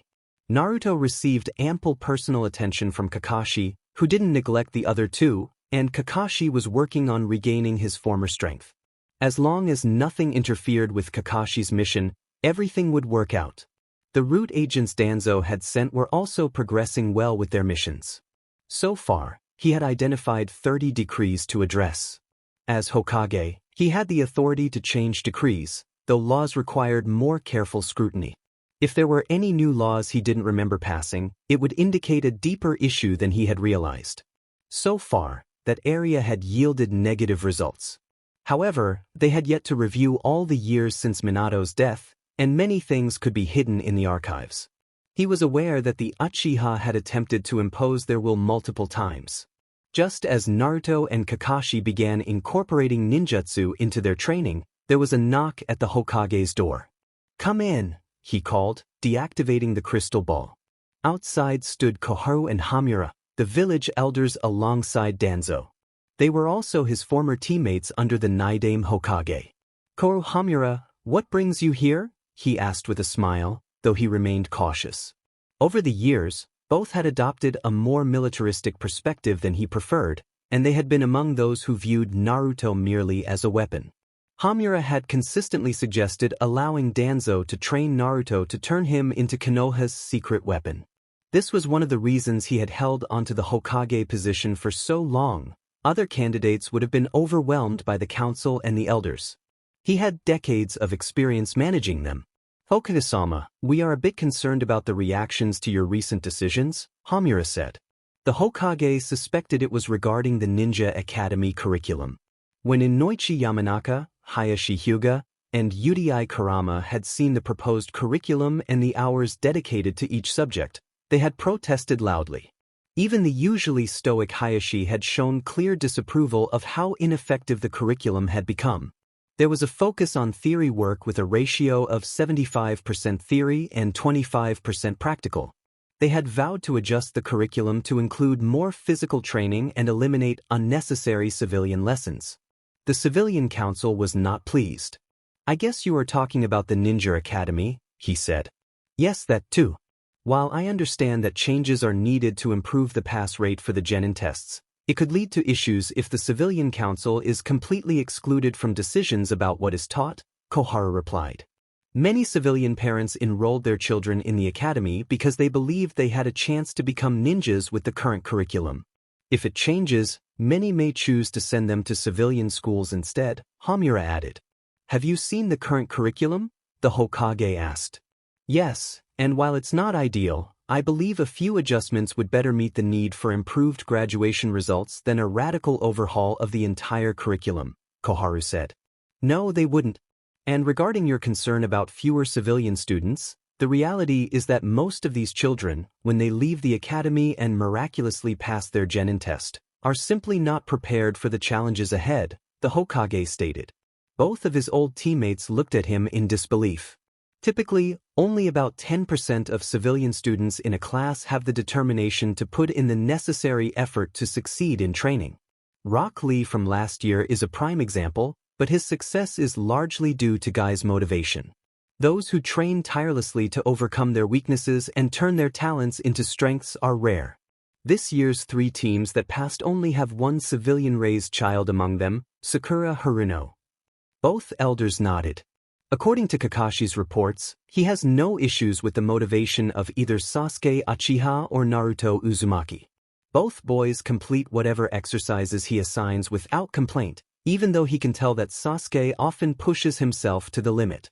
On the other hand, Sakura frequently complains, has neglected her training during the academy, and seems more interested in winning Sasuke's affection than becoming a skilled kunoichi, he informed them.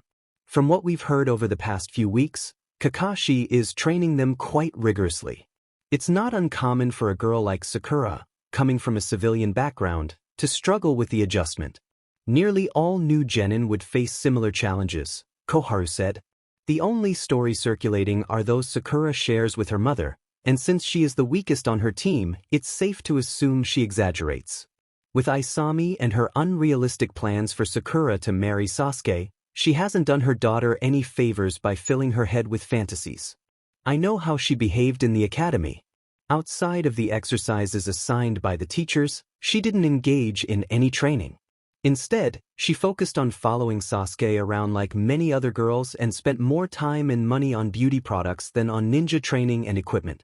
The only reason she passed is that Sasuke guided her during Kakashi's test after Naruto explained the test's purpose to him. All the other civilian graduates failed the tests of the other Jonin senseis. Kakashi's test, which I devised, is the most challenging. It emphasizes teamwork, which he makes somewhat difficult to achieve, but he has the right to challenge his students. All the other tests, while they may not pit genin against each other directly, also focus on how well they can complete a task together. If they can't even accomplish the tasks are Jonin set for them after 4 or 5 years of training, then something is seriously wrong. The civilian council took control of the curriculum after the QB attack, and at that time, I was too preoccupied to consider the consequences of that change. But I refuse to accept a situation where we only produce clan children as new genin while neglecting the potential of civilian children due to poor teaching. Remember, Jeriah was a civilian child, and he became the most powerful of the Sannin, despite Orochimaru's genius and Tsunade being the granddaughter of the Shodai. In a full-out fight, Jeriah would win. So, there are talents to be found. But without proper training from the start, they will either quit or face dire consequences early in their careers. The purpose of the ninja program is not for genin to remain stuck doing D-rank missions for an extended PRD. They are meant to learn basic skills, promote teamwork, and prepare for missions similar to D-ranks, but of a higher profile. Otherwise, I wouldn't even allow civilians to submit requests for chores to be completed by our genin. Tasks like weeding a garden or babysitting could easily be handled by civilian children looking to earn some extra pocket money, the Hokage explained. Both elders had to agree. In their time, the duration a team spent on D-ranks had been shorter on average. They were accustomed to a sensei guiding a team through the consolidation process, focusing on basic skills and chakra control. Typically, the Jonin would also teach them 2 or 3 jutsus in the first 6 months to enhance their abilities, interspersed with the occasional C-rank mission to acclimate them to the outside world and keep the more eager ones from becoming bored in the village. Is there a reason why only teams 8 and 10 are seen doing missions in the village? I haven't spotted Team 7 in the past 3 weeks since the teams were confirmed to have passed, Hamura inquired. Yes, there is, but it's a matter between Kakashi and me. Just know that there is a good reason why Teams 8 and 10 are the face of the new generation, he replied. But wouldn't it benefit our funding and public relations to have Sasuke participate in missions visible to the villagers? Konoha asked. That may be true, but the reasons for Team 7's current missions are more important than a few additional D-ranks, the Hokage stated. Hamura contemplated the reasons. Having been a ninja all his life, he understood the typical circumstances that could lead to a genin having limited contact with villagers for an extended PRD. He would need to observe for a while longer to draw the right conclusions. Hiruzen seemed unwilling to share more, reverting to his usual demeanor. This was the god of shinobi, not the kind grandfather who watched over the village. Then I just have one last question. Do you have a prospective successor? We all know that you are only holding on to the office until you find someone who can take over, Hamura said. Yes, and I will announce my successor during the finals of the Chunin exams that begin in a bit more than 5 months, he replied. So you aren't going to tell us before? Konoha asked. No, not yet. My successor has one last mission to complete that doesn't require public attention with me naming him successor, the Hokage informed them. They nodded. Secrecy was part of a ninja's life, after all. They both bid the Hokage goodbye and left the office. To be continued. First C-rank mission. It was the end of the first month, and the 3 Jonin senseis for the rookie teams met in a bar. They had planned to review their success in training their teams over the last month. I am really satisfied with how far my team has come. While there is still much work to do, they are a well-working unit and know how to combine their clan techniques to achieve good results in my simulated missions, Kurenai said. She had not taken as many missions as the other teams. Instead, she simulated some to better train her team's specialty in tracking. By the way, I think they are ready for some resistance seals now. Kakashi, would you mind coming around tomorrow to place them? She asked. Sure, I can leave my team alone during lunch break. I can get to it around 1 tomorrow. Asuma, do you also want the seals for your team? He asked. Yes, I have already forewarned them. While Shikamaru thinks it is troublesome and is thoroughly unmotivated, forcing him to train even if he doesn't want it can only be good for him. The only one motivated on my team is Ino, and she only wants to ensure she doesn't lose to Sakura in getting Sasuke's attention. She believes that if she and her team are weak, Sasuke will never notice her, Asuma sighed. I see. Well, placing the seals doesn't take more than 5 minutes per person, so I could do your team after I finish with Kurenai's. Seems like my team gets a longer lunch break tomorrow, Kakashi mused. That's something I also wanted to know. How come you are following such a rigid schedule with your team? And why are all the missions you take practically out of public sight? Kurenai asked. I just need to get Sasuke away from the adoration of the villagers. He needs to realize that nobody will just fall to his knees because he is an Uchiha in a fight. The villagers put that foolish idea in his head. The Uchihas have always been very proud, and that arrogance can lead to danger on a mission. Sasuke's father, Fugaku, especially was a proud man who believed being an Uchiha made you practically royalty. As the villagers treated Sasuke like a pampered prince after the massacre, he didn't learn that nobody outside the village would care about that. My strict training and keeping my team isolated from the villagers is meant to remedy that idea quickly. I also don't want Sakura to think she can slack off on missions. Those missions your teams do would give her too much time to swoon over Sasuke without consequences. If she does that on higher-ranking missions, it could endanger her or her teammates. I won't let that happen. Sakura is one of the most fervent fans I've ever seen. I know that girls crushing on boys is normal at that age, but if they want to be ninjas, they have to know when they can act on it and when not. Sakura was raised with the goal of her mother to have her marry into a rich clan, and Sasuke, as the sole heir of the Uchiha fortune, is a prime candidate. Asuma, while Ino is also interested in Sasuke, is fortunate that Ino comes from a ninja clan and knows she must prioritize her missions and not completely neglect her training. She has a better foundation to work with. And you are really lucky, Kurenai. Hinata has never shown any signs of being a fangirl and wants to become strong enough to prove herself to her father and her clan. While she is timid, with the right support and good teammates who show her they have her back, she can overcome that. I have the feeling your team is well suited for it. Kiba, as an Inuzuka, was raised with the mentality that the pack is the most important thing to protect, which for him includes his clan and his team.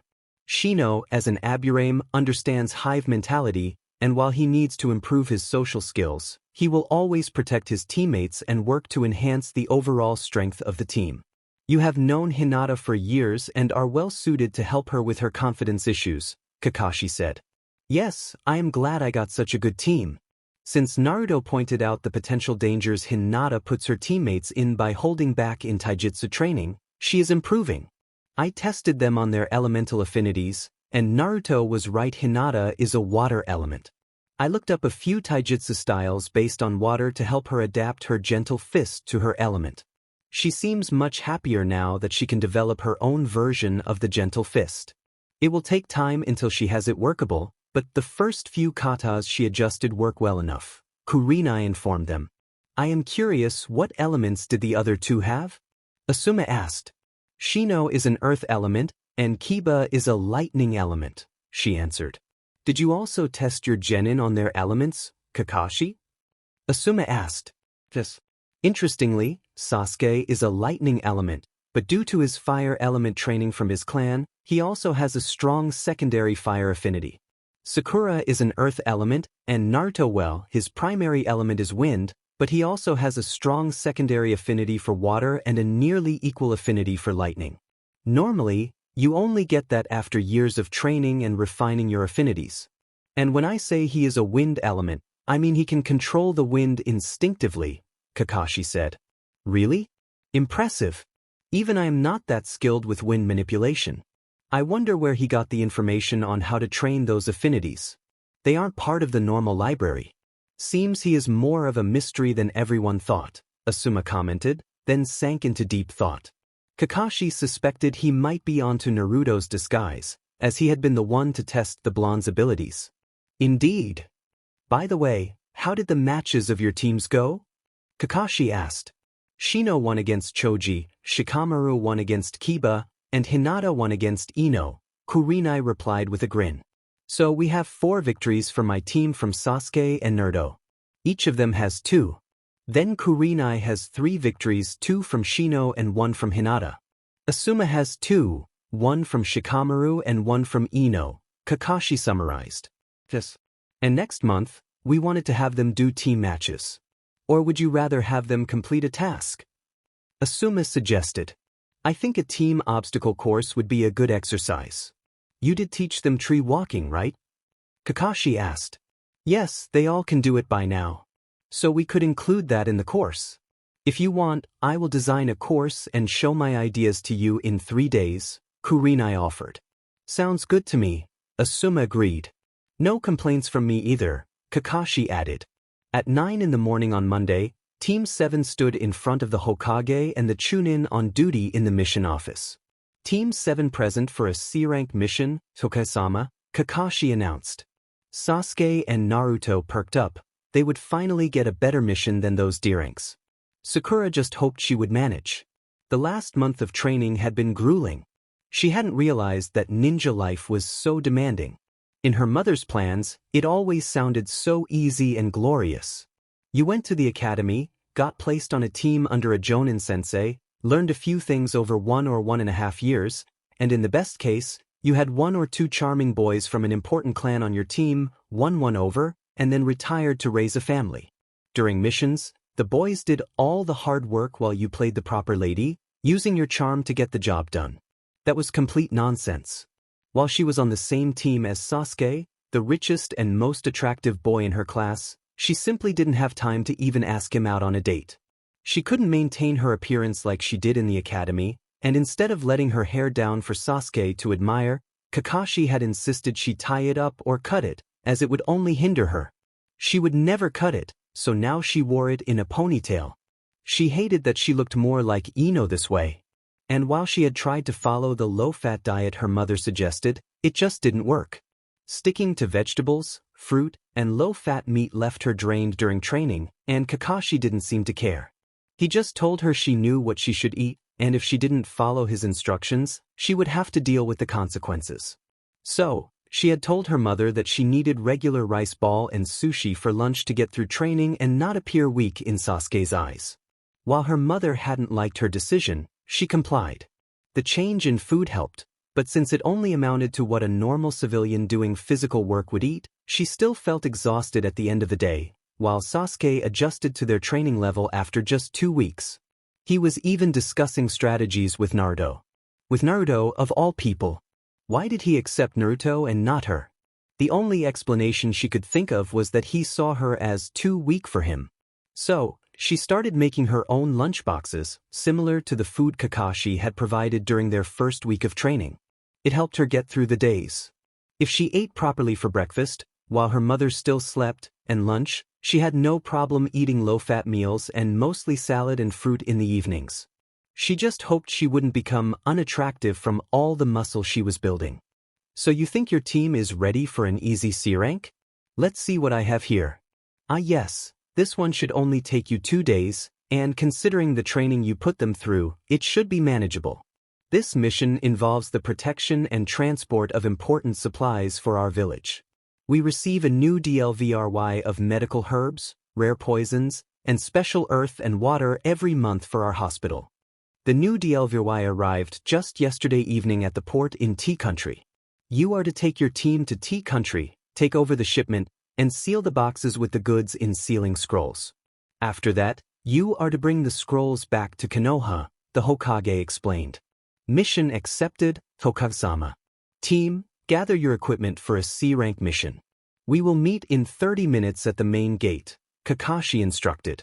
Understood, all 3 replied before leaving through the door. At the designated time, the 3 genins stood at the main gate, waiting for Kakashi.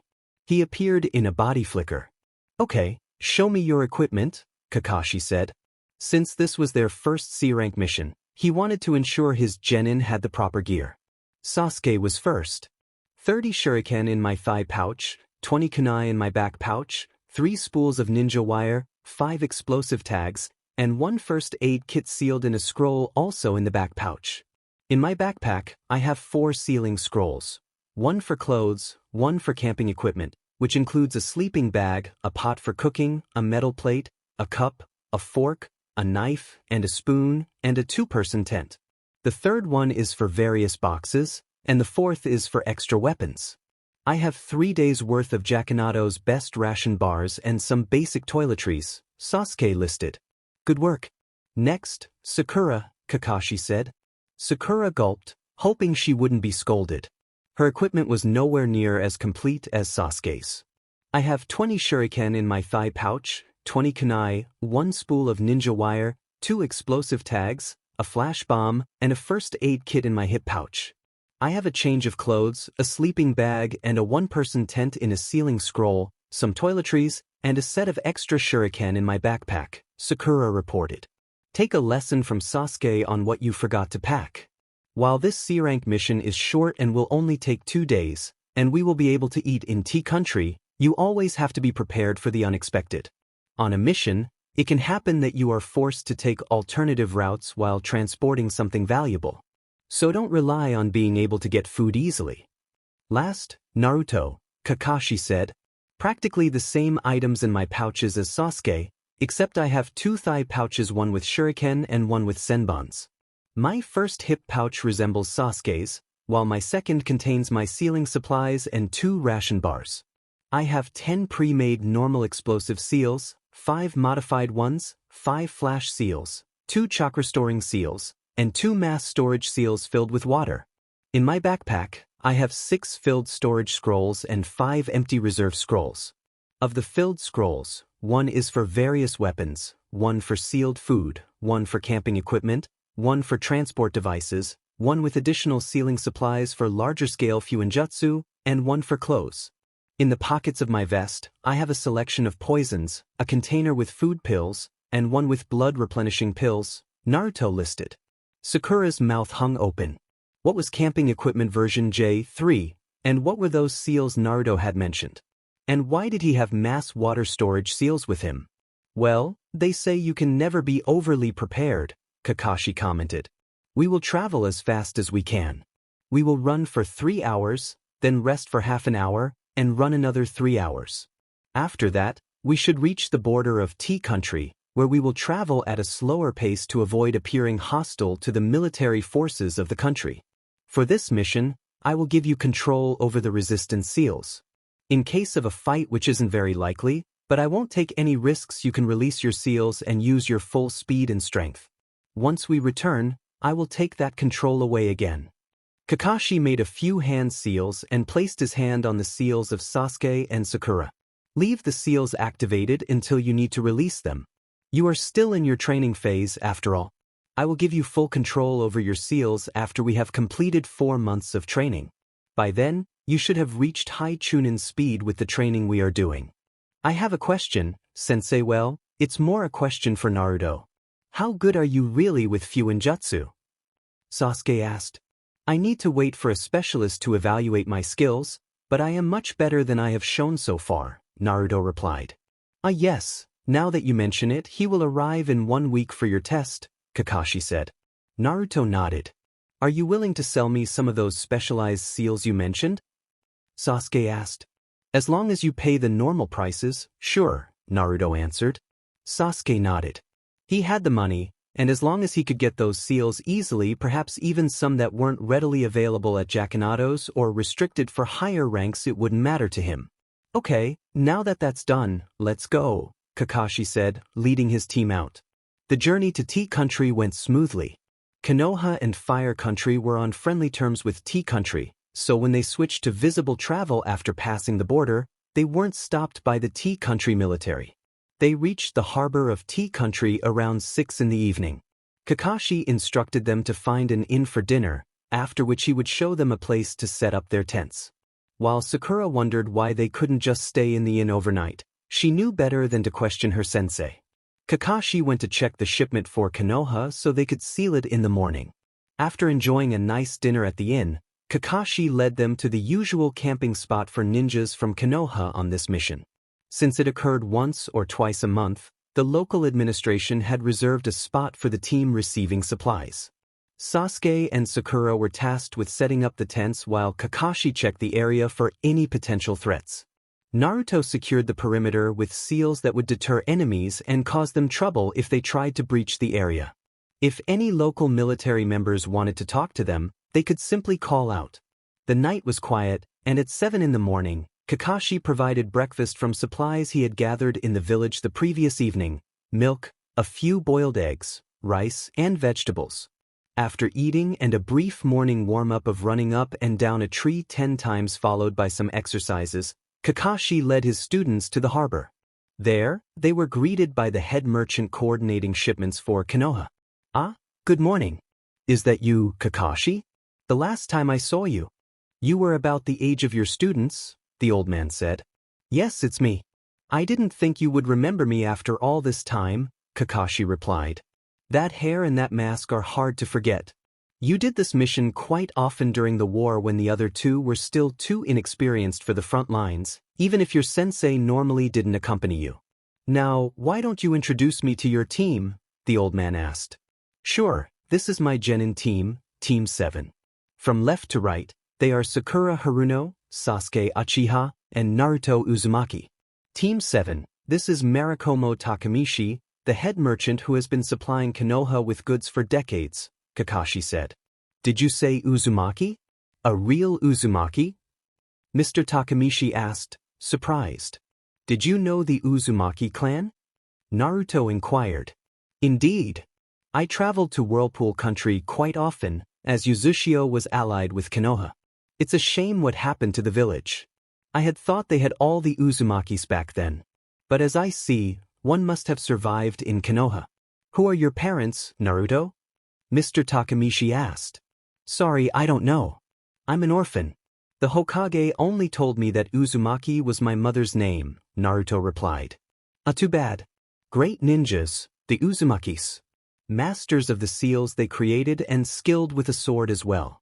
I once had a guard for my ship from Uchiha during the Second Great War. I was a young sailor back then. We were attacked by Kirin, but even their best swordsmen didn't stand a chance against Jeriah Uzumaki. It was one of the most impressive fights I have ever witnessed, and I have seen a lot, Mr. Takamichi said. Well, enough of the past. You and I have jobs to do. Kakashi, you inspected the goods yesterday. Was everything in order? Yes, as always, everything we ordered is there in top quality, Marikomo, Kakashi answered. Okay, are your students trained in sealing things in scrolls? Mr. Takamichi asked. They are. By the way, Naruto, we need 3 more scrolls. I checked the ones we got at the mission office yesterday evening, and 3 are too old to be safely used, Kakashi said. No problem, Kakashi-sensei, Naruto replied, pulling out 3 of his 5 empty storage scrolls. Kakashi organized their tasks, and after an hour, all the crates and boxes were securely sealed away, with the scrolls safely in the genin's backpacks. It was nice seeing you again, Kakashi, Mr. Takamichi said as Team 7 prepared to leave. Likewise, Marikomo. I guess we'll do this mission again in the near future, so we'll be seeing each other soon, Kakashi replied. Well, perhaps next time I can invite you for lunch. You were really fast with your work. It shows that you trained them well, Kakashi, Mr. Takamichi said. Thank you. Goodbye, Kakashi said. Goodbye, the 3 genin echoed. Kakashi led his team out of the village, and once they were outside, he increased their pace to a light run. They would pick up speed once they were out of Tea Country. Team 7 reached the gates of Konoha without interruption late in the afternoon. Kakashi signed them in and led them to the Hokage Tower to deliver the scrolls and provide a brief report. Normally, the team that received the mission would deliver the scrolls directly to the hospital, but due to the animosity towards Naruto, he wanted to avoid that situation. Upon entering the mission office, Kurenai and Team 8 were busy with their debriefing. Team 8 is back from a D-rank mission to weed the garden at Mrs. Ukanari's. Mission successfully completed. The garden was clean after 2 hours, Kurenai said, handing over the signed mission scroll. The performance of my genin will be included in the written report. Okay, noted. Next, the Chunin said. Team 7 is back from a C-rank mission to deliver goods from Tea Country for the hospital. There were no issues during the mission. We reached Tea Country Harbor in about 8 hours. The goods are of the usual quality and are sealed in these 20 storage scrolls. 3 of the scrolls from the armory supplied to my team were too old to be safely used and were replaced by Naruto Uzumaki from his private stock. He will need to have them returned or replaced after the goods are unsealed at the hospital. I recommend checking our stock of older seals, like the storage scrolls with Dark Phoenix. The performance of my students will be included in my written report, Kakashi stated. Why did Team 7 already get a C-rank mission, Kurenai-sensei? Kiba complained. Because they received special training, and Kakashi is one of the strongest jonin in the village. You will be taking C-rank missions once you are proficient in the basic skills for higher-ranked missions and have completed the required number of D-rank missions, Kurenai explained. What does Kakashi-sensei's strength have to do with the decision, Kurenai-sensei? Hinata asked, her stuttering noticeably reduced, though she still had a way to go. In case something unexpected happens that exceeds the abilities of the genin, the Jonin sensei will protect them. The more inexperienced a team is, the stronger the Jonin sensei needs to be to ensure their safety. I was only promoted to Jonin half a year ago. Kakashi has been a Jonin since he was 13, Kurenai elaborated. All the genin were impressed and looked at Kakashi in awe. Even Naruto was very impressed. Okay, Team 7, you can go home. Be at the gates tomorrow morning at 6 as usual, he said. Yes, Kakashi-sensei, they replied. Team 8, you're also dismissed. Meeting is tomorrow at 8 in our training ground, Kurenai said. Yes, Kurenai-sensei, Team 8 responded. Dark Phoenix. Kurenai asked Kakashi once the genin were outside. The new sealing specialist the Hokage has hired to supply the village with seals. The previous one passed away a few weeks ago, and Dark Phoenix replaced him. For security reasons, he is only known by that code name, Kakashi explained. So that's the reason for the new seals in the armory and at Jakinato's, the Chunin in the mission office said. When I got the scrolls for your mission, Kakashi, I noticed that the stock has been replenished and that some new variants have been added. Indeed. From what Hokasama told me, Dark Phoenix is quite skilled, Kakashi confirmed. So you got to see Mr. Takamichi again. How was he? Kurenai asked. Cheerful as always. He shared some old stories while we were sealing the boxes and crates, including tales from when he first started sailing on a merchant ship and encountered Kiri ninjas during the Second War, Kakashi said. Ah, yes, I remember when my team had that mission. He was always great at telling stories, Kurenai recalled. That he is. Well, I'll be off, Kakashi said. Me too. I have plans to meet Anko tonight, Kurenai said. Have fun, Kakashi said before disappearing in a flicker. To be continued. Investigation results. Danzo and the Sandaime Hokage sat in the completely sealed Hokage office, reviewing the results of the investigation conducted by the root agents. This is more troubling than I thought. I was aware that you had overlooked quite a few decrees that weren't in the best interest of the village, but even I didn't realize there were this many, Danzo said. Me too. I suspect I didn't overlook all of them, but that someone with access to the Hokage's stamp managed to get some passed secretly.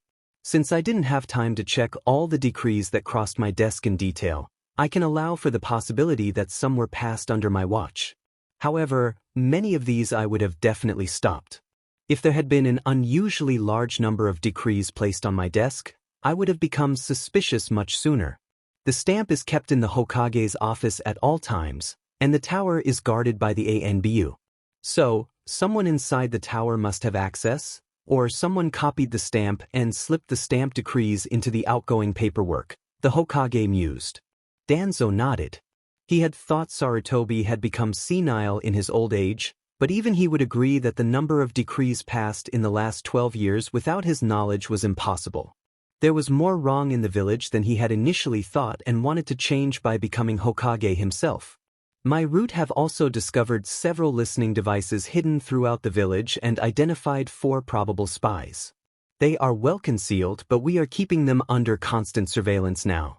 We hope to follow the smaller leads we identified to uncover the larger ones. We also noticed a strange sealing array in the old Uchiha district. As far as I know, Jeriah is coming here next week. He should examine the seal and inform us about its nature, Danzo said. Yes, that would be best, the Hokage agreed. How do you want to address the issue with the shopkeepers who are overcharging on taxes? Danzo inquired. The root agents had discovered that over 60% of the shopkeepers were demanding 2% more in taxes on goods than the Hokage had permitted. With such a significant number, no one had noticed anything unusual while purchasing their regular groceries. They simply assumed the higher prices were due to DLVRY costs and similar expenses. Well, they will receive notices indicating that a substantial additional payment for taxes, along with a fee for tax evasion, must be paid to the village coffers. They can choose to maintain their current prices or adjust them to the appropriate level. Regardless of their choice, their deception will be exposed publicly. I will publish a list of all tax evaders to make it clear that I will not tolerate such behavior. I will also issue a list of decrees that are now void. This will significantly diminish the power that the civilian council and the wealthy merchants who bribe them hold in the village.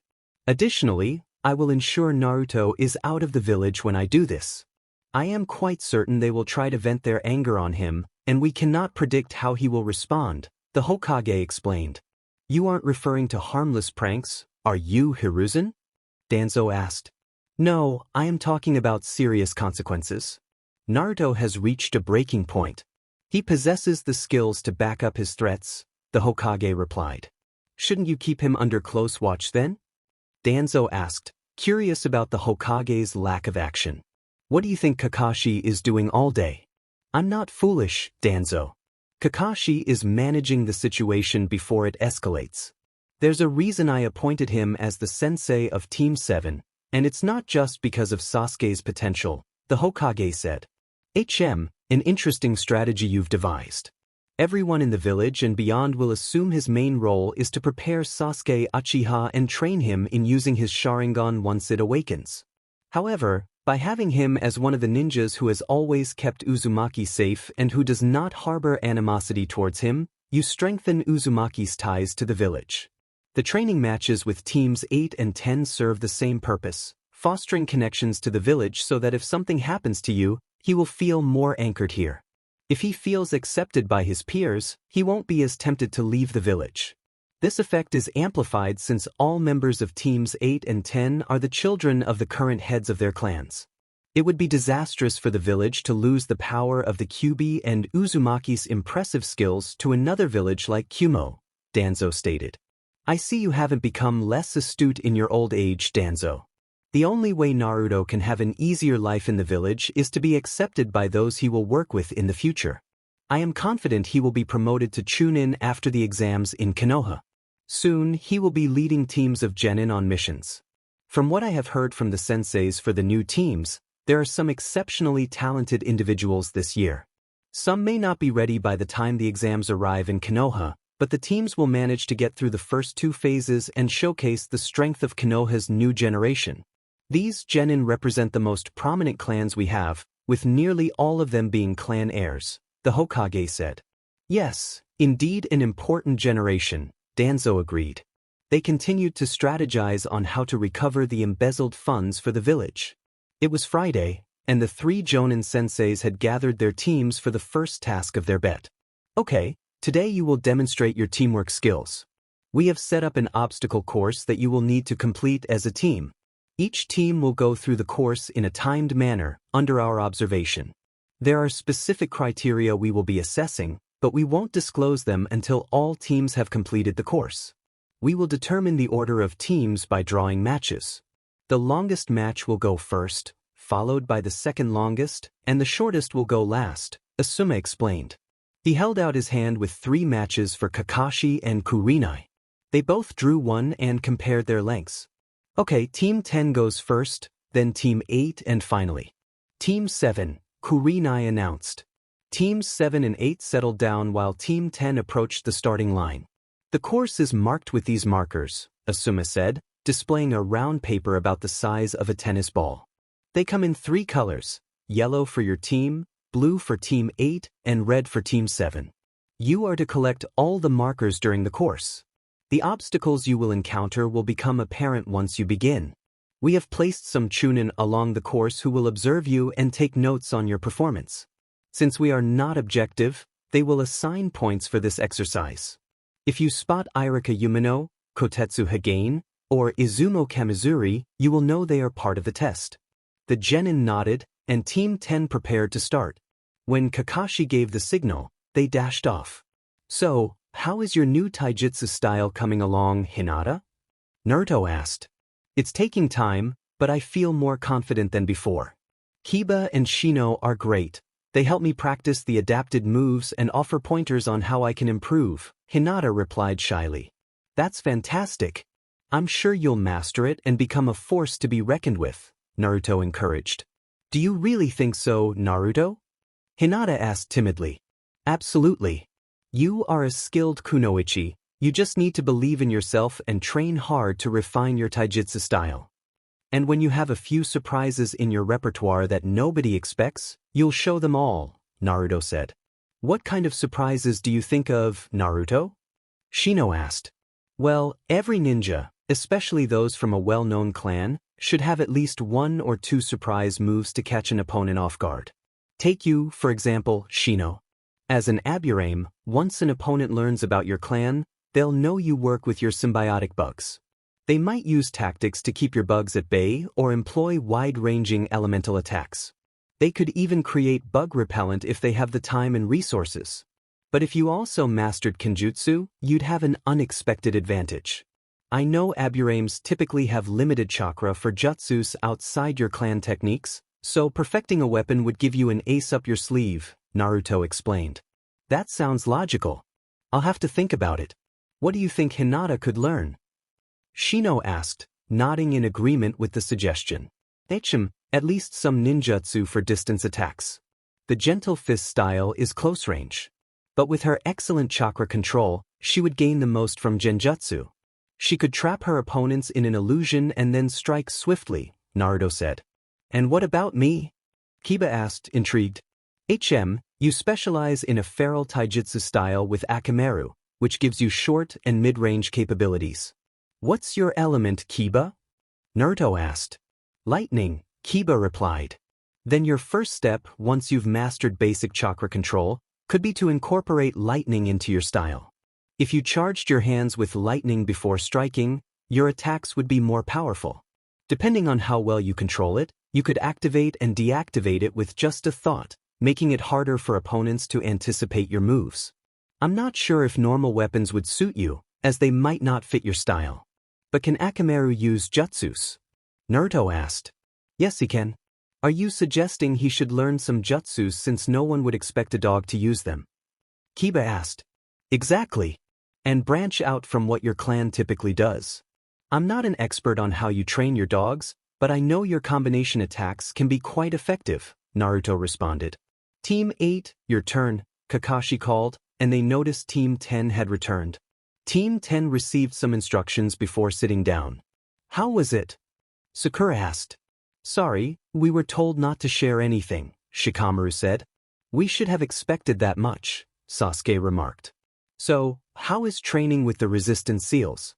You got them placed last week, right? Naruto asked. Yes, we did. They're so troublesome. I feel so slow. I don't mind taking my time, but this is ridiculous, Shikamaru replied.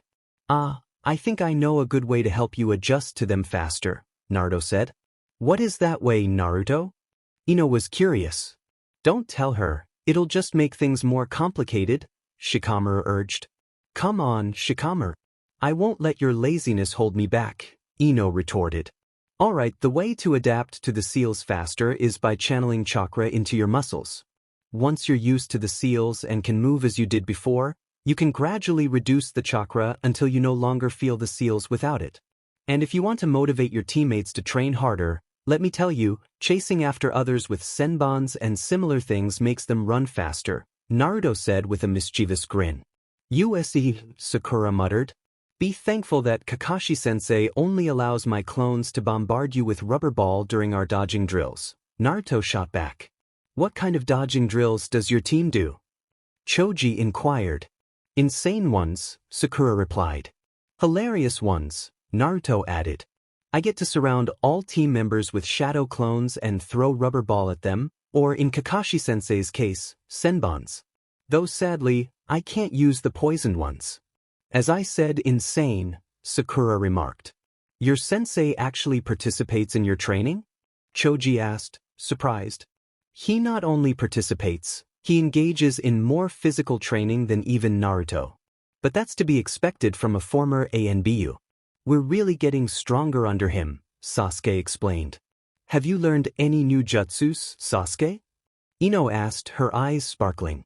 Not yet, but we're learning techniques to better utilize the ones we already know. Kakashi-sensei mentioned we would learn some new jutsus once our basic training is complete. That should be at the end of the month, Sasuke replied contentedly. He had initially been frustrated that Kakashi had decided not to teach them any new jutsus until their basic training was complete.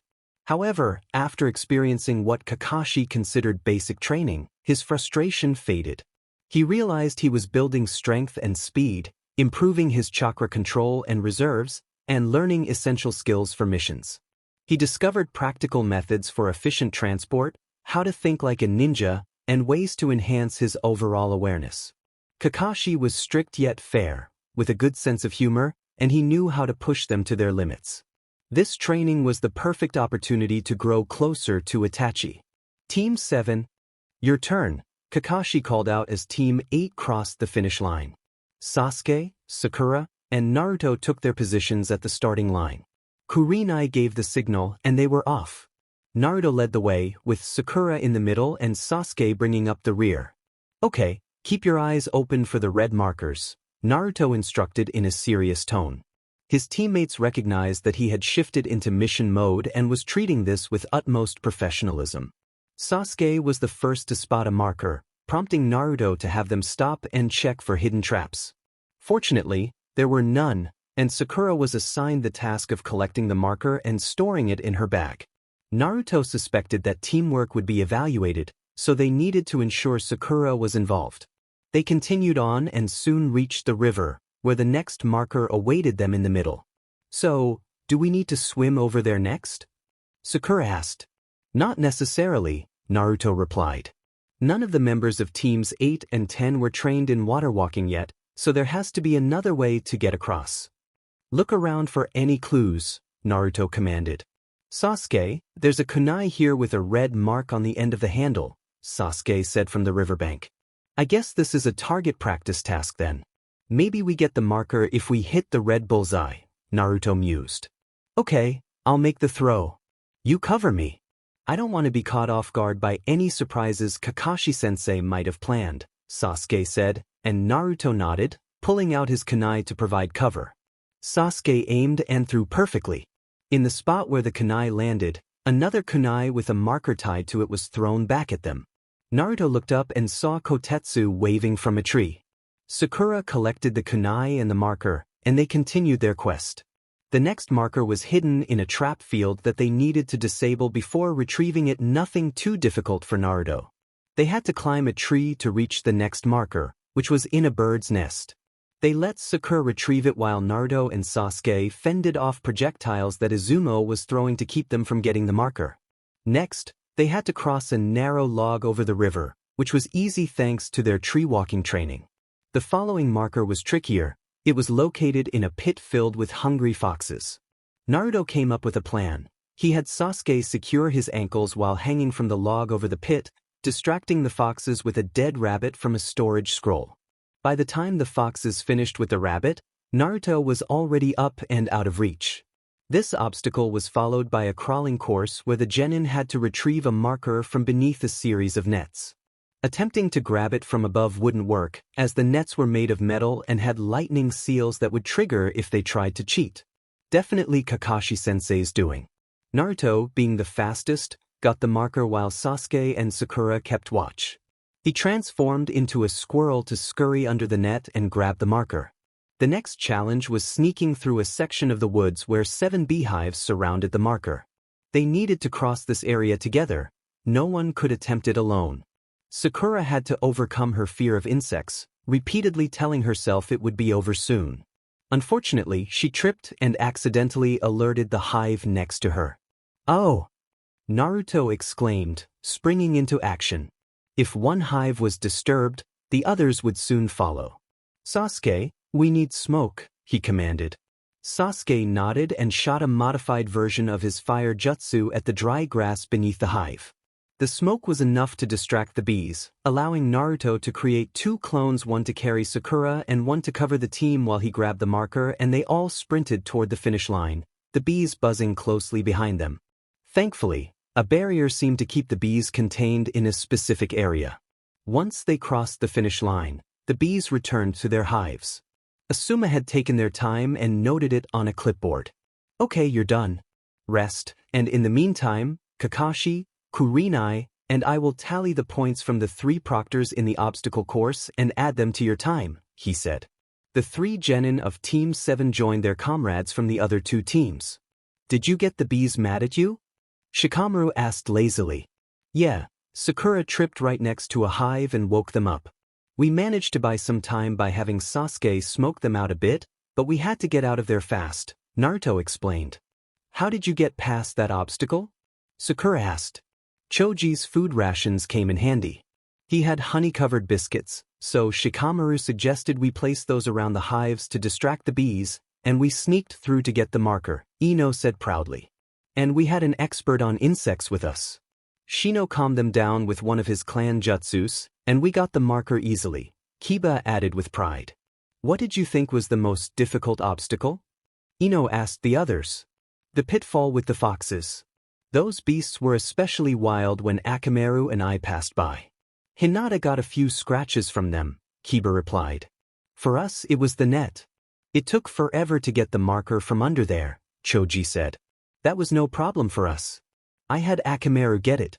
He's small enough to fit under the net without any issues, Kiba responded. How did you solve that obstacle? He asked Team 7. Naruto transformed into a squirrel and got the marker easily that way, Sasuke answered. Shino and Shikamaru exchanged glances. Wasn't the transformation jutsu just an illusion? Perhaps there was an advanced version that Naruto knew. With him, anything seemed possible. Finally, their senseis and the 3 Chunin approached them. Okay, we have the scores from Irika, Kotetsu, and Izumo. Team 7 scored 16 points, Team 8 scored 19, and Team 10 scored 20 points. We'll discuss the reasons for the results with your Jonin senseis tomorrow, Kakashi said. He felt a bit disappointed with his team's scores but had expected them to perform even worse in this type of exercise. There had been a significant focus on teamwork, which was definitely a weakness for his team. Ha, we won! Ino exclaimed joyfully. She hadn't expected to win, but it seemed there were other criteria than just speed and task completion. Sasuke didn't look pleased that his team had come in last. He hated losing and would need to see what Kakashi's report would entail tomorrow. Perhaps that last obstacle with the bees had worked against them. During the briefing about the test, Team 7 learned that the reason the other 2 teams had scored better was that Teams 8 and 10 had demonstrated better teamwork and more thoughtful approaches to solving the tasks. It had been a team decision. In Team 7, Naruto had mainly given commands while the others followed. While they had shown some teamwork in certain tasks like the fox pit and the bird's nest, they hadn't in others. The bees also reflected poorly on their stats. It had been a stealth exercise, and their forced lack of stealth had been marked down. Their time had been the best of all teams, but that hadn't been the main focus, though it did elevate their standings a bit. To be continued. Chapter End. Jeriah returns. Over the next week, they remained in the village, focusing on training and completing some D-rank missions. Jeriah was expected back any day to evaluate Naruto's skills in sealing, and everyone wanted to ensure Naruto was available when Jeriah returned. It happened on Friday. Of course, Jeriah had been in the village since Thursday morning, using the time to conduct some research.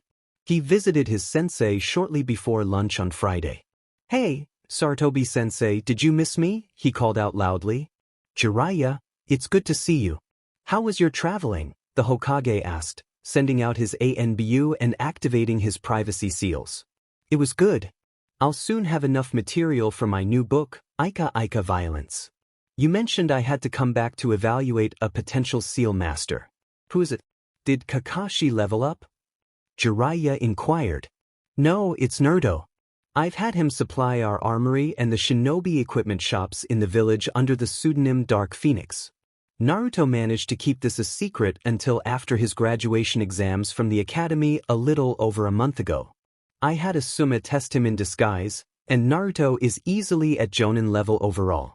The only thing he lacks is experience. All the reports I sent you about Naruto's development can be disregarded. I didn't even realize he was that skilled. I thought he had some talent but wasn't using it effectively. Unfortunately, as a civilian until his graduation, he was under the jurisdiction of the Civilian Council, and I didn't have the manpower to arrange for him to be trained in secret without involving Danzo, which I wanted to avoid at all costs, the Hokage explained. That's an impressive feat to reach that level so young and keep it a complete secret. How did he manage to train and gain that knowledge? You mentioned needing to change his teachers repeatedly to help him with theoretical skills, Jeriah asked. Yes, until I placed Irika Umino in that class, who, despite his personal feelings towards Naruto, maintained a professional attitude. Naruto was actively sabotaged before that. We discovered that, since the teachers couldn't keep him out of class all the time, they didn't teach the whole class properly. When he was present, They focused on topics that, while useful for a ninja, weren't vital. Many students failed their genin tests because they missed out on the most important information. I've already initiated some long overdue changes in the village. The academy is now the responsibility of the Shinobi Council, and all ninjas are instructed to ignore the orders of the Civilian Council, as they are not part of the chain of command. I've also had some of Danzo's root agents assist me in reviewing the decrees passed in the 12 years since Minato's death, the Hokage informed his student. Do you think it was wise to involve Danzo? Jeriah asked. It was the only viable option. I can't be sure that the council doesn't have spies among us. While I can order them to disregard the Civilian Council's orders and enforce that, I can't guarantee that some of them won't share information. Although Danzo and his root are not openly accepted in our military due to his training methods, you know as well as I do that sometimes you need ninjas in your village who handle threats in ways that wouldn't be well received by the public. I realized 2 months after I ordered Root to disband that they hadn't truly disbanded but had gone underground. There's a system of tunnels beneath the village where their base is located. I put Danzo in a position where he understood I had leverage over him and could easily end him, but since his root were useful, I chose not to. While Danzo dreams of becoming Hokage through his schemes, he knows it's unrealistic to think he could hold that position long enough to make a difference in the village, the Hokage explained. So you're cleaning house. It's about time, if I may say so. You let the council get away with too much, Jeriah remarked, sitting down on the couch in the office. I know, but you also understand how unstable the political situation was after Minato's death. We lost 1/3 of our shinobi, 1/4 of the civilians, and on top of that, Minato himself. The clans were fighting for dominance, civilians were taking over businesses that had lost their owners, dozens of orphans needed placement, and there were calls to execute Naruto to eliminate the fox. The Uchihas were leading in all areas. Allowing the Civilian Council a bit more power at that time seemed a small price to pay to prevent the village from falling apart. If I had shown favoritism towards Naruto, I would have been ousted faster than I could blink. I was his only real line of defense. With no suitable successor for Hokage anymore after all, the only Sannin who wanted the job turned traitor, I needed to hold on to the office as long as possible and find a new successor. Which I have now, and don't worry, I'm not talking about you. I know you don't want the job, the Hokage said. Oh, that sounds interesting. Who is it? Jeriah asked. Kakashi Hatake. He is currently the Jonin sensei of Team 7, which consists of Sakura Haruno, the daughter of a civilian counselor, Sasuke Uchiha, the last survivor after the massacre committed by Itachi, and Naruto Namikaze, the Hokage replied. So he knows about his parents and the fox? Jeriah asked for confirmation. Yes, he learned about the QB shortly before the Uchiha massacre. He overheard 2 Uchihas discussing that he should die for being the container of the fox after they had beaten him up and left him bleeding in an alley. He found out about his parents by chance while cleaning the storage after a prank. He was cut by a falling Nodachi in the arm, and some blood spilled on the box where Minato kept his important documents and a few memorabilia. I know Naruto has a secret hideout where he lives and trains, but I don't know where it is. He refuses to tell me anything, stating that it is the only safe place in the whole village for him, and he has worked too hard to keep it a secret to give it up now. From the test Asuma put Naruto through, he is at a low Jonin level in weapon usage, Jonin level in taijutsu, high Jonin level in ninjutsu, and we estimate Jonin level in Genjutsu. However, since he is immune to lower-level Genjutsu, we can't be entirely certain. A Genjutsu specialist needs to evaluate him. His Fuinjutsu skills are high class, but his proficiency with poisons is around solid Chunin level. We recommend giving him half a year of missions and training under Kakashi to help him reach Chunin, followed by another half year of leadership experience with teams under his command to prepare him for Jonin. The Hokage stated. Does he know I am his godfather? Jeriah inquired. I haven't told him, and he hasn't mentioned it. I'm unsure if that information was in Minato's or Kushina's journals at their home.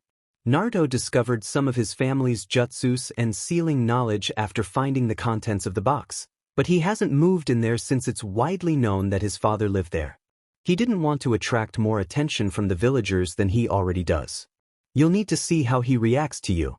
If he knows and holds you responsible for his difficult childhood, you'll need to work on your relationship. I know he respects you for your sealing skills. If you explain to him why you couldn't take him with you out of the village, he will likely understand. Naruto is intelligent and knows how to weigh arguments. The Hokage informed Jeriah. Okay, so where would be the best place to meet Naruto? Jeriah asked. I can send a messenger to bring him here, or you could go to Training Ground 7 and watch his team train until their lunch break, which is usually around 12:30. However, it can vary depending on Kakashi's training exercises. He doesn't let his team rest much. Another point to note is that while Kakashi is regaining his strength and training to surpass his former ANBU level in preparation for taking over as Hokage, he is also trying to connect both Sasuke and Naruto more with the village. Naruto is a flight risk due to the villagers' treatment. If they attack him, we may need to call in extra medics. He won't allow himself to be treated like a punching bag anymore. Remember, attacking a ninja is a punishable offense, and the ninja is allowed to retaliate. He told me that if he hadn't been sure he would have been hunted down by the ANBU and brought back soon after we noticed him missing, he would have left years ago. Jeriah realized the seriousness of the situation. The village would never let their Jinchuriki go, but it wouldn't benefit Naruto if he found himself in that predicament. If he was as skilled as his sensei claimed, he could become too strong for any ANBU to catch him in a year or two. Konoha didn't need another rogue like Itachi out there. We have failed him terribly. He has figured out that Kakashi is the ANBU who protected him most often in the past and was always kind to him. As a result, he really looks up to Kakashi. Sasuke, on the other hand, has been spoiled by the villagers for being the last loyal Uchiha. The Uchihas had the civilian population deceived very well. He has a superiority complex, struggles with being second best, and believes that as an Uchiha, he should be treated like royalty. Kakashi is keeping his team busy with training, which Sasuke appreciates as it makes him stronger, but the main goal is to keep the team out of the villagers' sight and challenge Sasuke's misguided beliefs. I don't want to risk the villagers treating Sasuke like a prince while viewing Naruto as a monster during missions. Naruto is also taking on solo missions through his clones to earn extra money, mostly doing craftsman jobs. His reputation is slowly improving, but it will take years for the villagers to accept him as Naruto and not just the fox. That is time we can't afford to waste. I've given Kakashi orders to push his team hard. He needs to strengthen the bond he had with Naruto, ensure that Sasuke understands he can't get stronger outside the village faster than training under Kakashi, and help Sakura Haruno break out of her fangirl mentality. That girl is quite troubled. If she hadn't been the only one with some useful skills in her class, I wouldn't have put her on the team. Unfortunately, that class was lacking in skills except for the clan heirs, and they were grouped together as the next Ino Shikucho team and a tracking team with Hinata Hyuga, Shino Aburame, and Kiba Inuzuka. He informed Jeriah. I see. Well, then I guess to evaluate Naruto's skills, I should meet him personally. Is Training Ground 61 available? Jeriah asked. Yes, I've reserved it for your use until next Wednesday. Don't mess this up, Jeriah. The Hokage said seriously. Don't worry. I know I have a lot to make up for with Naruto. The least I can do is help him with his few ninjutsu and see if he is interested in the Toad contract. Jeriah replied. The Hokage nodded. There is also a significant unknown seal in the Uchiha district. Please investigate it after you're done with Naruto's evaluation. Will do, sensei. Jeriah said. If anything happens, I'll be with Naruto. Jeriah left the office through the window. At Training Ground 7, Kakashi had just finished the morning training session with his team and informed them they could take their lunch break. To the surprise of Sasuke and Sakura, Naruto had been more sluggish today. The mystery was solved when Kakashi asked if Naruto had increased his resistance seal level and received a positive response. This led to Sasuke silently seething at the thought of Naruto advancing even further. While he acknowledged that Naruto was better, he hadn't considered that Naruto wouldn't stop improving. This realization hit him hard. If he wanted to defeat Itachi, he needed to reach Naruto's level first. He was aware that he was growing stronger through his training with Team 7. But it was a blow to his pride that Naruto was already so far ahead and only getting better all the time. Then a white-haired man landed next to Kakashi. "Jeriah, I didn't know you were already back," Kakashi said, greeting the newcomer. Naruto perked up at the name Jeriah. "Well, Sensei told me you had a student for me to evaluate in sealing techniques, so I came here to take him with me for the rest of the day if you don't mind," Jeriah said. "No, that's okay. I was informed that you would evaluate his level once you were back. By the way, is there a new book coming out soon?" Kakashi asked eagerly. "Ho ho, you still are a fan of my great work." "Yes, I'm working on Ika violence at the moment. It should be ready in 1 or 2 months, Jeriah replied. "That's great to hear, Jeriah. I'm looking forward to it," Kakashi said. Naruto just shook his head. He had known that Jeriah of the Sannin was a notorious flirt. His father's journal had told him as much, but seeing it in person was something else. Jeriah looked at the 3 genin and immediately noticed the resemblance Naruto had with Minato. While his facial features were different, he definitely was his father's son. "Okay, Naruto, you're coming with me. I have reserved Training Ground 61 for the evaluation of your skills in sealing techniques," Jeriah said. "Okay," Naruto replied, standing up. He figured he could eat on the way to Training Ground 61. Jeriah led Naruto away, leaving the rest of Team 7 behind. "Kakashi-sensei, who is the white-haired man?" Sasuke asked. "That man is the greatest author in the Elemental Nations and also Konoha's only acknowledged sealing master at the moment, Jeriah of the Sannin. He regularly comes to the village to give the Hokage updates from his spy network, and while he is here, he'll evaluate Naruto's level in sealing techniques," Kakashi explained. "He's one of the legendary 3? Sakura asked in awe. "Why would he be interested in Naruto and not Sasuke?" she inquired. Kakashi sighed. He had hoped he had made more progress in breaking Sakura out of her admiration for Sasuke. "I told you why. Naruto is skilled in sealing techniques, while Sasuke is not," Kakashi answered. There were more reasons, but he wouldn't share them with his team. Sasuke, while irritated that Naruto had caught the attention of one of the Sannin, knew that with the area Jeriah excelled in, he didn't stand a chance of getting that attention. To be honest, he wasn't interested in learning sealing techniques either. Sure, it was useful to have the seals for missions, but he didn't want to invest the time it took to learn the art. He couldn't use it while fighting Itachi, after all. So he preferred to focus on getting stronger. Jeriah took Naruto to the secluded training ground. "Okay, I think some introductions are in order. I'm Jeriah, Toad Sage of Myobokuzen, wooer of women, amazingly famous author, and awesome ninja," Jeriah boasted, performing a silly dance with a few toads he had summoned. "Not to forget, super pervert, Dad Sensei, and supposedly my godfather," Naruto added, glaring at the man. Jeriah sobered. "So you know, I wasn't sure if Minato and Kushina wrote it in their journals," he admitted. "The one question I have is why you never looked after me. When I read about you being my godfather, I was so angry. All my childhood, I could have had someone there for me, helping me through life and preventing the bullies in the village, especially the Uchiha clan, from picking on me at every opportunity. I had exactly 2 proper protectors, 2 Anbu out of all the many under the Hokage's command. Dog and Weasel, Kakashi and Itachi. And they couldn't be around all the time because they had other missions as well. I know you couldn't have given up your spy network or taken me with you. I would have been a hindrance as a defenseless child during your travels, but why didn't you even visit me when you were in the village?" Naruto shouted in frustration. "I had to find a way to get strong on my own. I'm pretty sure my hideout is one of the old ones Orochimaru used, hopefully one of the less creepy ones. There were only a few things I had to throw out, the rest were useful for getting stronger. I had to scrounge up weapons from the dead in the Forest of Death after the Chunin exams to get proper training tools because no shop would sell me anything. I couldn't ask any adult for help because they either ignored me or tried to hurt me. I was just a child, completely on my own. Even the old Hokage couldn't do more than make laws and enforce them. The problem was he couldn't personally take care of everything, not with me being under the jurisdiction of the civilian council.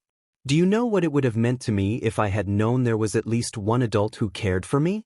What a few hours of training could have done for me? Naruto asked, his voice filled with anger.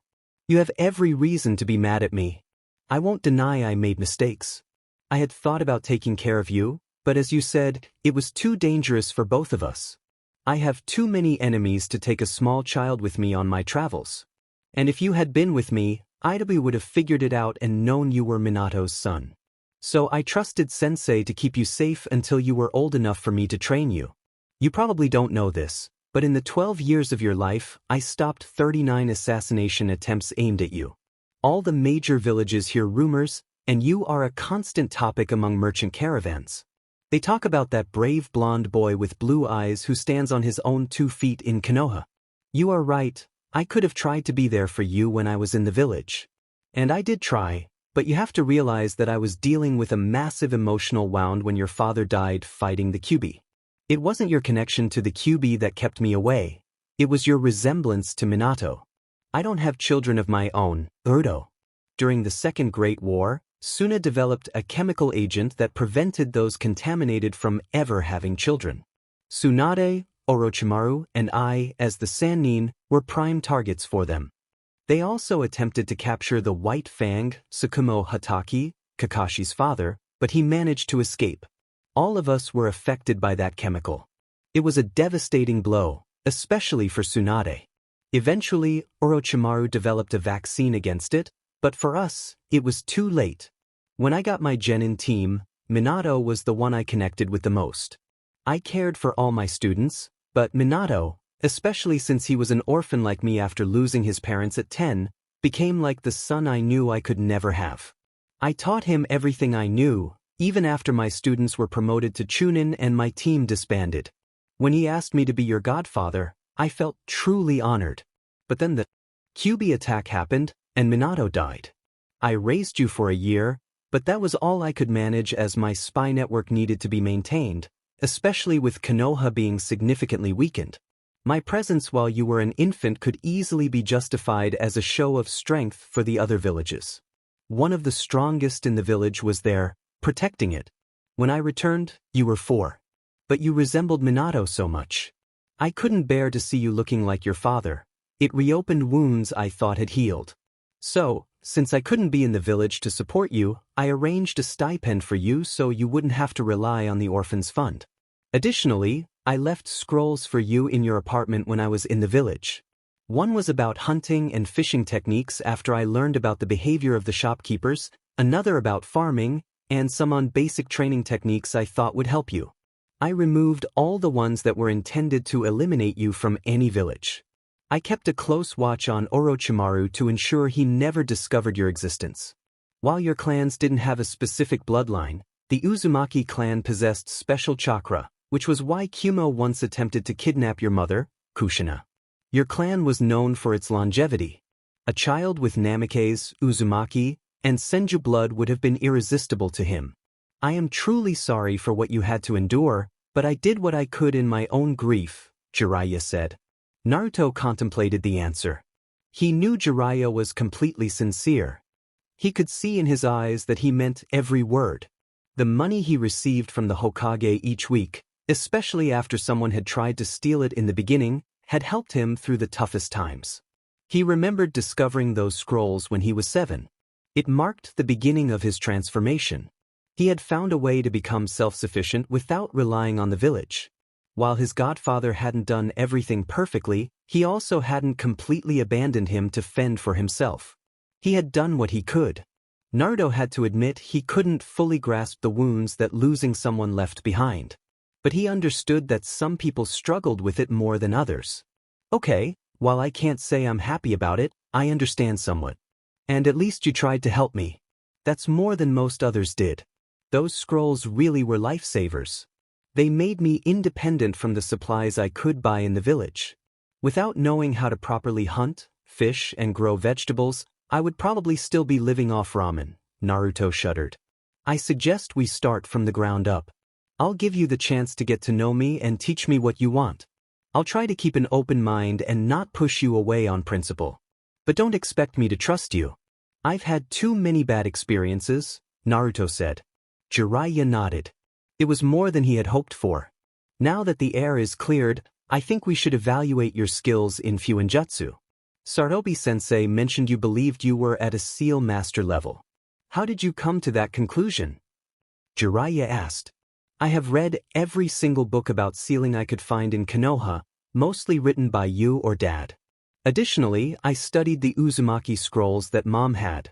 You stated that the level of seal master is defined by the individual needing to have a complete understanding of all the intricacies of Fuinjutsu, being able to quickly draw commonly known seals, modify them to their needs, and ultimately, once they could tweak existing seals, create their own. I followed all the steps the books and scrolls described. Once I grasped the basics, I found that Fuinjutsu came to me easily. It was logical for me how it worked, so tweaking seals wasn't that hard. Plus, I had plenty of shadow clones to test them for me. I designed some variations of exploding seals. My favorite is a trap version that fires poison senbons at the one triggering them, along with storage seals and chakra suppression seals. Then I began creating my own seals. I read in one of the scrolls I found in my hideout about elemental jutsus and that only Jonin-level ninja used them. Given my issues with the villagers being out for my life, I decided I needed to learn elemental jutsu. Discovering my main element was tricky. In the end, I took a chakra paper while cleaning the armory as punishment for a prank. I developed a storage seal for elemental chakra once I could use my wind element.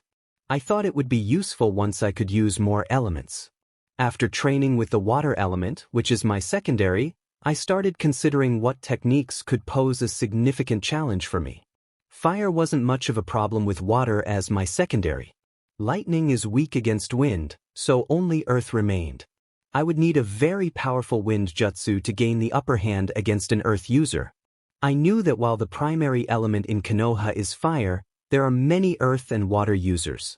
To avoid being at a disadvantage, I needed lightning. However, simply developing the affinity at my age was impossible.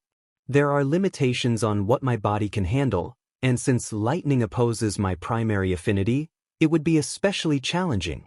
So, I decided to rely on seals. I worked on it for 6 months, but in the end, I managed to create a chakra element converter seal. As long as I supply the seal with the element it is attuned to, it converts it into the element I designed the seal for. In my case, it was wind transformed into lightning. Over time, by practicing various lightning techniques, I developed an affinity for it, so now I don't need to rely on the seal anymore. However, if I ever need a large amount of lightning chakra, that option is still available. I also have some other designs I wanted to discuss with you, as I'm not entirely sure about some of the arrays, Naruto told Jeriah. Jeriah was genuinely impressed by what he heard. Many had attempted to create a converter seal that worked but had given up due to the extensive fine-tuning required. If Naruto had found a way, it would certainly validate his mastery of sealing techniques.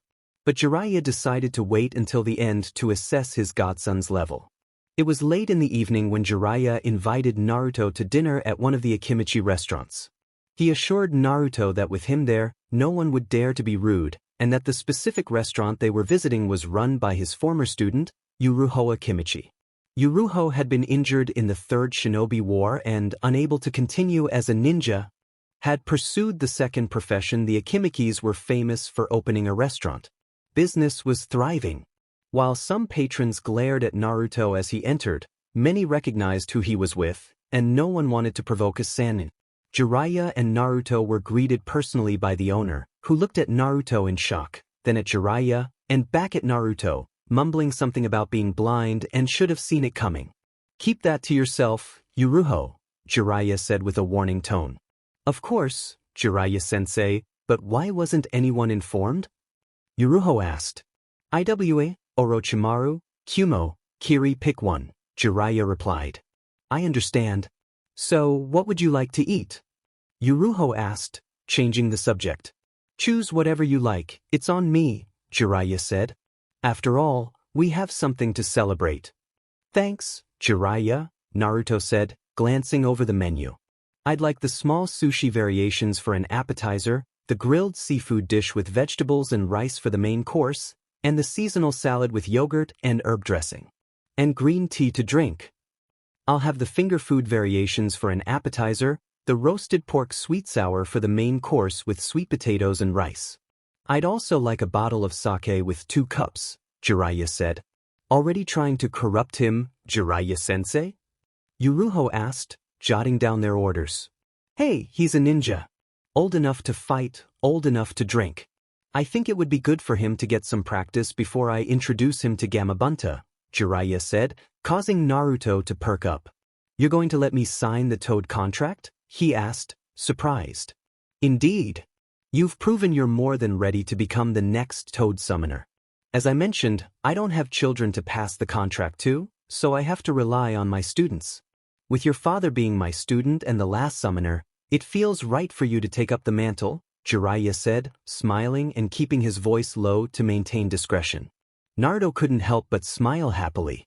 Summoning contracts were rare, and Konoha's possession of several was a reason it was regarded as the most powerful village.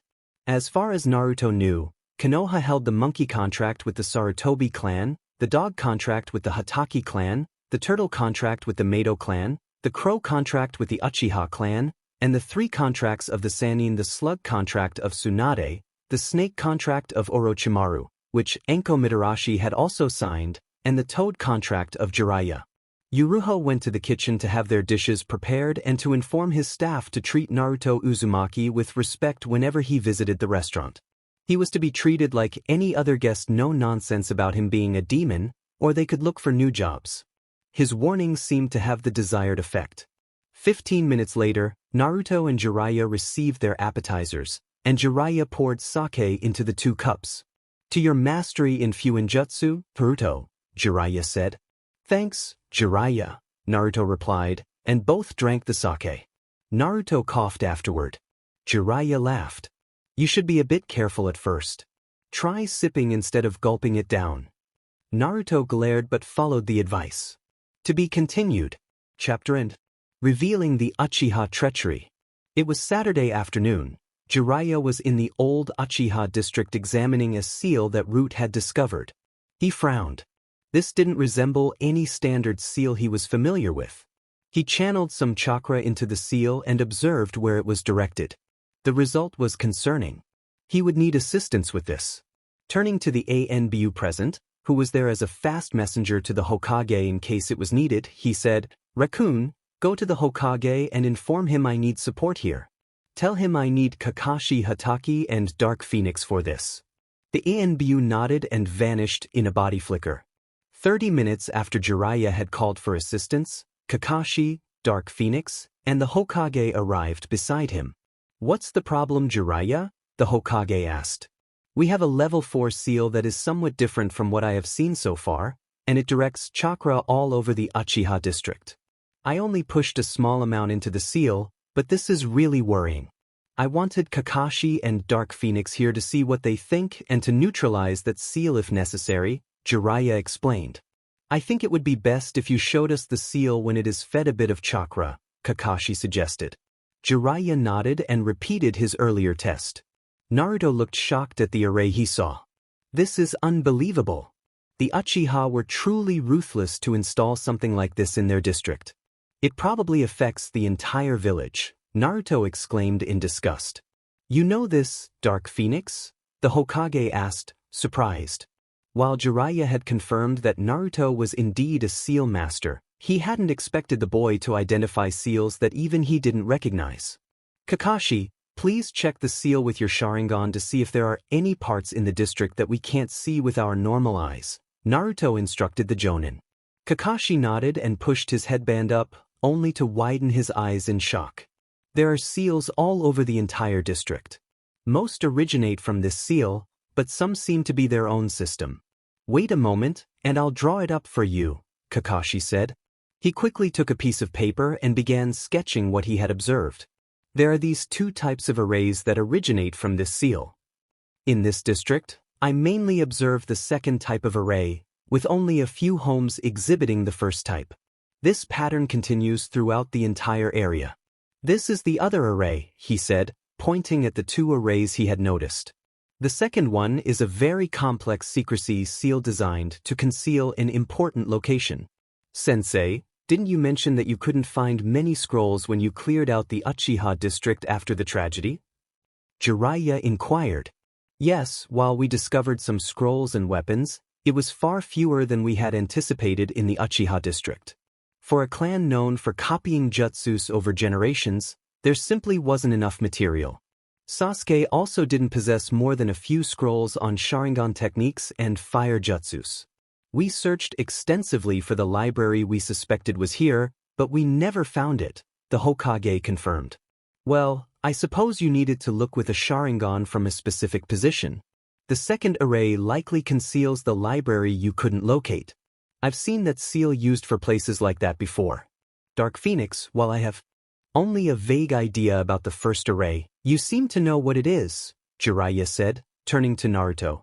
It is a parasitic seal. It consists of a main seal, which is the one you were called to check, and many subparts. Those are the ones Kakashi found with his Sharingan. From what I observed, the subparts don't only spread through the district but throughout the entire village. When Jiraiya-sama activated the seal, we saw the connected parts extend through the district's gate. This seal functions like a chakra leech. The large seal here is the receiver, the smaller ones are either senders or subreceivers. According to Kakashi, there are mostly subreceivers here. This appears to be a very elaborate plan to take control of the whole village. If this seal had been activated at full power, the Uchiha could have drained the chakra of the villagers, leaving them helpless and taking over. I think I understand now why the tragedy occurred, Naruto said, his voice filled with anger. Both Jeriah and the Hokage looked shocked, while Kakashi appeared resigned, realizing how narrowly they had avoided such a threat. The Hokage now had undeniable confirmation that his decision to authorize the annihilation had been the right one. Although they still didn't know why all the small children had been killed who should have been spared from the massacre, even Itachi hadn't known what had happened to them. He had first eliminated the leaders of the revolt and then every adult or teenager who had activated the eye and was involved in the conspiracy, which sadly included most of the clan. Can this seal still be used, Dark Phoenix? The Hokage asked. Yes, it's fully operational. Given its size and the number of connected sub-seals, it will take some time to disable. Especially since it seems they designed it so that only those with the Sharingan could see the seals. Otherwise, the Hyuga would have already discovered them with their Byakugan. We need to locate them all and disable them, Naruto replied. The Hokage nodded, recognizing the time-consuming nature of the task ahead. I think I should first map out the seals spread throughout the village with my Sharingan. That way, we can determine if there's a way for others to handle the seals once they know where they are, Kakashi suggested. Yes, that will be your first task. How many shadow clones can you create while still using the Sharingan? The Hokage asked. I believe I can manage 2 if I'm fully rested, Kakashi pondered. 10, Naruto said, holding out some seals. These are powerful storage seals. I tested them with my own shadow clones. Each seal contains enough chakra to last for 5 hours under normal training conditions, which means learning new jutsus. By my calculations, you should be able to have 10 clones operating with an activated Sharingan for 3 hours, as the Sharingan has a slightly higher drain than constant jutsu training for you. You place the first seal on yourself to generate the clones, and the others on the clones themselves. As long as they aren't hit, the seals will keep them going until the stored chakra runs out. The others looked at Naruto in astonishment. Does that system work for everyone, or do you have to adjust it for each person? Jeriah asked, impressed as he analyzed the seal. No, those are universal. It's just a standard chakra storage seal that I modified to power a person or shadow clone. My original idea was to use them to treat chakra exhaustion in a fight, essentially giving someone who is down a boost so they can escape while still defending themselves. Unlike soldier pills, these seals don't have any negative effects afterward, like experiencing the full amount of exhaustion in one major hit after they run out. If someone stores their own chakra there are absolutely no effects. If you use someone else's chakra, the receiver might feel a bit strange, perhaps a little tipsy. But I haven't tested that aspect yet, Naruto admitted. Incredible, the Hokage said.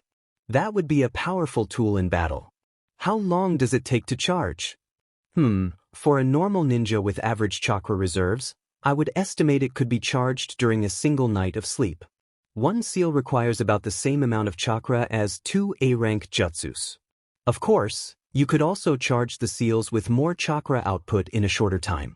I just think the overnight method is the easiest, and the person powering the seals wouldn't even notice the drain when they wake up, Naruto explained. I see. Well, I want you to create thousands of those seals for our armory, Dark Phoenix. These seals will be classified as level 3. By the way, how often can they be used? The Hokage asked. Normally, they should hold about 10 to 15 uses. They are a prototype. I'm working on extending their capacity to 20 uses. Longer is impossible, as the chakra conductive properties of the ink can't handle more. Since these seals constantly give and take a high amount of chakra by their nature, what makes them less effective over time, Naruto replied. Still, that's remarkable. I see your mastery of Fuinjutsu has been well earned. Okay, Kakashi, get to work. We need to uncover the full extent of this conspiracy. Dark Phoenix, Jeriah, come with me to my office. We need to discuss something, the Hokage ordered. Yes, Hokage-sama, Kakashi and Naruto replied, while Jeriah added, yes, sensei. Kakashi placed the first seal on himself and felt invigorated by the amount of chakra now available to him.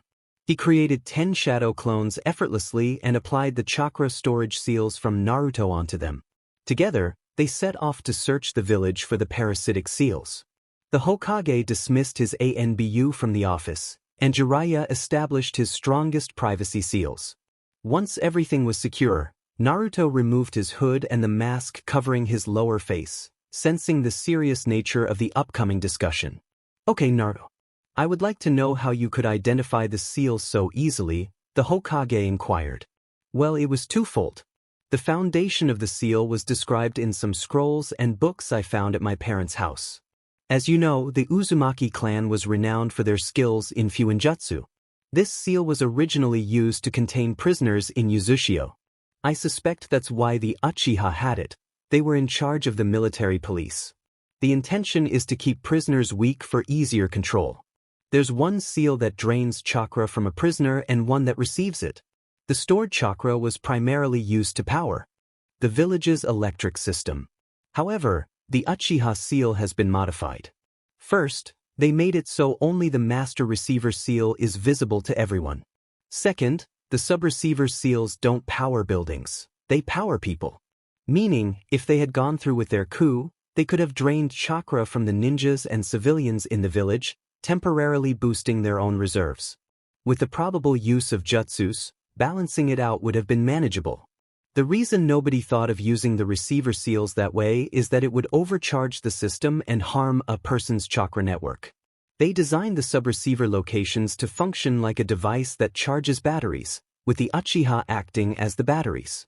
You can imagine the chaos if those seals had been activated. The rest of the village would have been too weak to resist, and the Uchiha could have easily replenished their reserves in their district, Naruto explained. That is indeed troubling. But you didn't explain your second source of information. I know a bit about the Uzumaki seals from Kushina, which is why I called you all in. I recognized a similarity in style. But how could you identify the other components?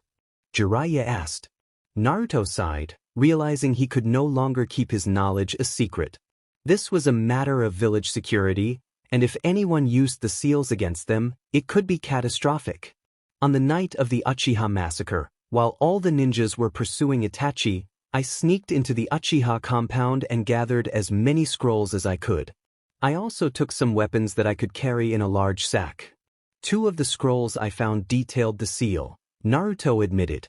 And you didn't tell me this before, why? The Hokage asked sternly.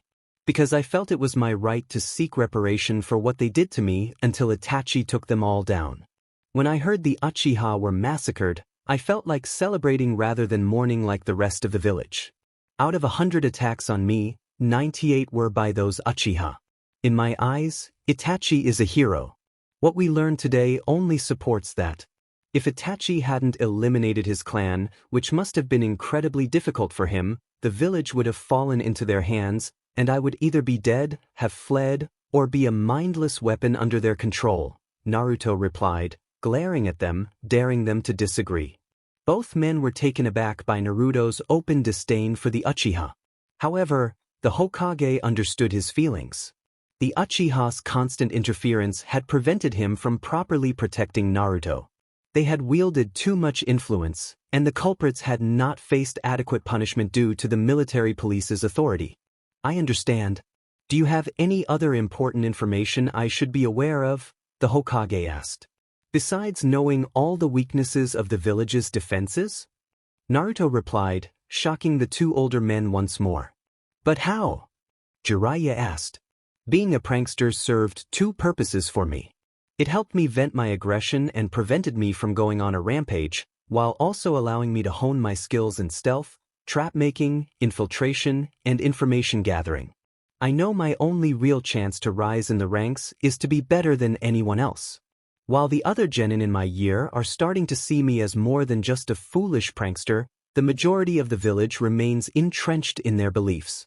It would take significant actions from me to change their minds. So, I decided to train myself to become a phantom. Skilled infiltration and assassination experts are rare, and I thought that could be my niche, especially since it seems to be something my ancestors were known for, Naruto explained. Yes, the Namikes were indeed once feared as the most skilled assassins in the ninja world. However, based on what I've seen of your skills so far, I wouldn't have guessed that would be the path you'd choose, the Hokage remarked. I've tried to improve my skills in nearly all areas of shinobi abilities. But I definitely have the mindset of an infiltration and assassination specialist. I've had to operate from the shadows for years to survive in this village. Over time, my perspective has adapted to that. Do you know how often I've thought about how easy it would be to eliminate some of the more troublesome civilian counselors in their sleep and frame root for it? Naruto asked. You know about root? The Hokage asked, surprised. Absolutely, I know quite a bit about them. I'm aware of their location, training methods, how misguided Danzo is, some of their members, and the businesses Danzo is involved in. But as long as Danzo is kept under control, they're not really a problem. I think they could be useful for the village, especially if the increased presence of them in the village over the past few weeks is any indication, Naruto said. That'll be a wake-up call for Danzo that someone has noticed his ninjas lurking around, Jeriah chuckled. What do you mean by Danzo being misguided? The Hokage asked. The guy is stuck in the past. While he remained a powerful shinobi, his portrayal as a cripple was more of a ruse than reality. He was as old as Naruto and his chakra reserves were dwindling. It was unrealistic to think he could ever be a competent Hokage. With the vast knowledge he possessed about the elemental nations, he could have made Konoha the unrivaled champion long ago. He claimed to want Konoha to be the strongest village, yet he didn't fully utilize his abilities. I think I should talk to him about it sometime, Naruto mused. Do you really think you could change his behavior? Jeriah asked, skepticism evident in his voice. I am the great-grandson of the man he admired most, and I share some similarities with him. My great-grandfather was the one who combined the cunning of a high-class assassin with the strength of a combat ninja. He founded Root and put Danzo in charge. You don't really believe Danzo is unaware of who I am, do you? Naruto replied. Both Jeriah and the Hokage had to concede that it was nearly impossible for Danzo not to know about Naruto's lineage, especially since he bore a striking resemblance to Minato, and Danzo was well aware of Minato's background. Still, if you approach him, be cautious, Naruto. Danzo is not someone to underestimate, the Hokage warned. I know, but the same applies to me, Naruto grinned. I can be 1 or 3,000. I can be whatever I want, a plant, a mouse, a giant. It doesn't matter. He'll understand the threat I pose if he pushes too far. And since I have no real attachments in the village that he could exploit, he can't blackmail me. Both the Hokage and Jeriah felt a twinge of concern at that last statement. It was true, though, Naruto's only attachments were to the Hokage and perhaps a little to Kakashi, both of whom were capable of taking care of themselves. Highlighting Naruto's potential like that was unsettling, emphasizing just how much they needed to keep him in the village. The next morning, a Naruto clone in his Dark Phoenix disguise delivered the first quarter of the chakra storage seals the Hokage had requested. These seals were intricate to create and required a significant amount of Naruto's energy, preventing him from using his usual number of shadow clones.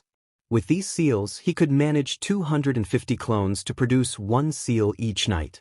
While he didn't enhance the seals beyond the basic level needed to store chakra, the process was still exhausting. Once a clone finished drawing and powering up a seal, it dispelled due to chakra depletion. He handed the stack of seals to the Hokage, who noted the amount of money that would be transferred to Naruto's account. Fortunately, the bank was under the Hokage's control, and accounts were kept anonymous to anyone without clearance.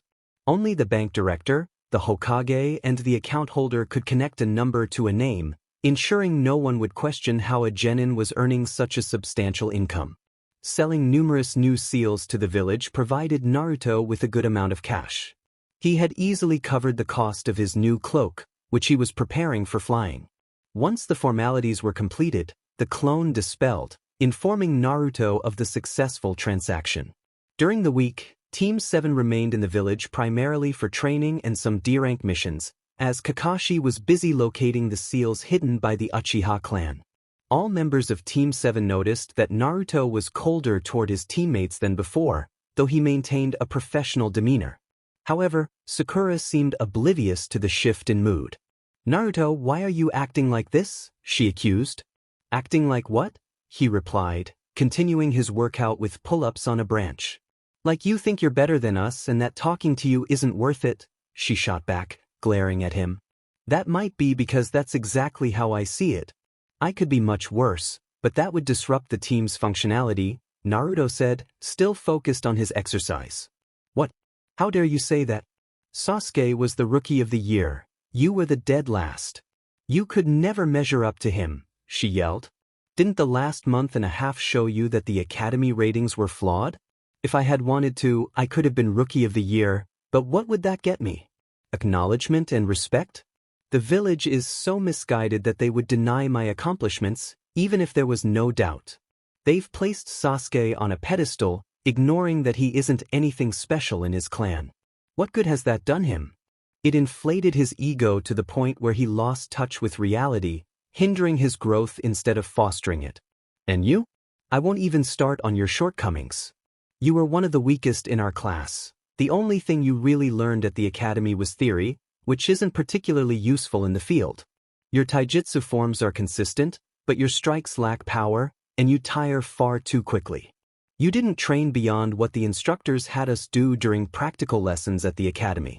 The rest of your time was spent following Sasuke around and daydreaming. So what if we encounter a rogue ninja on a mission that separates our team? Are you going to talk him down with your knowledge of the elemental nations and impress him with a flower bouquet? Those are supplementary skills for a ninja. We earn our living as thieves, assassins, and soldiers. There's nothing romantic about our profession. Once we're out of the learning phase under our Jonin senseis, we face other ninjas who won't hesitate to eliminate us if their mission requires it. You either have the skills to survive, or you don't.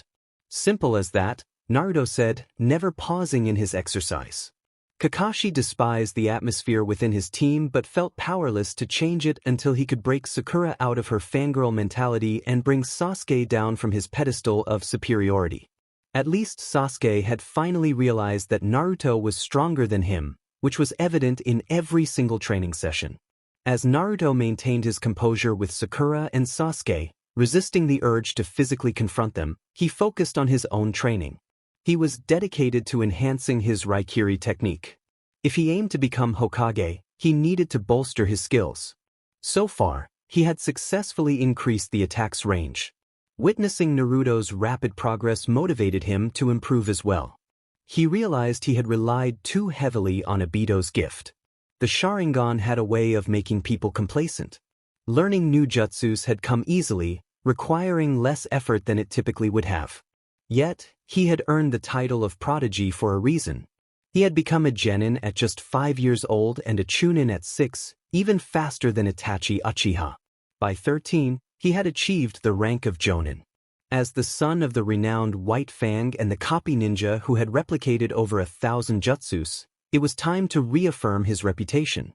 Whenever he wasn't training his team or observing missions, he worked on mastering the jutsus he had copied, documenting them for the Hokage library through a shadow clone. Thanks to the chakra seals Naruto had developed, he could maintain a clone for 8 hours without relying on the Sharingan. This was ample time to record his knowledge. Once the seals in the village were discovered, he planned to use shadow clones for training, similar to Naruto's method. Although he could only do this on a smaller scale, the seals allowed him to achieve significant results. After all, he only needed to master jutsus he was already familiar with. He noticed Sakura looking stunned by Naruto's lecture, clearly frustrated that neither her sensei nor Sasuke was coming to her defense. "Sakura, focus on your own exercises," Kakashi reminded her. Sakura appeared ready to explode but knew better than to disregard a direct order from her sensei. She began running across the training field as fast as she could. Team 7 stood in the Hokage's office, prepared for a new mission. Kakashi had finished mapping the locations of the seals, and while he was away with his team, Jeriah and the ANBU would work to disable the seals in the most critical areas, including the Hokage Tower, the Ninja Academy, the ANBU headquarters, and the Shinobi Prison's guard area. Team 7 is ready for a C-rank mission, Kakashi announced, surprising Irika, who was on duty in the mission office that day. A C-rank already? Aren't they a bit inexperienced for that? Irika questioned. That's not our first one, Irika. We already completed one, and we haven't done another yet because I had another important mission that kept me in the village, Kakashi explained. Irika was taken aback. He hadn't expected Team 7 to be ready for C ranks so soon. Typically, a team would spend 4 to 6 months doing D ranks before a sensei deemed them ready for higher-level missions. However, if the rumors were true, Naruto was performing much better than he had shown at the academy, and Kakashi was putting his team through rigorous training. All right, Kakashi. I think I have something suitable for you. We have a simple escort and protection mission to Wave Country. The client is a bridge builder named Tazuna, who needs you to escort him and protect him from bandits until he finishes his bridge, the Hokage stated. Mission accepted, Hokage-sama, Kakashi replied. Very well. Send Tazuna in, the Hokage called out. An elderly man wearing a straw hat and holding a bottle that likely contained alcohol appeared at the door. These kids are the protection I get? I paid for real ninjas, not these youngsters, he protested. Naruto was in front of him before Tazuna even realized he had moved. Funny you say that. I can assure you that this youngster could take you down before you even noticed, he said with a mischievous grin, causing Tazuna to gulp nervously. No. No scaring the client, Kakashi chided. You're no fun, Kakashi-sensei, Naruto mock pouted before returning to his original position, leaving Tazuna bewildered. You have nothing to fear, Tazuna. I'm a Jonin, and these 3 are among the best up-and-coming ninjas in the village. We're more than capable of handling a few bandits, Kakashi reassured him. Naruto noticed Tazuna tense slightly at the mention of bandits. There seemed to be more to the story. He would need to pay a visit to the root base if he had time before their departure. When are we leaving? He inquired. Tomorrow morning at 7 at the main gate, Kakashi answered. Naruto nodded and swiftly exited the room. Tazuna stared at the spot where the blonde had just been, realizing he should have expected such agility from a ninja. After all, people spoke of them in the most extraordinary ways. Naruto reappeared in the woods near the root base entrance. He created 5 shadow clones, transforming them into forest animals, while he himself transformed into a mouse. He sent 1 untransformed clone into the base while he remained hidden, following it undetected. It was time for a conversation with Danzo. The untransformed clone took 10 minutes to reach the area where the root base branched into several sections. Once in the center, it was confronted by 4 root ninjas in blank white masks, who held kunai at 4 critical points. I wish to speak with Danzo.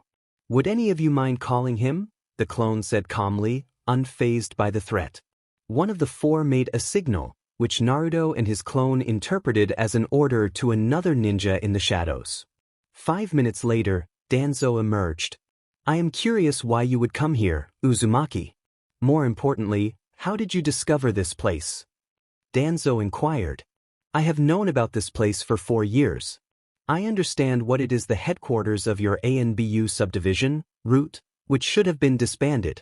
However, I also know that the Hokage has turned a blind eye because you are deemed useful to the village.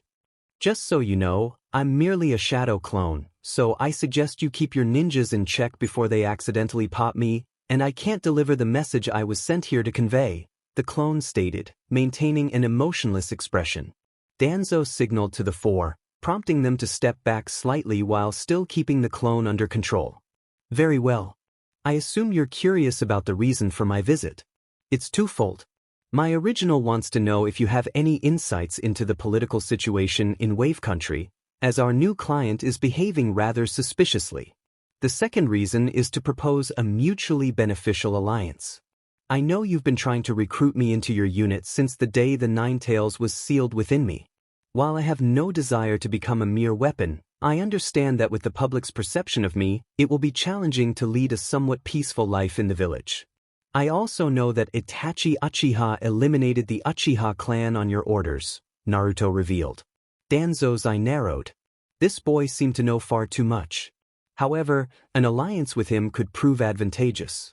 The boy was already at Jonin level at just 12 years old. He only needed experience, which would be no issue with Kakashi's training. Within a year, he would achieve the rank he deserved. Intriguing indeed. You don't seem to mind the Uchiha clan's demise, Danzo remarked. I don't mind at all. They were power-hungry individuals who would have risked a civil war in Konoha just to seize control. My personal history with them is also something I'd rather forget. I won't shed a single tear for them. They attempted to usurp the old man's power, and he discovered their plans before they could act. They paid the price. I know you've dealt with threats to Konoha from the shadows for decades. I also know you aspire to wear the Hokage hat. However, I must say that's a delusion. The daimyo would never appoint you as long as there are other suitable candidates. And that Sharingan you possess from Shursui Uchiha won't help you either. Any Hyuga would see right through it, Naruto stated. Danzo looked as if he wanted to retaliate, but Naruto simply raised his hand. Did I hit a nerve? Don't worry, I haven't revealed that little secret to the old man. While I didn't dislike Shursui as much as other Uchihas, I didn't particularly like him either. If you have a penchant for desecrating corpses, that's your issue, not mine. My interest lies in gaining power within this village. It will become much easier after I unleash my true potential in the Chunin exams. Right now, there are only rumors that I held back at the academy. After the exams, everyone will see exactly how much I can do. Konoha has been stagnant for the past 12 years. First, we needed to rebuild after the Nine Tails attack, then we had to restructure after the Uchiha massacre, which cost us 1/5 of our military. I know the old man plans to have Kakashi-sensei take over the Hokage position to ensure I remain in the village. What he doesn't realize is that it was my intention to place Kakashi Hatake in that role, Naruto said, drawing Danzo's interest once more. What reason would I have to reveal my escape plans? If I truly intended to run, I could have done so more easily. I am a master of the shadow clone jutsu and seals. Creating a clone to take my place for a week before disappearing would have been simple, giving me a few more days before anyone noticed I was gone. No one could have declared me a missing ninja because I wasn't a ninja yet. Within a week and a half, I could have left Fire Country without issue. There would have been nothing the Hokage could do to bring me back. But what advantage would running away have given me after the Uchiha were killed? None. Instead, it presented an opportunity. The massacre left a power vacuum that remains unfilled. In the past, we had many powerful ninjas in the village, and with Uzushio, our sister village and my mother's homeland, we had a formidable ally. But we allowed Uzushio to be destroyed by IWA and Kumo because we underestimated the attack. While the ninjas of Uzushio held their own for 3 days, Konoha's support only arrived on the 4th day. Although IWA and Kumo lost more ninjas than Uzushio, they could afford it due to their larger numbers. We let the White Fang take his own life over a difference of opinion. He valued his comrades more than the mission, while others in the village saw it differently. But allowing one of our legends to die because of that? We are founded on the will of fire. Without teamwork and a high regard for our ninjas' lives, we wouldn't have achieved our greatness. Then there was the mistake with the Sannin. Only Jeriah remains loyal to Konoha. Orochimaru is a traitor, and Tsunade is lost in her grief. This means two of our most powerful ninjas are unavailable to us, the clone continued, arms crossed over his chest. Danzo could only agree. Konoha had lost much power. This was one point he held against the Sandaime. He had become too soft to lead. Next is Itachi Uchiha, the supposed missing ninja who is one of the village's greatest heroes. To eliminate your own clan, your own family, to protect the village requires immense courage. And to take all the blame to keep the village safe is incredibly brave. But it also takes another powerful ninja from the village. I need not mention the loss of my parents, the ninjas who perished against the Nine Tails, and the diminishing strength of both you and the Sandaime. We need more strong ninjas to bear the burden of our village's future. Within my generation, there are some true talents. Shikamaru Nara is a genius who only needs to realize that his laziness can endanger his friends. Ino Yamanaka is extremely talented in her clan's arts but fails to invest the necessary training because of her infatuation with Sasuke, who is another example of the village's shortcomings. The village has done him a disservice. He should never have been left to fend for himself. A 7-year-old boy, spoiled by the villagers simply because he had the potential to activate the Sharingan without the grounding of a family. Trapped in painful memories without new ones to balance them out. He should have received help to overcome his grief and psychological support to recover from the Genjutsu Itachi placed him under. He has talent, but only now under Kakashi's guidance is it truly beginning to shine. Sasuke is not Itachi and likely never will be, but he has the potential to be great if he can overcome his superiority complex. Shino Aburame is skilled in his jutsu, and if he follows my suggestions, he could become one of the most formidable hunter nins. The same goes for Kiba Inuzuka. If he can temper his brashness with strategic thinking, he could become an exceptional ninja. Hinata Hyuga has immense potential that just needs to be nurtured with supportive training, rather than the harsh methods her clan typically employs. Ignoring her unique abilities compared to her clan members is a grave oversight. Next, we have the team under Guy. Niji is a genius, but no one has pointed out his mistakes. It's not surprising, given that he is a genius who has been held back by the main branch of the Hyuga clan. If he can move past his obsession with fate, he could become a Jonin before anyone else in his year, aside from me. Then there's Lee. Despite his challenges, Guy has shaped him into a fantastic ninja. Ten simply needs to diversify her skills. We have the potential, but it needs to be cultivated properly. They all require about 3 years to reach their full potential. However, we also need a Hokage who can guide this potential in the right direction. The Sandaime is too exhausted to lead effectively.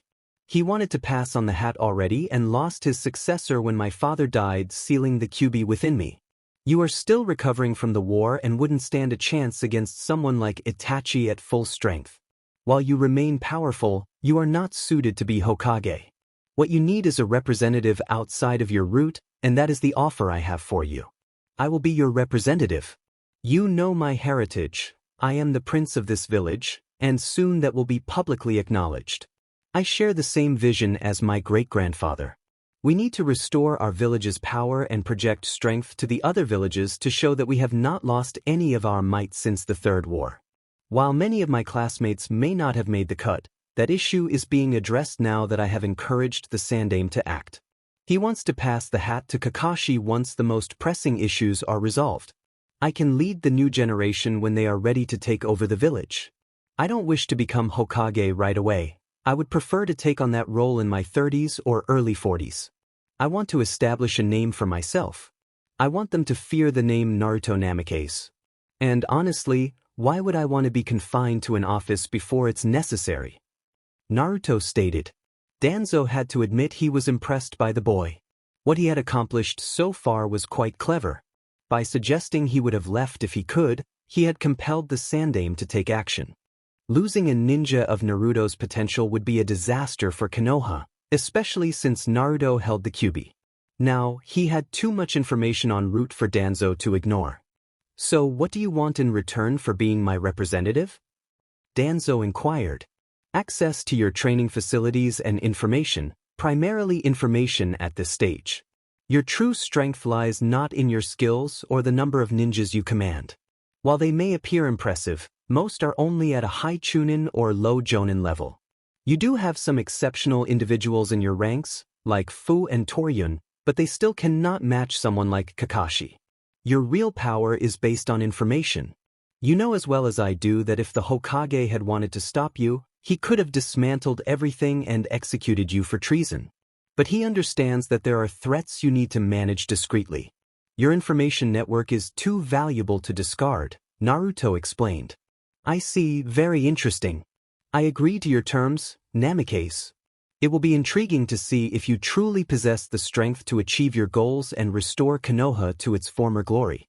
I knew the Sandaime very well, and if you are even half the man he was, you have a bright future ahead of you. Now, let's discuss your request for information on Wave Country. Although it is officially ruled by their daimyo, the country is effectively under the control of the businessman Gato. He has monopolized their shipping industry and cut them off from the mainland. Anyone who opposes him is eliminated. He has suppressed the populace by publicly executing the leader of their resistance in a particularly brutal manner. Gato is one of the greediest and wealthiest individuals in the elemental nations. He has established his base east of a fishing village near the coast of Fire Country. His personal guards are hired thugs, and while they may seem intimidating in numbers, they are relatively weak against any ninja. He has about 500 in his main base and another 500 on standby in a camp on the opposite side of the island, Danzo elaborated. Naruto nodded, contemplating the information. So, to truly help Wave Country recover, we need to deal with Gato, neutralize his thugs, and allow Tazuna to finish his bridge. This mission is not a C rank, it's likely an A rank. I suspect he occasionally hires rogue ninjas to handle his opponents, and if he betrays them, no one would complain. This will be an interesting test of my abilities. Konoha could certainly use any additional funds as well. I should be able to take them all out within the first week, depending on which rogue ninja Gato has hired. But if he is as greedy as you say, he might have enlisted a particularly strong one, intending to eliminate them once they are weakened from fighting us. Thank you for the information. The clone said before dispelling. Meanwhile, the original Naruto had researched missing ninjas in the area using the root archives and identified several potential opponents he might face. While his clone kept Danzo occupied, he had discreetly slipped away, unnoticed, and acquired a few items, including one of Danzo's special bingo books. To be continued. Mission to Wave Country. Team 7 gathered at the main gate at 7 in the morning. Kakashi had informed Sakura about the supplies she needed for the mission, wanting to avoid wasting time on stocking up. He knew Sasuke was well prepared for a 2-week mission like this one, and Naruto was always over-prepared, so there was no need to worry about him. A few minutes past 7, the team set out for their mission. Naruto had read the bingo book from Root the day before and was ready for any ninjas they might encounter. He had sealed more weapons for this mission than for the last C rank, determined to be ready for anything. As they left the village, Naruto created 10 shadow clones that transformed into small birds, scouting ahead. For several hours, nothing particularly interesting happened. Sakura tried to engage Tazuna in conversation to learn more about Wave Country, while Naruto considered whether to share his findings with Kakashi but ultimately decided against it. He wanted to complete the mission without raising any alarms about its true difficulty. After all, between Kakashi and himself, there was no missing ninja that Gato could hire that they couldn't handle. Gato was notoriously greedy and unlikely to hire anyone stronger than a typical jonin. 3 hours into their journey, one of Naruto's shadow clones dispersed. He signaled to Kakashi about a potential threat posed by 2 ninjas hidden in a puddle. Kakashi signaled back for them to continue without alerting anyone. Naruto confirmed the order. After 20 minutes, they reached the puddle his clones had warned him about. The team passed it without Sasuke or Sakura reacting, showing a clear need for more training in situational awareness. Given the warm weather of the past week, a puddle in the middle of the road was suspicious. Soon after they passed the puddle, The two ninjas jumped out and attacked Kakashi with a bladed chain. Sasuke and Sakura were momentarily stunned, but Naruto, immune to that level of Genjutsu, recognized that Kakashi had replaced himself with a log. Sakura's screams faded as Naruto quickly assessed Kakashi's intentions. It seemed Kakashi wanted to gauge the ninja's target and test his team under real combat conditions. Sasuke, Sakura, guard Tazuna. I'll take the right. Naruto commanded, and his teammates immediately complied. Sasuke charged at the left opponent while Naruto engaged the right one, and Sakura positioned herself protectively in front of Tazuna with a kunai in hand. Sasuke pinned his opponent's chain to a tree with a shuriken, reinforced with a kunai. Meanwhile, Naruto closed in on his opponent, channeling wind chakra through his kunai. With a swift movement, he caught the ninja off guard and struck decisively. Sasuke was locked in a taijutsu battle with his opponent, clearly gaining the upper hand. He delivered a powerful kick that sent the ninja to the ground in pain. Just as the other ninja attempted to rise, Kakashi appeared and swiftly incapacitated him. Sakura looked immensely relieved to see Kakashi was unharmed. Naruto took a moment to collect himself. While he had hunted animals before without issue, taking a human life felt different. He understood the harsh reality of their world, but the weight of his first kill was heavy. He hoped he would be able to confront the thugs they would face later. Sakura looked at the fallen ninja in shock, while Sasuke remained indifferent, having witnessed death before. Good job, everyone. That was a well-executed response to an ambush. Naruto, are you okay? Kakashi asked with concern. I'm fine, Kakashi-sensei, just need a moment to process everything, Naruto replied, trying to calm his racing thoughts. Discussing killing was much easier than actually doing it. But if he wanted to become a strong ninja, he knew he would have to face such challenges again. In Wave Country, there were many thugs waiting to be dealt with. Kakashi nodded at Naruto, planning to speak with him later about his first kill, then turned to Tazuna. You didn't inform us that ninjas were after you, we were only told about bandits, he confronted Tazuna. I don't know what you mean, Tazuna attempted to deflect. Oh, it's quite simple. I was aware of this ambush 20 minutes before it occurred, thanks to Naruto. His scouting clones informed him about two ninjas hiding in that puddle. I replaced myself with a log when they attacked to let my team handle the situation for two reasons. I wanted to see how they would react and to determine the ninja's target. They were clearly after you. I expect a very good explanation for this, or I'll take my team back to Konoha. By lying about the mission's rank, you've broken the contract with us, Kakashi stated firmly. Alright, there's a very dangerous man after me. You've probably heard of him, his name is Gato, Tazuna confessed. President of Gato Shipping.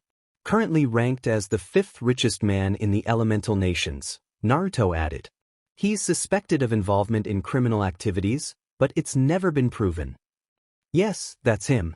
He came to Wave Country a little over a year ago. At first, we didn't think much of it, but he quickly monopolized our shipping industry. Wave Country is an island, so we rely heavily on shipping for goods. But that wasn't the worst part. He used his monopoly to drain the country dry. The people live in poverty, many losing their homes to Gato. Anyone who protests is silenced. He takes what he wants with his hired thugs, ensuring no one dares to oppose him. His shipping business covers his criminal activities, dealing in drags, alcohol, rare goods, even slaves, anything that brings him profit. The only thing he fears is the bridge I'm building. If I finish it, Wave Country can break his monopoly and regain its strength, Tazuna explained.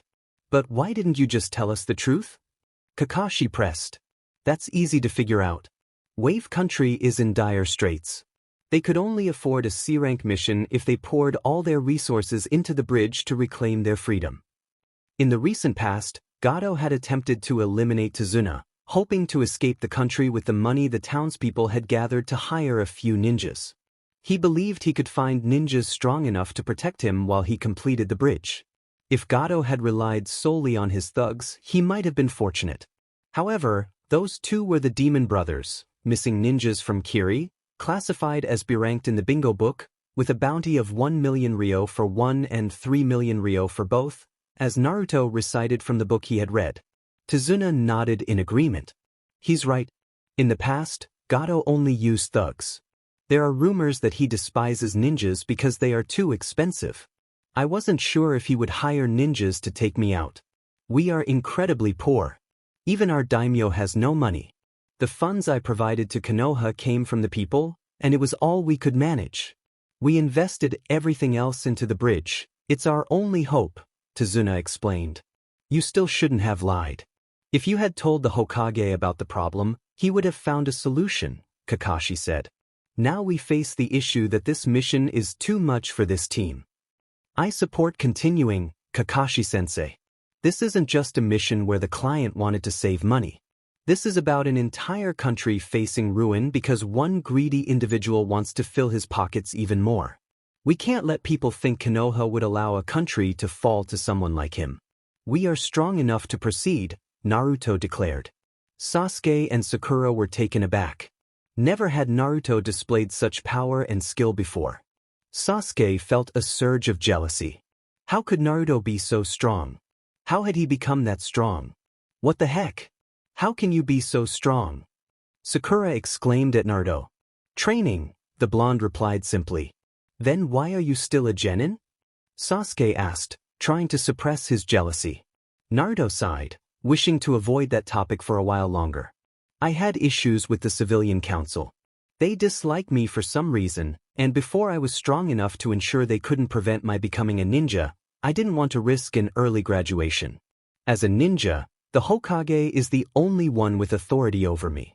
But with the real genin test being a significant hurdle, I couldn't risk being sabotaged. I could have graduated easily, but then the sensei might have intentionally failed my team.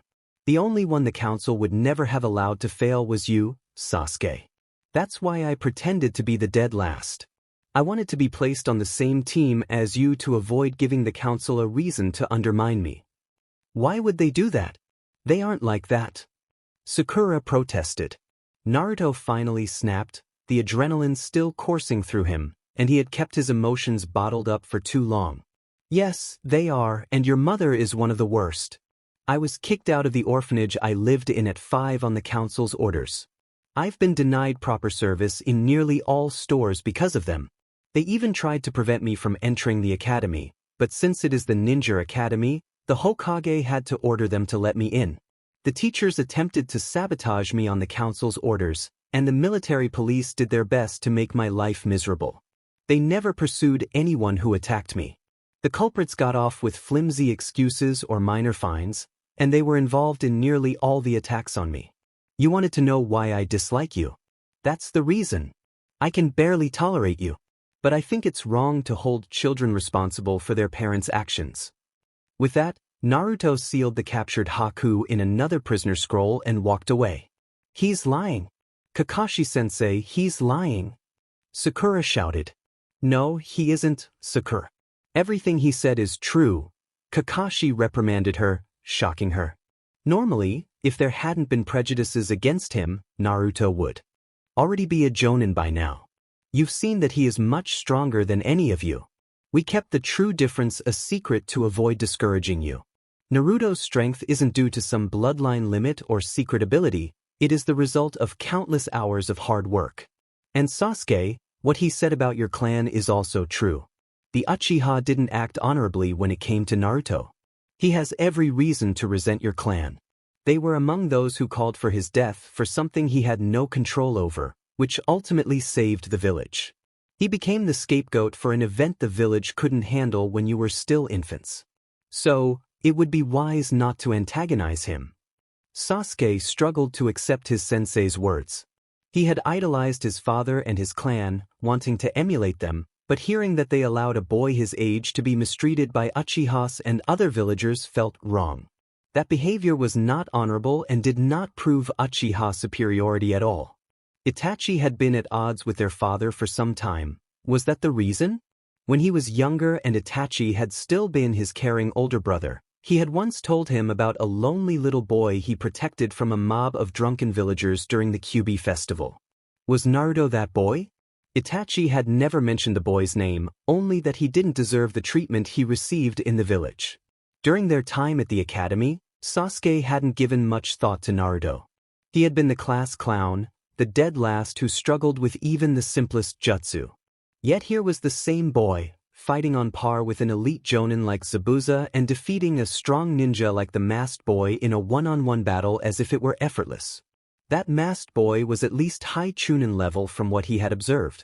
And Kakashi had claimed Naruto was jonin level. Things were really complicated, but perhaps Naruto was the one who could understand him. He was as lonely as Sasuke, working hard for his goals, whatever they might be, and his clan had also faced tragedy in the past. He was the sole survivor of the Uzumaki clan. This completely shattered his perception of things. Kakashi experienced a brief moment of exhaustion, which was quickly alleviated by a seal that Naruto retrieved from Kakashi's pouch and placed on his neck. After a minute, Kakashi returned to his usual self, albeit a bit more fatigued than normal. Tazuna led the subdued team to his home. Although the revelations about Naruto's past had been unsettling, he felt reassured knowing that this team was by his side. The rest of the journey went smoothly. Upon arriving at Tazuna's home, the old man introduced them to his daughter, Tsunami. She was overjoyed that her father had returned safely and had such strong protection. Kakashi-sensei, I need to share some information my clones discovered, Naruto said once Tsunami had disappeared into the kitchen and Tazuna had gone to change his clothes. The scouting clones? Kakashi asked. Yes. I sent them to survey the entire island to assess the situation. The villagers' circumstances are even worse than Tazuna described. Children are homeless on the streets, begging for food, but no one has anything to spare. People are being forced from their homes by thugs if they can't pay the outrageous protection fees demanded by Gato. There are hardly any fields for growing corn or vegetables, and those that exist are surrounded by Gato's thugs. There are 2 locations where these thugs are based, a camp on the other side of the island and a base close to this town. My clones estimate that there are around 500 thugs in each location. Now that we've dealt with Zabuza and Haku, I'm worried that Gato could mobilize these thugs to eliminate the threat that Tazuna poses, Naruto reported. That's really bad. Even if I called for backup from Konoha, they wouldn't arrive in time. That leaves us with only one option, Kakashi said, and Naruto nodded in agreement. What are you talking about? Sakura asked, confused, while Sasuke's expression hardened. Assassination, Sasuke stated. Correct, Sasuke. I will need to leave you and Sakura here to protect Tazuna and his family. Naruto and I are the only ones skilled enough to handle this many thugs. Barricade the house and take shifts sleeping. Naruto can leave you a few shadow clones, but he needs all his chakra for the mission, Kakashi instructed. We first need more detailed information on the 2 bases.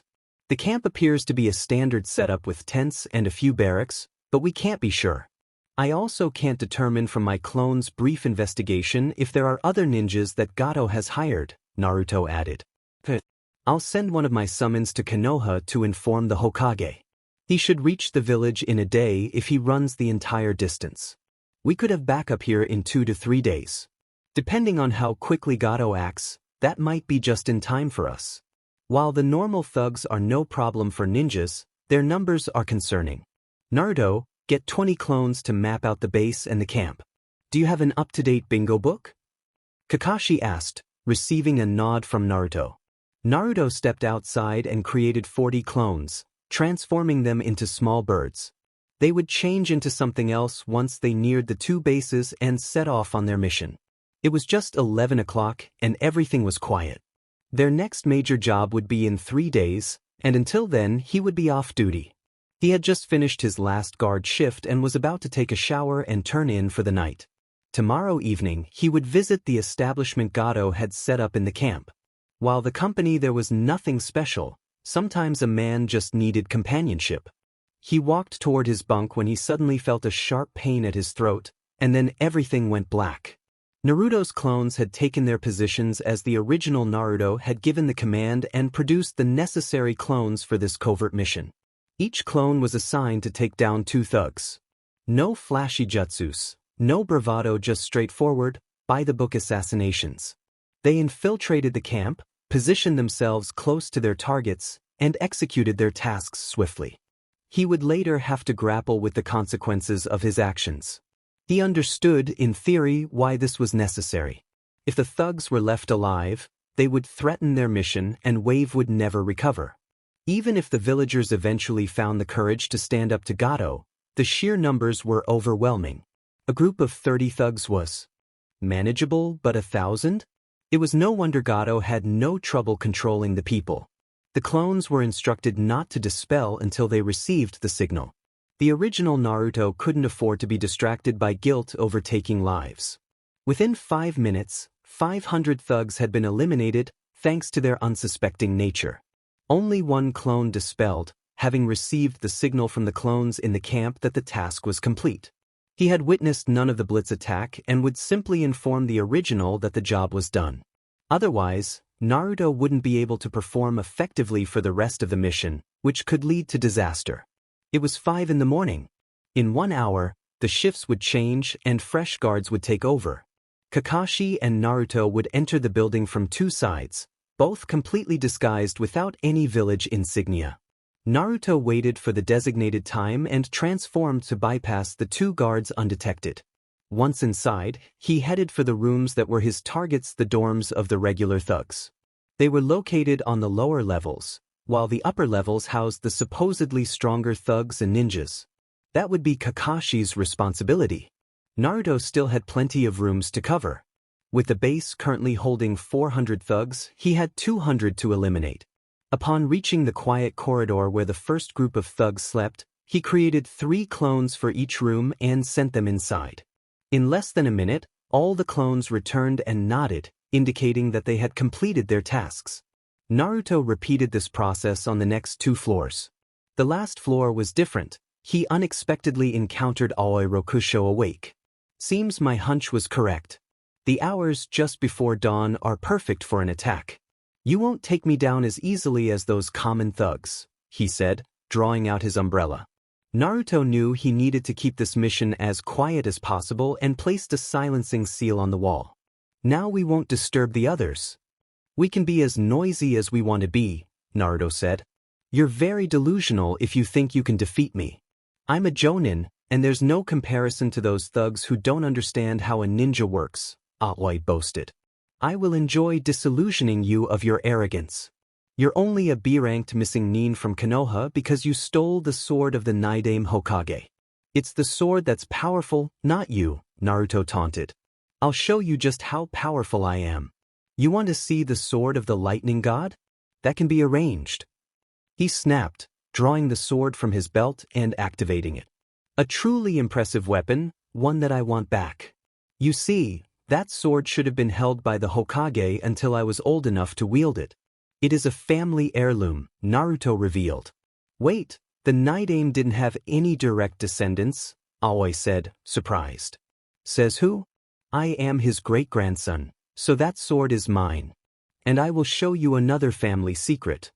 Naruto threw a tri-pronged kunai at Aoi and vanished in a flash of yellow, readying a Rasengan in his hand, which he drove into Aoi's midsection.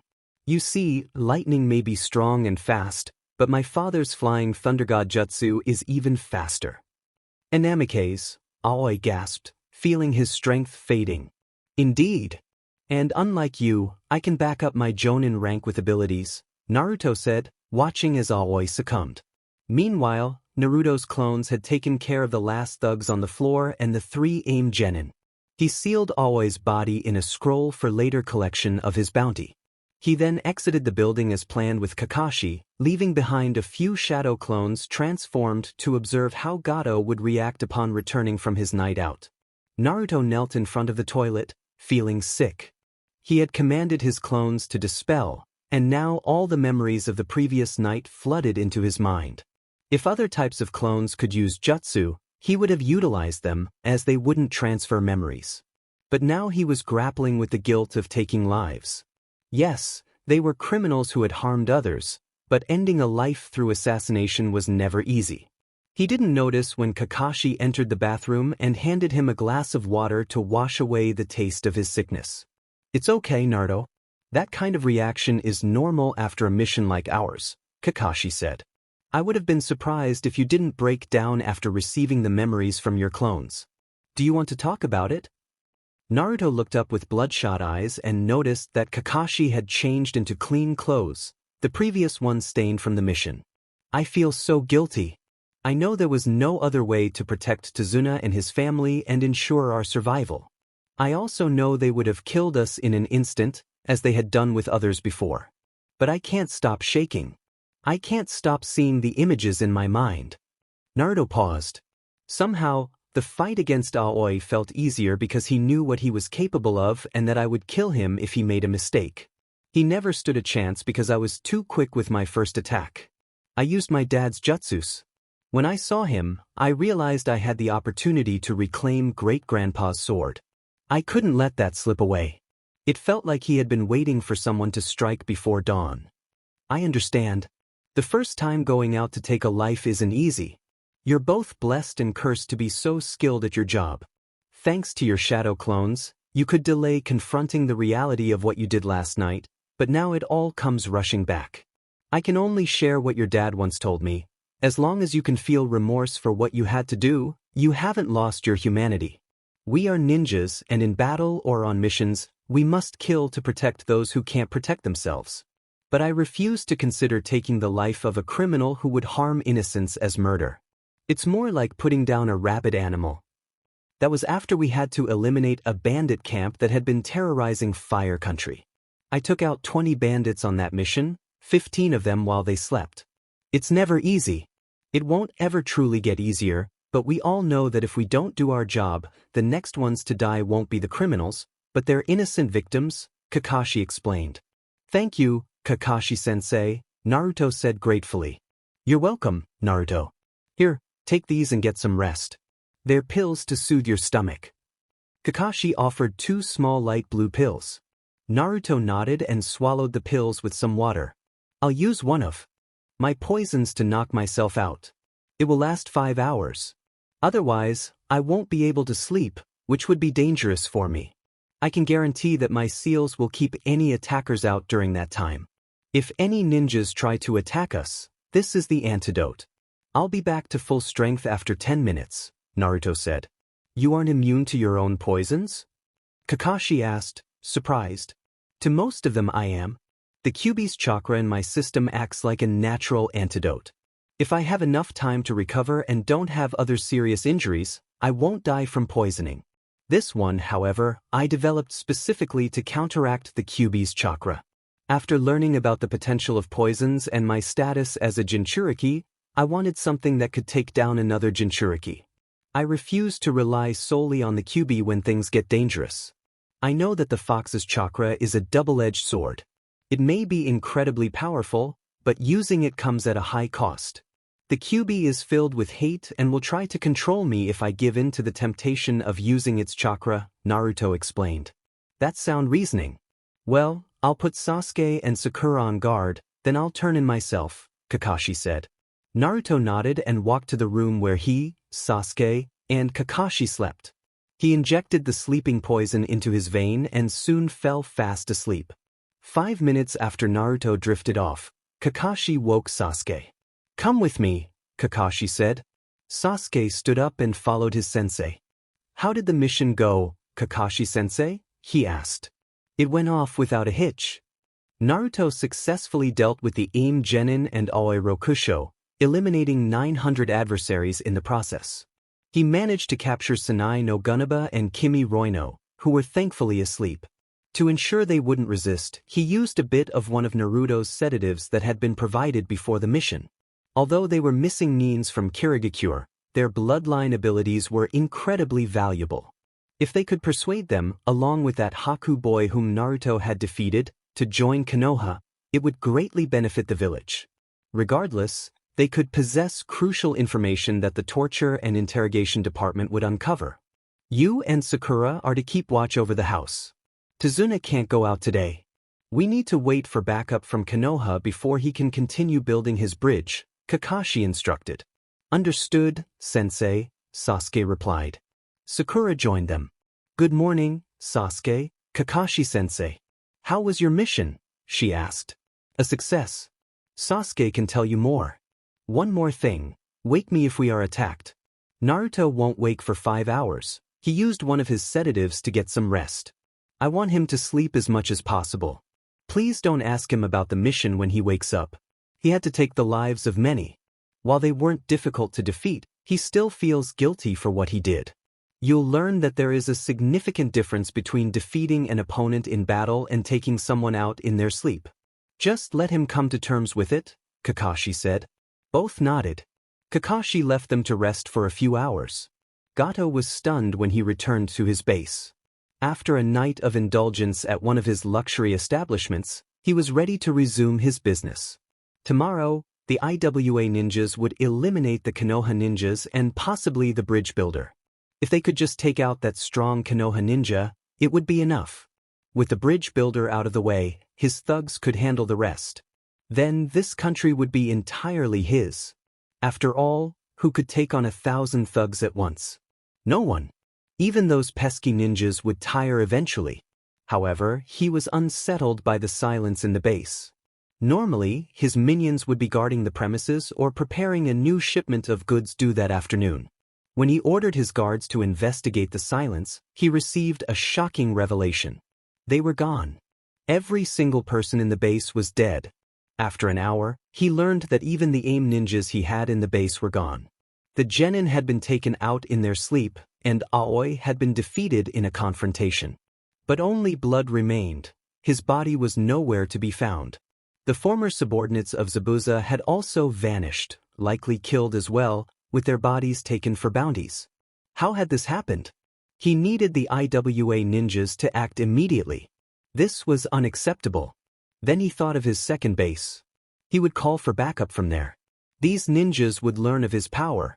Although losing 400 of his subordinates was a blow, with 600 remaining, he still had enough manpower to maintain his grip on Wave. And he wouldn't have to pay those 400 anymore. The IWA ninjas stood in Gato's office, listening to his rant. I want you to eliminate them as soon as possible. They killed 900 of my thugs last night while I was out. The entire base on the other side of the island was taken out. From what the investigation revealed, it happened even before this base was attacked. I don't care about lulling them into a false sense of security. I want them dead.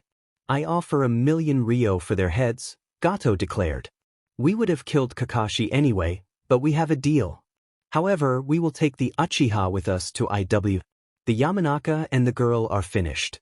Do you have better pictures of the group by now? Tamaharu asked. Yes, we got some from closer up, Gato replied, handing them the images. The IWA ninjas examined the pictures. The Uchiha and the pink-haired girl were easy to recognize, and Kakashi was already well known, but the face of the blonde boy was obscured.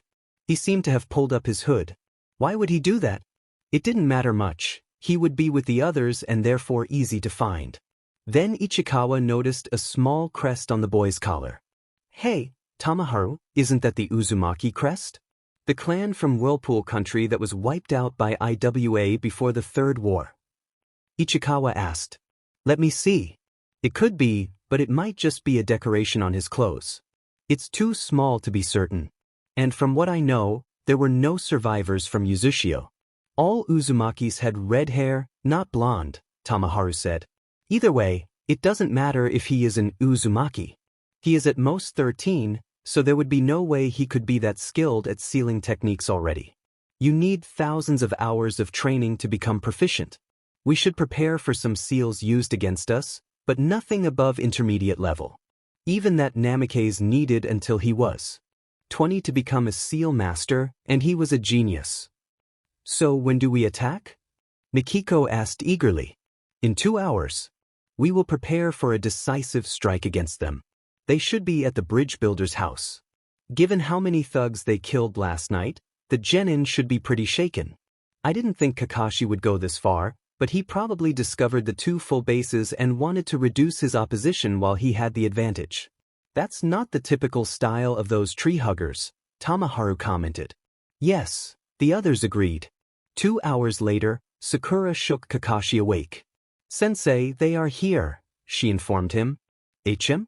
That's earlier than I expected. Don't worry, I trust Naruto's seals. Let them try to get through for a while. If Naruto is right, they will need 20 hours to break through the seals.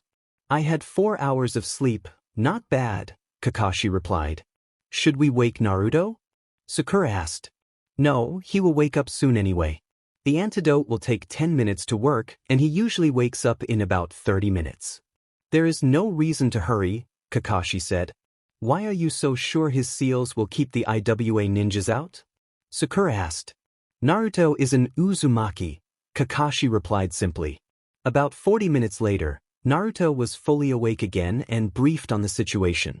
They're earlier than we thought they would be, but not overly so, Naruto stated. Yes.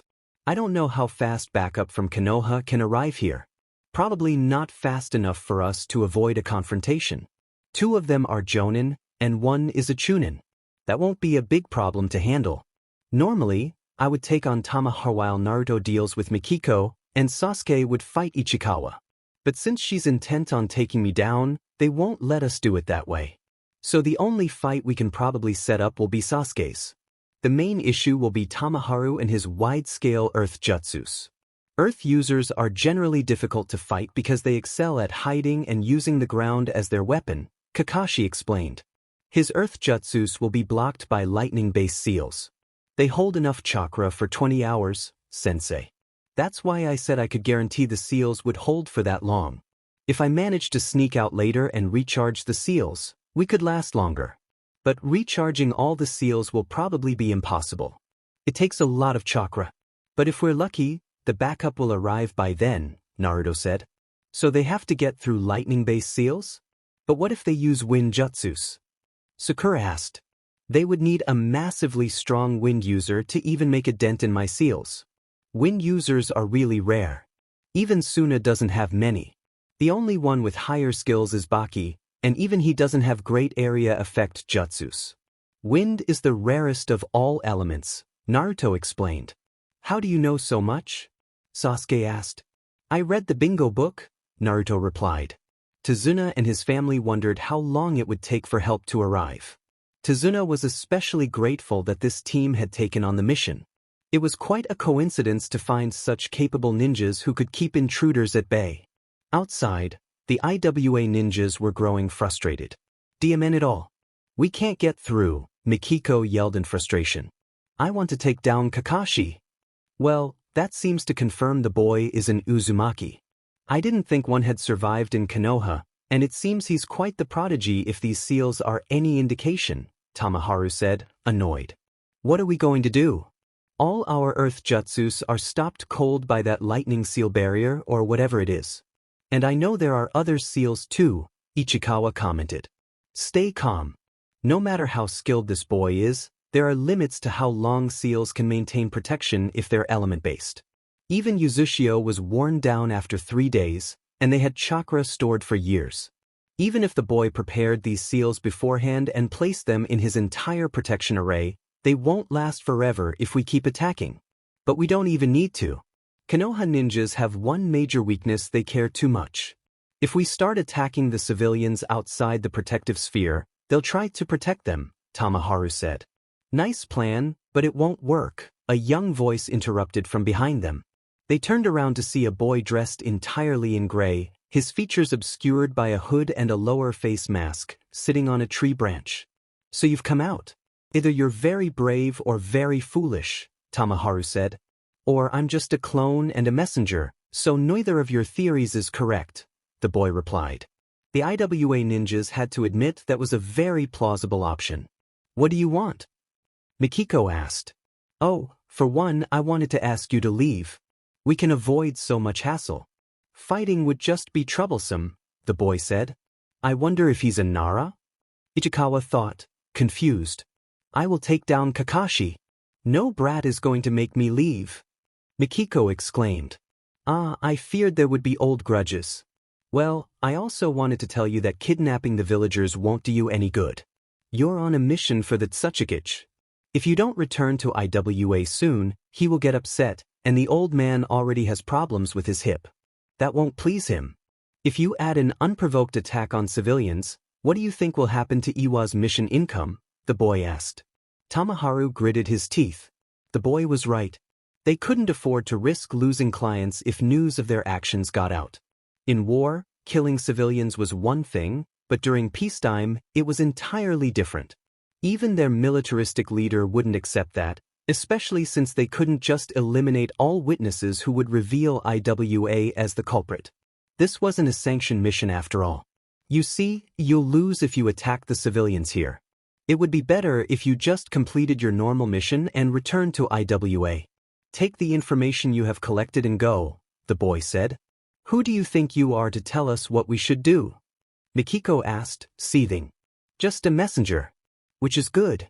Having to fight would be so troublesome, he said before disappearing in a cloud of smoke. So he really was a clone. That looked suspiciously like a shadow clone, Ichikawa said. It was one. That boy must have massive chakra reserves to pull that off. We need to reconsider our approach. We can wear down the seals, but we don't know if it will be enough. They are very secure in there. And if we exhaust our reserves trying to break the barrier, we will lose because fighting Kakashi after using up Earth Chakra for hours would be suicide, Tamaharu said. Do you really think that barrier will hold that long? Ichikawa asked. You saw that shadow clone. Only those with Jonin-level chakra reserves can perform that jutsu. They have excellent information on us. They knew what techniques we used. We can't even get one of Mikiko's bees through. They anticipated our move, so they acted before we could. I suspect they had another shadow clone spying on Gato when we decided to attack. They gathered information on how much time they would have and took out the camp and the base in one night. This team seems to be a genin team. There's no way they could pull that off. The only one with experience in assassination is Kakashi, and even he can't manage that scale of kills on his own. There must be another specialist or even a team that we don't know about. We need more information before we act. We can't risk losing one of us to an unauthorized fight, as much as I want to confront his student, Tamaharu analyzed. So we are blocking them from getting out and waiting until they have nothing to eat? That could take weeks, Mikiko complained. We don't have the time for that. If we had backup that could help us overpower this seal barrier, we would be able to get them. But you can be sure that Kakashi has already called for backup from Konoha. He is smart like that, and if they knew about us coming, we can expect more opposition soon. They are biding their time in there, convinced they can last long enough for backup from Konoha to arrive. Any Chunin team would tip the scales against us. If they knew who we were before we came here, they would call for those with abilities to counter our specialties perfectly. They would need a high-ranking Aburame or a strong fire user for you, Mikiko, a good lightning user against Ichikawa, and they already have Kakashi here to take me on. Or they could send a team strong enough to keep you two occupied while Kakashi and I engage in another battle. And don't forget that Konoha seems to have another seal specialist. I think we can be relatively sure that the boy is an Uzumaki, which means he will have more surprises that he hasn't revealed yet, Tamaharu continued his analysis. So we are just giving up? Mikiko asked. What else could we do that won't compromise our own mission? I can only keep up with the earth jutsus. We would need to wear the lightning seals down for 4 hours. Ichikawa could manage for 2 hours. From my estimates, those seals will hold us off for about 15 hours if we went all out against them. I read the report on the attack on Uzushio. They needed constant effort to wear down the seals protecting the village for 2 days before they could start fighting. Even then, our ninjas fell quickly. The only reason Uzushio fell was that Konoha couldn't get there in time and we had more than 10 times the number of ninjas they had. Even then, we lost the entire battalion that was there to the cursed Yellow Flash and the Red Devil when they arrived. The fall of Uzushio cost IWA dearly. Right now, we can return to IWA, report to Tsuchikage-sama, and inform him that Konoha has an Uzumaki in their ranks who is highly skilled with seals and that there is a new assassination specialist. I don't know if that specialist is part of Kakashi's team or not. It could also be that Konoha was aware of Gato and his criminal activities and sent someone whose presence was concealed by that team coming here. We simply can't be sure, and we don't have the means to eliminate the team as long as they are holed up in there, Tamaharu said. I hate it when you're right, Mikiko said. So we can probably also report that Wave won't be a good location for business for us soon. Kakashi seems intent on liberating the country from Gato. Otherwise, he wouldn't have taken out the camp and the base, Ichikawa added. Yes, It seems that way, Tamaharu agreed. What do you think about destroying the bridge at least? Mikiko asked. Not a bad idea.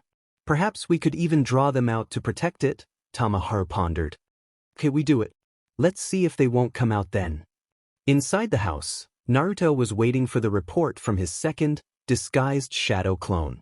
When it dispelled after the IWA team left, he turned to his teammates and sensei. Well, they have decided that trying to wear down the seals won't do them any good and that it would be unwise to try and take us out after expending so much chakra on the lightning seals. They intend to inform the Tsuchikage about Konoha having an Uzumaki skilled with seals in the ranks and about a new assassination expert, though they are uncertain if it is one of us or someone else. The problem is they want to destroy the bridge before they go, and I can't create enough seals in time to protect it, Naruto said, grumbling, annoyed that he hadn't considered that possibility earlier. So that's their last plan to draw us out. Our mission is to protect Tazuna until the bridge is finished. If he has to start from scratch again, even if we take out Gato, that will cost us too much time. We will have to fight then. Sasuke, Sakura, have you loaded the chakra storage seals like I told you? Kakashi asked, looking at both of them questioningly. Both nodded. Good. Sakura, you will prepare to support Sasuke when he takes out as many thugs in the village as he can. I want you to deal with them. Try to conserve chakra if you can. No ordinary thug will be able to get through the seals here, so Tazuna and his family are safe as long as they stay here. Sasuke, do you think you can handle them without me or Naruto backing you up? It will be your first real challenge, Kakashi asked. I can do it, sensei, Sasuke said confidently, silently pleased that his sensei would entrust him with such a mission with only Sakura as backup. While he would have preferred to test his strength against ninjas, he had realized during their team training that he was still a good distance away from being on the same level as Naruto and Kakashi. Knowing that Naruto was essentially a jonin without the experience required for that rank was frustrating, but instead of complaining, he would train as hard as he could and close the gap over time. One day he would be as strong as Naruto, and after that, Itachi would be the next one he took on. For now, Naruto made a good benchmark to see how far he still had to go. Good. Don't hesitate. The thugs won't be a problem if you take them on in smaller numbers, but be careful if you face more than 10 at once. Sakura, aim to incapacitate. With thrown weapons. That should be the best way for you to help at the moment.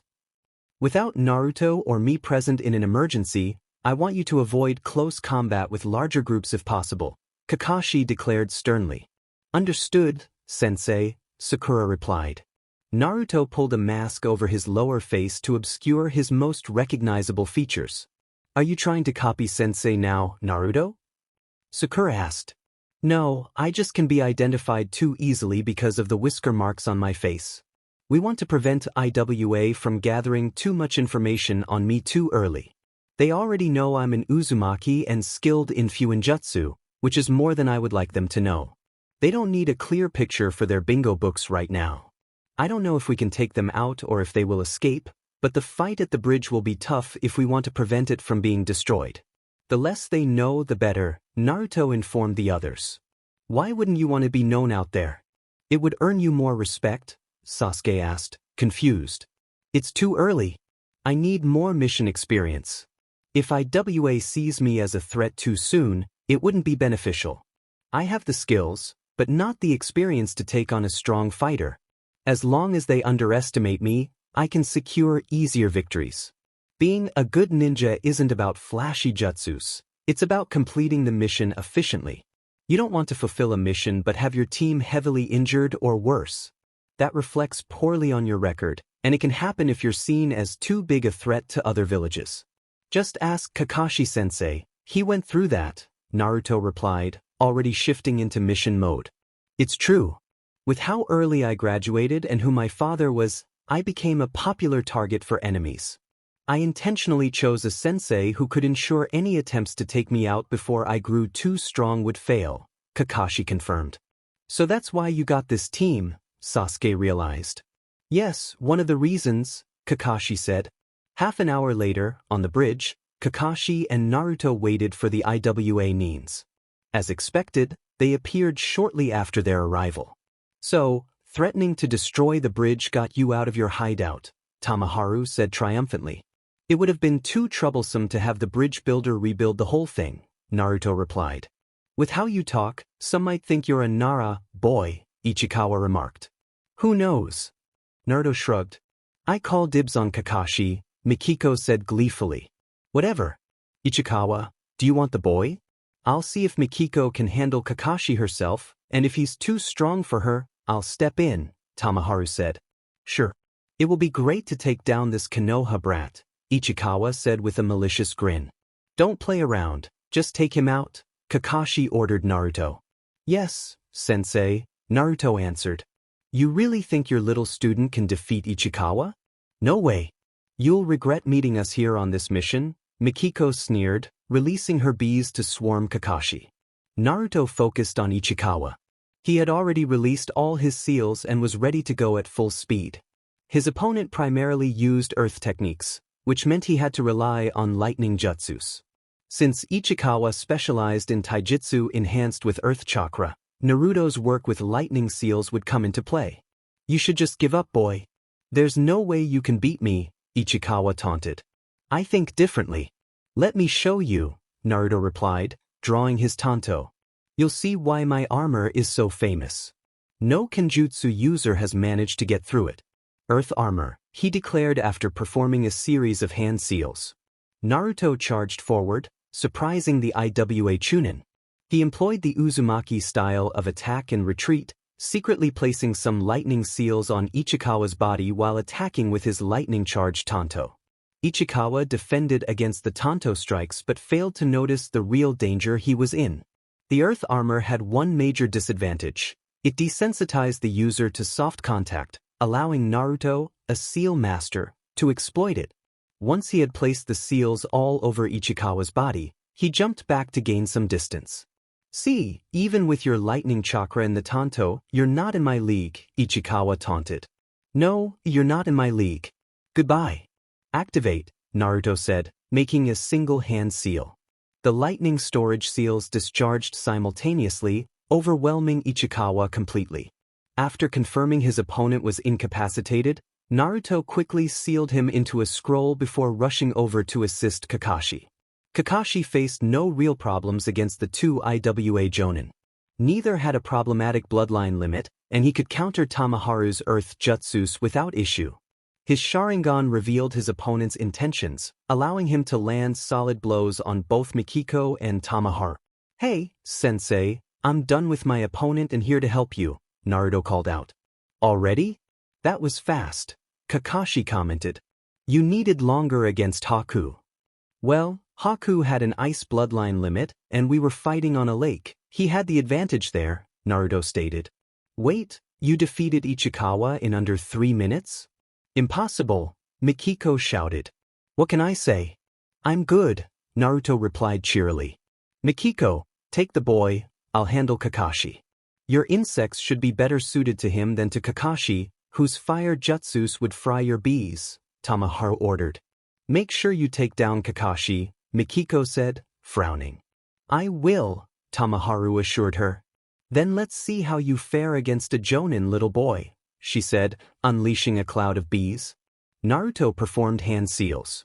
Water release, water bullets, he exclaimed, shooting 5 quick water bullets from his mouth at his opponent. He managed to knock aside about a third of the bees headed his way. The others, while getting wet, continued their assault. Mikiko completely dodged the bullets. You'll have to come up with more than a few water bullets, Mikiko taunted. I did, Naruto replied, going through new hand seals. Lightning release, lightning torrent. From Naruto's hands, streams of lightning spread out, using the water in the area as a conductor for the jutsu. The bees that had survived the initial attack were now defeated. Now that the bothersome bees are out of the way, we can start the real fight, Naruto declared, charging at Mikiko and launching a series of attacks using his modified Tide's Fist style. Naruto quickly realized that, like many Aburame in Konoha, Mikiko had not focused much on her taijutsu. While she could use it, she had relied heavily on her insect-based jutsus to keep her opponents at bay. Unlike the Aburame bugs, the bees couldn't drain chakra. They attacked by stinging and poisoning. Naruto disabled her muscles and ultimately landed a decisive blow to her chest, striking her lung with a chakra-infused hit. Meanwhile, Kakashi was now giving Tamaharu a hard time. Previously, he had to split his attention between two opponents, but now he focused solely on one. It was clear that Kakashi was the superior fighter. Tamaharu struggled to maintain his distance, wary of Kakashi's Sharingan. As a lightning element user, Kakashi found that his earth jutsus were less effective against Tamaharu. He led Tamaharu away from the bridge, determined to prevent any damage. To Kakashi's surprise, the fight was easier than he anticipated. He had expected more from Tamaharu. Although Tamaharu was physically strong, he was no match for Guy. After exchanging jutsus for a few minutes, Kakashi assessed the situation and prepared for a final attack. He jumped back to gather his strength. Already exhausted, Kakashi? Tamaharu taunted. Did you say something? Kakashi replied, feigning boredom. Those childish tricks won't work on me, Kakashi. I've been a ninja since before you could walk, Tamaharu shot back. Both ninjas went through hand seals, finishing simultaneously. Earth release, stone pillars, they shouted in unison. Massive stone pillars erupted around them. This was precisely what Kakashi wanted a chance to hide undetected. He quickly created two shadow clones, equipping one with a chakra seal and sending the other into the air to draw attention. Meanwhile, he used a camouflage jutsu he had learned from IWA Nines during the Third War. The clone with the seal burrowed underground, while the first clone engaged Tamaharu in a flurry of fast ninjutsus and taijutsu. Kakashi remained on the sidelines, watching and preparing to deliver the final blow with his new Raikiri variant if necessary. Tamaharu first dispatched the unempowered shadow clone, but just as he did, the underground clone burst forth and struck him with a powerful Raikiri. Tamaharu barely managed to evade, but the slash left a significant mark across his chest. Curse it, Tamaharu muttered through clenched teeth. You should have returned to IWA instead of trying to interfere with my team's mission, Kakashi remarked. I couldn't pass up the chance to eliminate his student while you were here, distracted by protecting a genin team.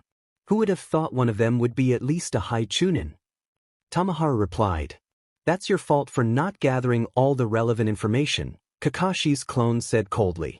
Well, I know I've lost, but I will fulfill my duty to IW. I will take you down with me, he shouted, forming a hand seal that activated a seal array on his body before launching himself at Kakashi's clone. The kamikaze attack was swift, and the clone exploded along with Tamaharu. The real Kakashi stepped out of his hiding place and approached the now lifeless IWA Jonin. Naruto joined him. A bit fanatical, wasn't he? Naruto asked. A bit. He held too much of a grudge against my sensei. He should have known he wasn't strong enough to take me on alone, especially after I handled both him and Mikiko without issue.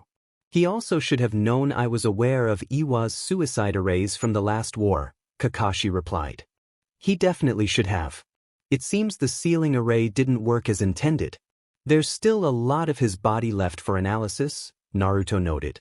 My clone sabotaged it a bit. As I said, I know that trick. When you channel a significant amount of chakra into the array, the explosion isn't as powerful as it should be. Your dad came up with that idea to save more of our ninjas. When faced with the choice of giving up chakra to potentially save your life or dying for sure, most will choose to conserve their chakra. While we still lost 30% of those confronted with that trick, we managed to save the rest, and most could return to duty after being treated at the hospital. Tsunade developed a treatment that worked faster than the previous methods, reducing hospital stays from 4 weeks to 1.5, Kakashi explained to Naruto. Now, let's see how Sasuke and Sakura are doing. I'll leave some clones here to deter any thugs who might have the same idea as the IWA Nines. Meanwhile, I'll create some seals to reinforce the bridge against future ninja attacks, Naruto said, summoning 10 shadow clones. Good thinking. Let's go, Kakashi replied, and both ran toward the location where Naruto sensed Sasuke and Sakura. Sasuke had to admit that taking a life was not as easy as he had anticipated. So far, he had defeated 20 of the thugs, while Sakura had taken down 10. Defeating them was surprisingly simple. No ordinary thug stood a chance against well-trained genin like them. Kakashi's intense training had significantly improved their skills.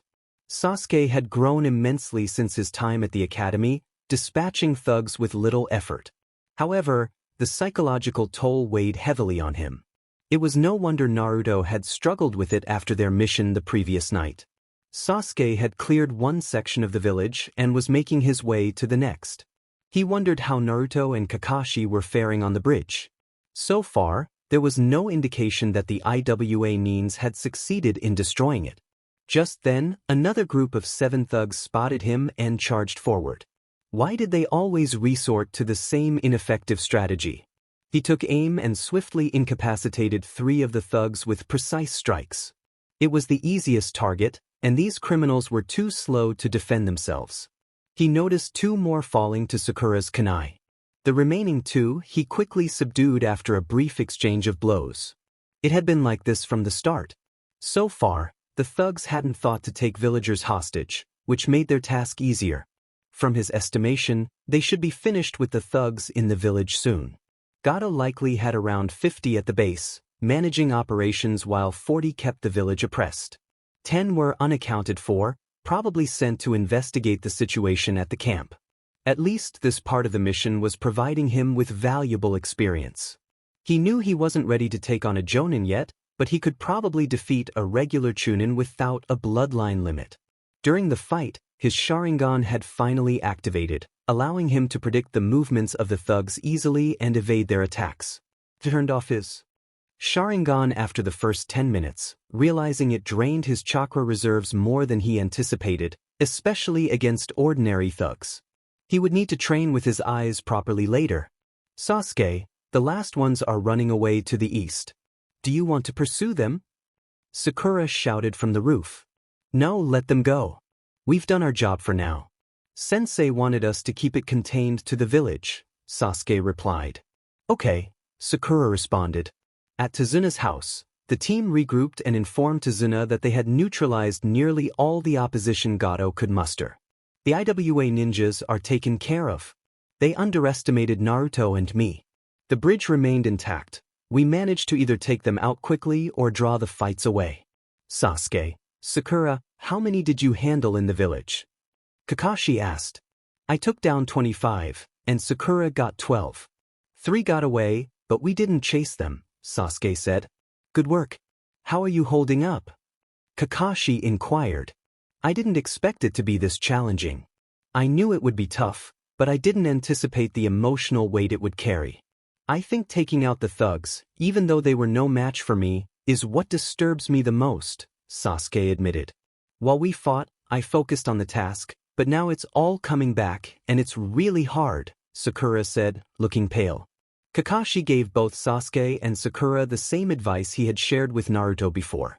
He understood it was too soon for a mission of this nature, but they had no choice. The part Sasuke and Sakura played today would typically be classified as a high C-rank mission or a low B-rank, depending on the strength of the thugs. The intention of this mission had been a low C-rank to acclimate his team to normal threats. So far, both Sasuke and Sakura had performed admirably, even if Sakura still had her fangirl moments. Perhaps this experience would help them understand the reality of ninja life and that being a fangirl had no place there. What are we going to do with Gato, Kakashi-sensei? Naruto asked. We need to stop him. He can't be allowed to escape and resume his criminal activities elsewhere. I want to recover his money to return what he stole from the people of Wave and to benefit Konoha. We could also take over some of his operations for information gathering. I know people who specialize in that, Kakashi said. Naruto suspected he meant Root. When do you want to do that? He'll likely try to bring in more ninjas quickly or has some thugs waiting for his command. This probably isn't the first country he's built his empire in. Wave Country was just unfortunate enough to be perfectly suited for his plans.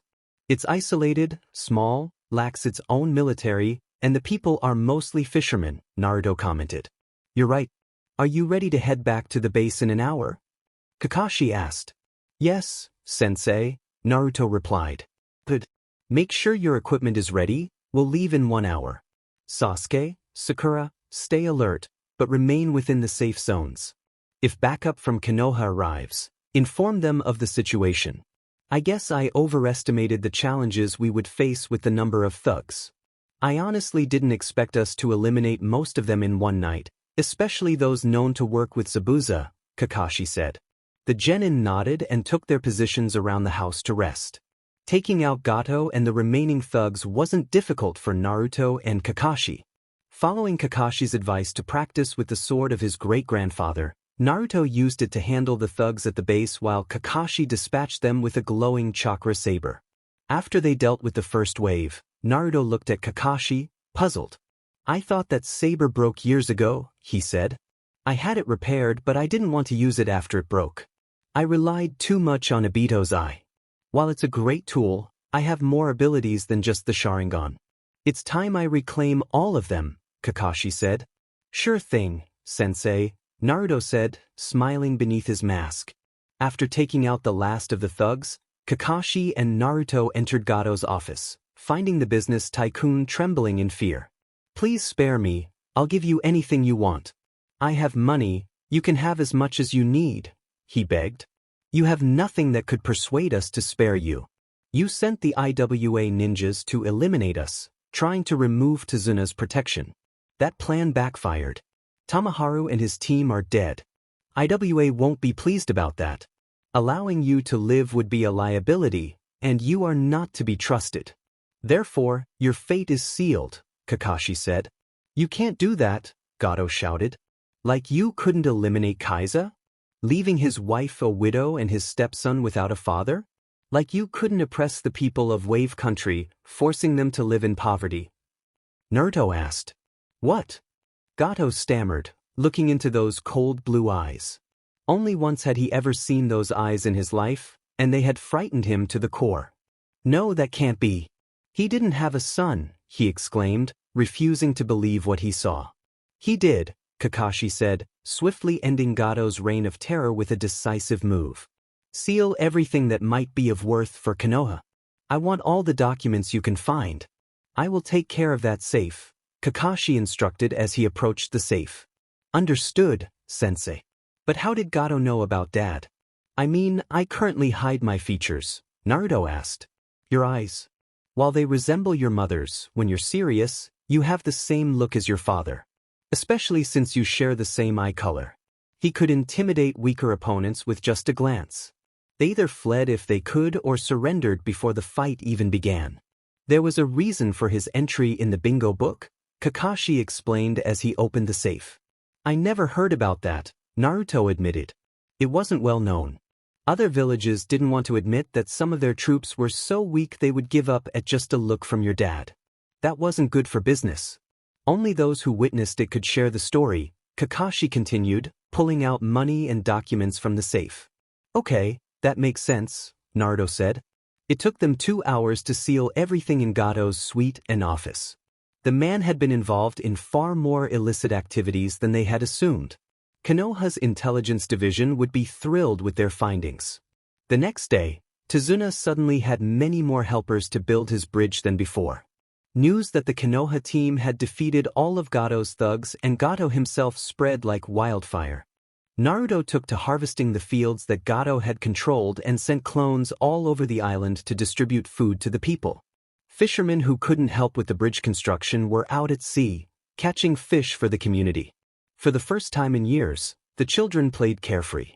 Naruto also had a group of clones prepare numerous seals to protect the bridge from damage.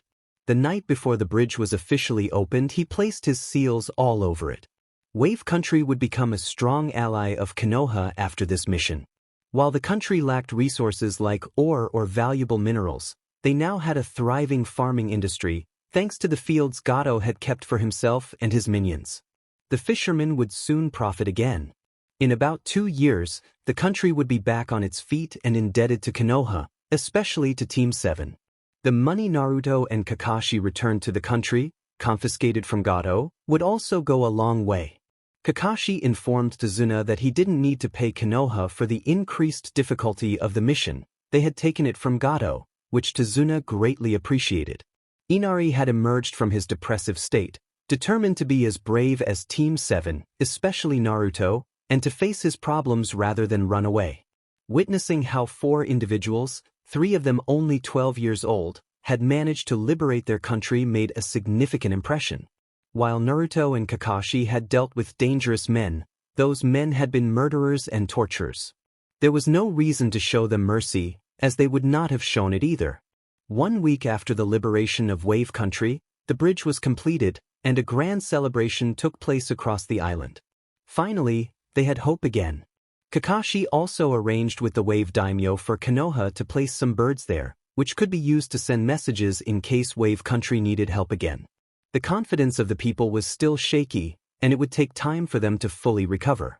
The backup team from Konoha consisted of 3 reluctant chunin who had taken their time getting to Wave and only arrived 2 days after the battles were over. Kakashi had reprimanded them severely. If they had moved at full speed as their orders required, they would have arrived the same day as the battles. He promised them that their unsatisfactory behavior would have consequences. Even at his worst, he had never been 2 days late. If his comrades were in danger, he was the first to act. There was a significant difference between being late for a D-rank mission and an A-rank. Kakashi knew that those 3 were aligned with the civilian council and had civilian backgrounds, but even Sakura was appalled by their lack of duty to assist their comrades. Kakashi assigned them to repair work in the village, the closest he could come to a D-rank mission at that moment. They would remain in the village until a new team could take over the long-term work. Kakashi didn't want them to prepare anything before he could return and inform the Hokage about everything. He knew they couldn't cause much damage until he brought in better-suited ninjas. He guessed that with the Hokage and Danzo now cooperating, he could have a team of root there by the day after tomorrow if Danzo wasn't already preparing it. You never knew with the old Warhawk. Now Team 7 was ready to leave, and Inari was especially sad to see Naruto go. He had taken to calling Naruto his big brother, a title Naruto accepted while wondering why Inari had chosen him for that role. It was also a new experience for Naruto to be openly admired by the people. They recognized his significant role in freeing them from Gado's thugs. They knew he had fought against the IWA Nin who had threatened their bridge and had defeated 2 of them. He was a hero. Sasuke and Sakura also received much praise. Their fight against the thugs in the village was widely discussed, and the people were very grateful to them. Thank you so much for your incredible help.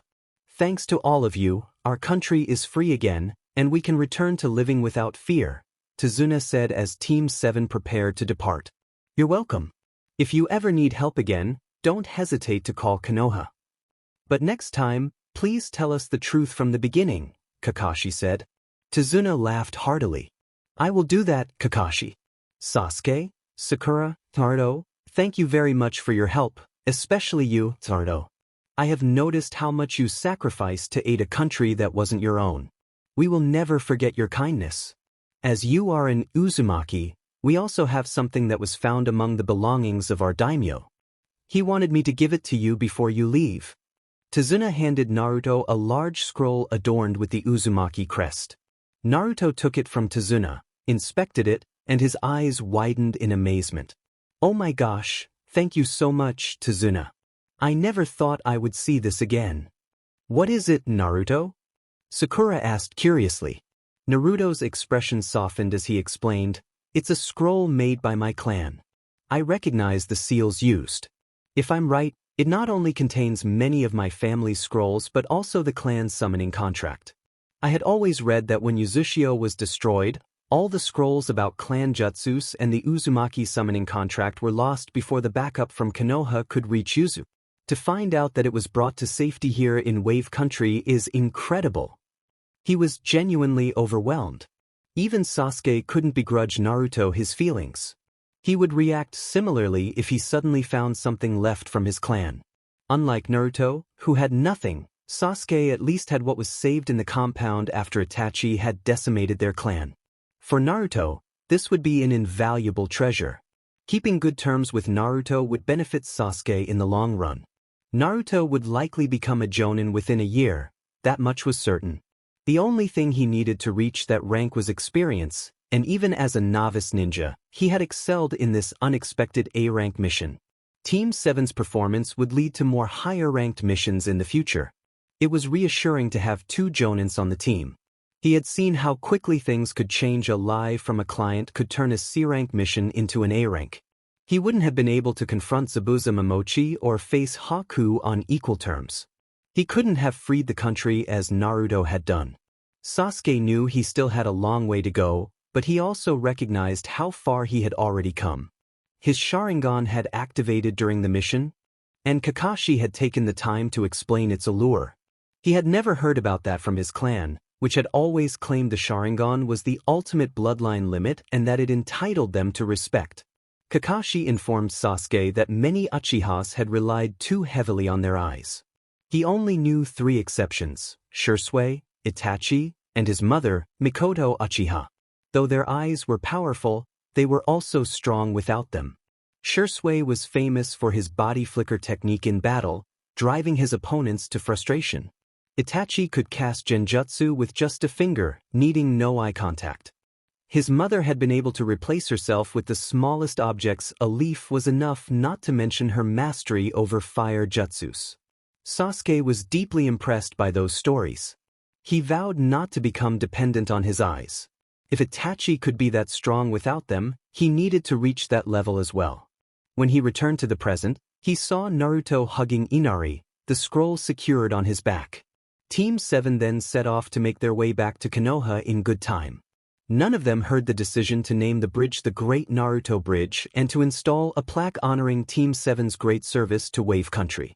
Back in Konoha, Team 7 was debriefed by the Hokage this time. The mission was too high-ranked for a brief report to a Chunin in the mission office.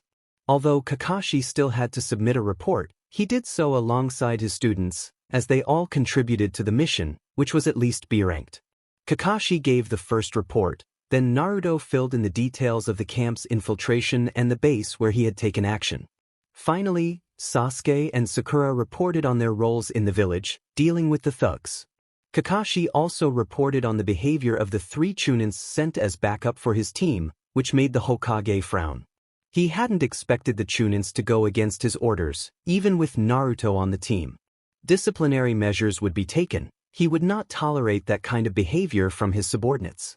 Lastly, Kakashi informed the Hokage about the amount of money and documents he and Naruto had confiscated from Gato. He also handed over 3 prisoner scrolls containing Haku, Sanai, and Kimi. In these 3 prisoner scrolls are 3 Jonin-level ninjas that Naruto and I captured. I believe the Tandai department of the ANBU should interrogate them for information. If they are willing, we might consider having them join our ranks. Haku isn't in the bingo book, but Sanai and Kimi are. All 3 possess unique bloodline limits. Haku has ice release, Sanai has steel release, and Kimi has poison touch. Haku is in stasis and needs treatment for his injuries, while the other 2 have just been drugged, Kakashi informed the Hokage. That's indeed fortunate for the village. If we can convince them to join our ranks, we would gain 3 powerful ninjas to support us. I will also ensure that the bounties for the IWA ninjas and Aoi are transferred to your and Naruto's accounts. Sasuke and Sakura, you will receive the equivalent payment for an A-rank mission and a recommendation for performance above your level for your files. Additionally, you are forbidden from discussing the details of this mission with anyone who doesn't have clearance for A-rank missions, meaning only Jonin and ANBU. This mission could have caused significant problems for Konoha if it hadn't gone as it did. There is information that could harm the village if it gets into the wrong hands, the Hokage said. Both Genin nodded. This is about the IWA Nins and their reaction to discovering that Naruto is an Uzumaki, isn't it? Sasuke asked. Yes. Not many people remember this, but the Uzumaki clan was once our strongest ally. Naruto is on his way to reclaiming the knowledge of his clan. In some ways, you can compare the importance of Naruto not being exposed too soon to your own situation, Sasuke. The Uchiha and the Uzumaki were very close in skill and strength in the past. It was as much thanks to Yuzushiyo's support that we won the Second Ninja War as it was to our own ninja's strength, the Hokage explained. Sasuke nodded, glancing at the 4 portraits of the Hokages on the wall. He noticed a striking resemblance between the 4th Hokage and Naruto, and he tucked that information away for later consideration. I need to speak with Kakashi and Naruto about some matters in private, so you are dismissed, Sasuke and Sakura. You have the next 3 days off, and then you will resume your training, the Hokage informed them. They both bowed and exited the office. Once outside, Sakura turned to Sasuke. What do you think they are discussing that we can't hear? She asked. I suspect it's about the IWA Nins. There's more going on than they're telling us. One piece of advice, Sakura, don't get on Naruto's bad side. You heard what the Hokage said about his importance. We've both seen how strong he is, and as much as I hate to admit it, he's currently stronger than me. I'll catch up to him soon, but I've also realized that Naruto and I are more alike than I thought. You'll regret it if you don't treat him properly, Sasuke said before walking away. Sakura pondered why he had shared that with her. It was one of the longest conversations they had ever had. But he was right, Naruto was strong. This mission and what she had experienced had truly opened her eyes to her chosen profession. She knew she needed to contribute more to her team. Over the past 2 months as a genin, she had learned a lot and made significant improvements. Witnessing the dire situation in Wave Country and how Kakashi and Naruto had helped liberate an entire nation from tyranny had shifted her perspective. The world outside was darker than her mother had described, and if no one took action, things would remain that way. But how could she do more for her team? What skills did they need that weren't already covered by the others? Kakashi and Naruto were exceptionally strong and skilled, and Sasuke was a formidable fighter as well. They had been fortunate, as Kakashi pointed out in the debriefing. Their stronger opponents had either underestimated them or had been caught off guard by their swift actions. She paused in her thoughts. Perhaps she could help in a different way. Neither Kakashi, Naruto, nor Sasuke had medical jutsu. She knew there were techniques that medical nins learned, and being able to treat common injuries in the field would be invaluable for her team. She would have to discuss it with Kakashi-sensei. Meanwhile, in the Hokage's office, Kakashi and Naruto were discussing the next steps with the Hokage. The ANBU had left on the Hokage's orders to grant them privacy, which was a normal occurrence by now. We just avoided raising more suspicion regarding you, Naruto. I also think Sasuke suspects something based on how he looked at the pictures of the Hokages, Kakashi said. Yes, I noticed that. But for now, he only has suspicions. I think he's starting to realize that he isn't as alone in his situation as he thought. Learning about the fate of the Uzumaki clan has given him some perspective, Naruto replied. I believe you're right. But we need to ensure that no one finds out too soon. We can be fairly certain that IWA won't discover how their ninjas disappeared for a while. They can't act openly since we didn't attack, and the entire Wave Country is supporting us. The neighboring countries will soon learn about what Konoha did for Wave Country, which will give us excellent publicity. I don't think we can prevent the news of having an Uzumaki in Konoha from spreading, especially since the bridge is covered with your seals. However, as long as no one knows more, we can maintain our current course until the Chunin exams in 4 months. Wave is small, and I don't expect the news to spread quickly to the regions we want to keep uninformed for now, Kakashi explained. Yes, I think you're right, but just in case, I'll send Jeriah a message to keep an ear out for any developments. I wanted to inform you that thanks to the new seals our ninjas are using in the field, there are rumors about a new seal master in Konoha, though no one knows more about it. I won't do anything to distract from the information in the village, but all the Chunin and Jonin have been instructed not to discuss the source of the seals outside their ranks. They only know about your alias, Dark Phoenix. The Hokage addressed Naruto. We've received very positive feedback from the teams that have used your seals on missions. They praised the variety of new seals and described how they managed to utilize them. I'm very satisfied with how much they've improved our mission success rate. Thank you, Grandpa Hokage, Naruto said with a smile. You earned it, no? Now, you mentioned that you retrieved Sensei's sword from Aoi Rokusho when you defeated him, the Hokage asked. Yes. I didn't hold back in that fight at all. I used the Flying Thunder God Jutsu and Rasengan to quickly defeat him. The sword is a family heirloom, and it angered me that someone like him had it, Naruto replied. That's good to know. I'll keep that part out of the official report. Just try not to use the sword openly in Konoha before the Chunin exams. I'd like to avoid unnecessary paperwork, the Hokage requested. I will do so. I want the sword to be a surprise in the exams, Naruto agreed. Good, Naruto. You are dismissed. Take the next 3 days off and relax, the Hokage said. Naruto bowed and left the office. What is your opinion on their development, Kakashi? The Hokage asked. I'm very pleased with how the mission helped them all grow. Sasuke seems to have realized that not everything revolves around him. Sakura had a reality check when she witnessed the struggles of the people in Wave Country, and Naruto finally received recognition for his achievements. His teammates now understand that he is at Jonin level and have adjusted their approach towards him, especially Sasuke. I believe he has come to see that his singular focus on defeating Itachi was too narrow. Watching Naruto's growth has given him insight into how much stronger he needs to become before facing Itachi. After his Sharingan awakened, I sat him down and explained the dangers of relying solely on those eyes. I think he understood. I will keep an eye on him. He is on the right path, but I need more time to be completely confident in his mental state. I will observe how Sakura behaves in training now. She was the most affected by the situation in Wave Country. Witnessing the suffering and realizing what we could do to change it had a significant impact on her. If we're fortunate, this mission might finally help her move past her fangirl mentality.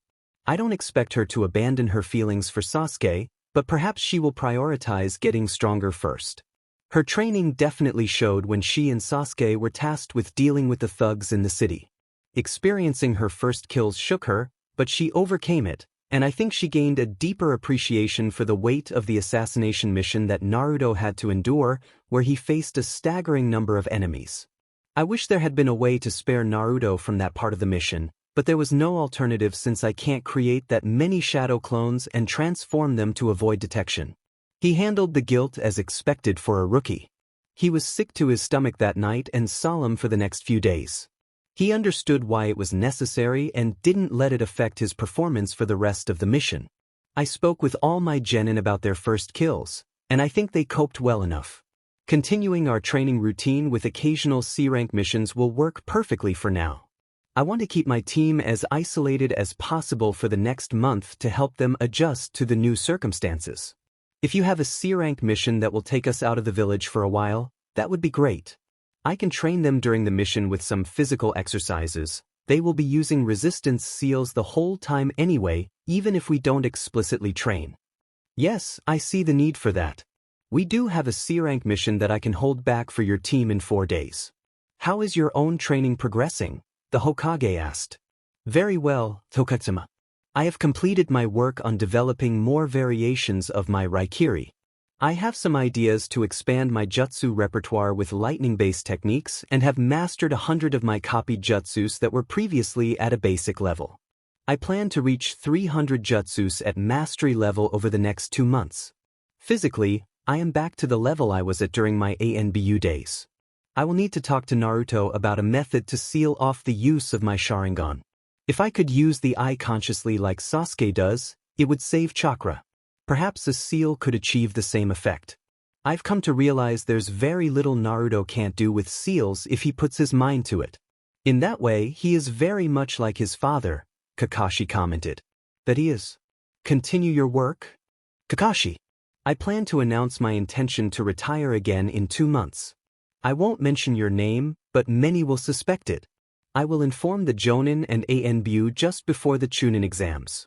These exams will be the stage for you to showcase your team. You know that training strong ninjas is somewhat of a requirement for a Hokage, the Hokage mentioned. Yes, I understand, and I have no fears about how my team is developing right now, Kakashi stated confidently. Good, then you are also dismissed for the next 3 days. Just submit your report when you return to duty, the Hokage said, and Kakashi bowed and left the office. Sakura listened to her mother's complaints with annoyance. What did she think she was doing criticizing how her team performed on the mission? The little she had been able to share was that they had freed Wave Country from Gato and that the mission had been more dangerous than previously expected due to misinformation. How she wanted to shout at her that the civilian-born ninjas who had been their backup could have endangered their lives by not fully supporting Team 7. How she wanted to tell her to stop speaking poorly of Naruto, who had sacrificed so much to ensure their team wouldn't have to face hundreds of thugs. Her mother made it sound as if only Sasuke had done all the work. No, she had fought too, and she had taken lives. She now fully understood why Kakashi-sensei had trained them so rigorously from the beginning. Being a ninja wasn't a game, it was deadly serious. Realizing that they could have all died due to bad information hit home harder than Kakashi-sensei's lectures ever could. Their team was incredibly fortunate to have such a strong sensei like Kakashi. They were lucky that Naruto was already at Jonin level and only lacked experience, otherwise, they would have been overwhelmed. Sure, Sasuke was skilled, even much better than he had been at the academy, but that wasn't solely due to his Sharingan. It was the result of hard work every single day since they became Team 7. It was strength earned through countless hours of effort. Hours she had endured, but now she could fully appreciate having been pushed to do so. Had she been like she was at the academy, she didn't doubt that she would have been severely injured or even killed. In any case, she would have been a burden to her team. No, her mother's ideas were truly misguided, and she would ignore her wishes in the future. She was a kunoichi of Konoha, and she was proud of what she had achieved so far. She would find a way to better support her team in the future by playing to her strengths. She had looked up to famous kunoichis in Konoha, and the most renowned one was definitely Tsunade of the Sannin. If Tsunade had managed to become incredibly strong as a medic nin, why shouldn't Sakura strive to do the same? She had perfect chakra control, which was one thing Kakashi-sensei had praised her for from the beginning. The only thing she had lacked was chakra reserves, but those were increasing every day. Sasuke was reading through some scrolls he had inherited from his clan. He remembered that his mother had once mentioned that many of the Uchiha ninjas who learned new jutsus by copying them with their Sharingan had documented the hand signs and the way to mold chakra for each jutsu. His father had scoffed and declared that most of those jutsus were inferior to the ones the Uchiha clan had invented themselves, which were mostly fire jutsus. Now, Sasuke fully intended to expand his jutsu repertoire with those so-called inferior techniques. What use was a flashy fire jutsu when stealth was the only option? Why waste chakra on minor opponents just to make it look impressive? He had learned that such thinking could lead to disaster. He knew he couldn't sneak into the base or camp like Naruto had done. He would have had to use powerful jutsus to defeat the thugs, which would quickly deplete his reserves. He might have been able to take down one or two with luck, but more than that would have been impossible. So he needed jutsus that required less chakra but were still effective. Stealth was something he had only begun to grasp. But why not learn a camouflage jutsu that had been adapted from IWA ninjas during the Third War? Why not explore the hypnosis potential of his eyes? Genjutsu could also allow him to surprise his opponents and strike unexpectedly. There were many ways to enhance his abilities, and this mission had shown him that sometimes the most powerful techniques weren't the best options. He also had to consider the possibility that Naruto was related to the fourth Hokage. The resemblance was too striking to be mere coincidence. Given Naruto's age and what he knew about the blonde's birth date, it seemed he had been born on the day the fourth had died. For some reason, the adults harbored intense hatred for Naruto, calling him names like monster and demon brat. The only demon he could think of was the Kyuubi. Was Naruto being used as a scapegoat for the fox's attack simply because he had been born on that fateful day? He could understand that if Naruto were the son or nephew of the fourth, the third Hokage would have kept Naruto's identity a secret, as children of powerful clans were always targets for kidnapping or assassination. Without parents to protect him, this might have been the only way to ensure Naruto's safety, even at the cost of keeping him in the dark about his heritage. He knew that Kakashi-sensei had been a student of the fourth, so it made sense that he would feel responsible for teaching the last remaining family member of the late Hokage. Kakashi would feel obliged to guide his sensei's family. And Naruto was strong at a young age, stronger than all others in their age group. Sasuke decided to take a wait-and-see approach from now on. He was on the right path to achieving his goals, he just needed to be patient. Kakashi was teaching all of them equally, and they were growing stronger quickly. He felt it during the team competitions against other groups. The late arrival of the Chunin team sent to back them up also revealed that the civilian council couldn't be trusted. If they had ensured that support arrived too late, hoping Naruto would fail without backup, they were traitors. It was as simple as that. And if there was one thing Sasuke despised, It was a traitor. Itachi had made sure of that. To be continued.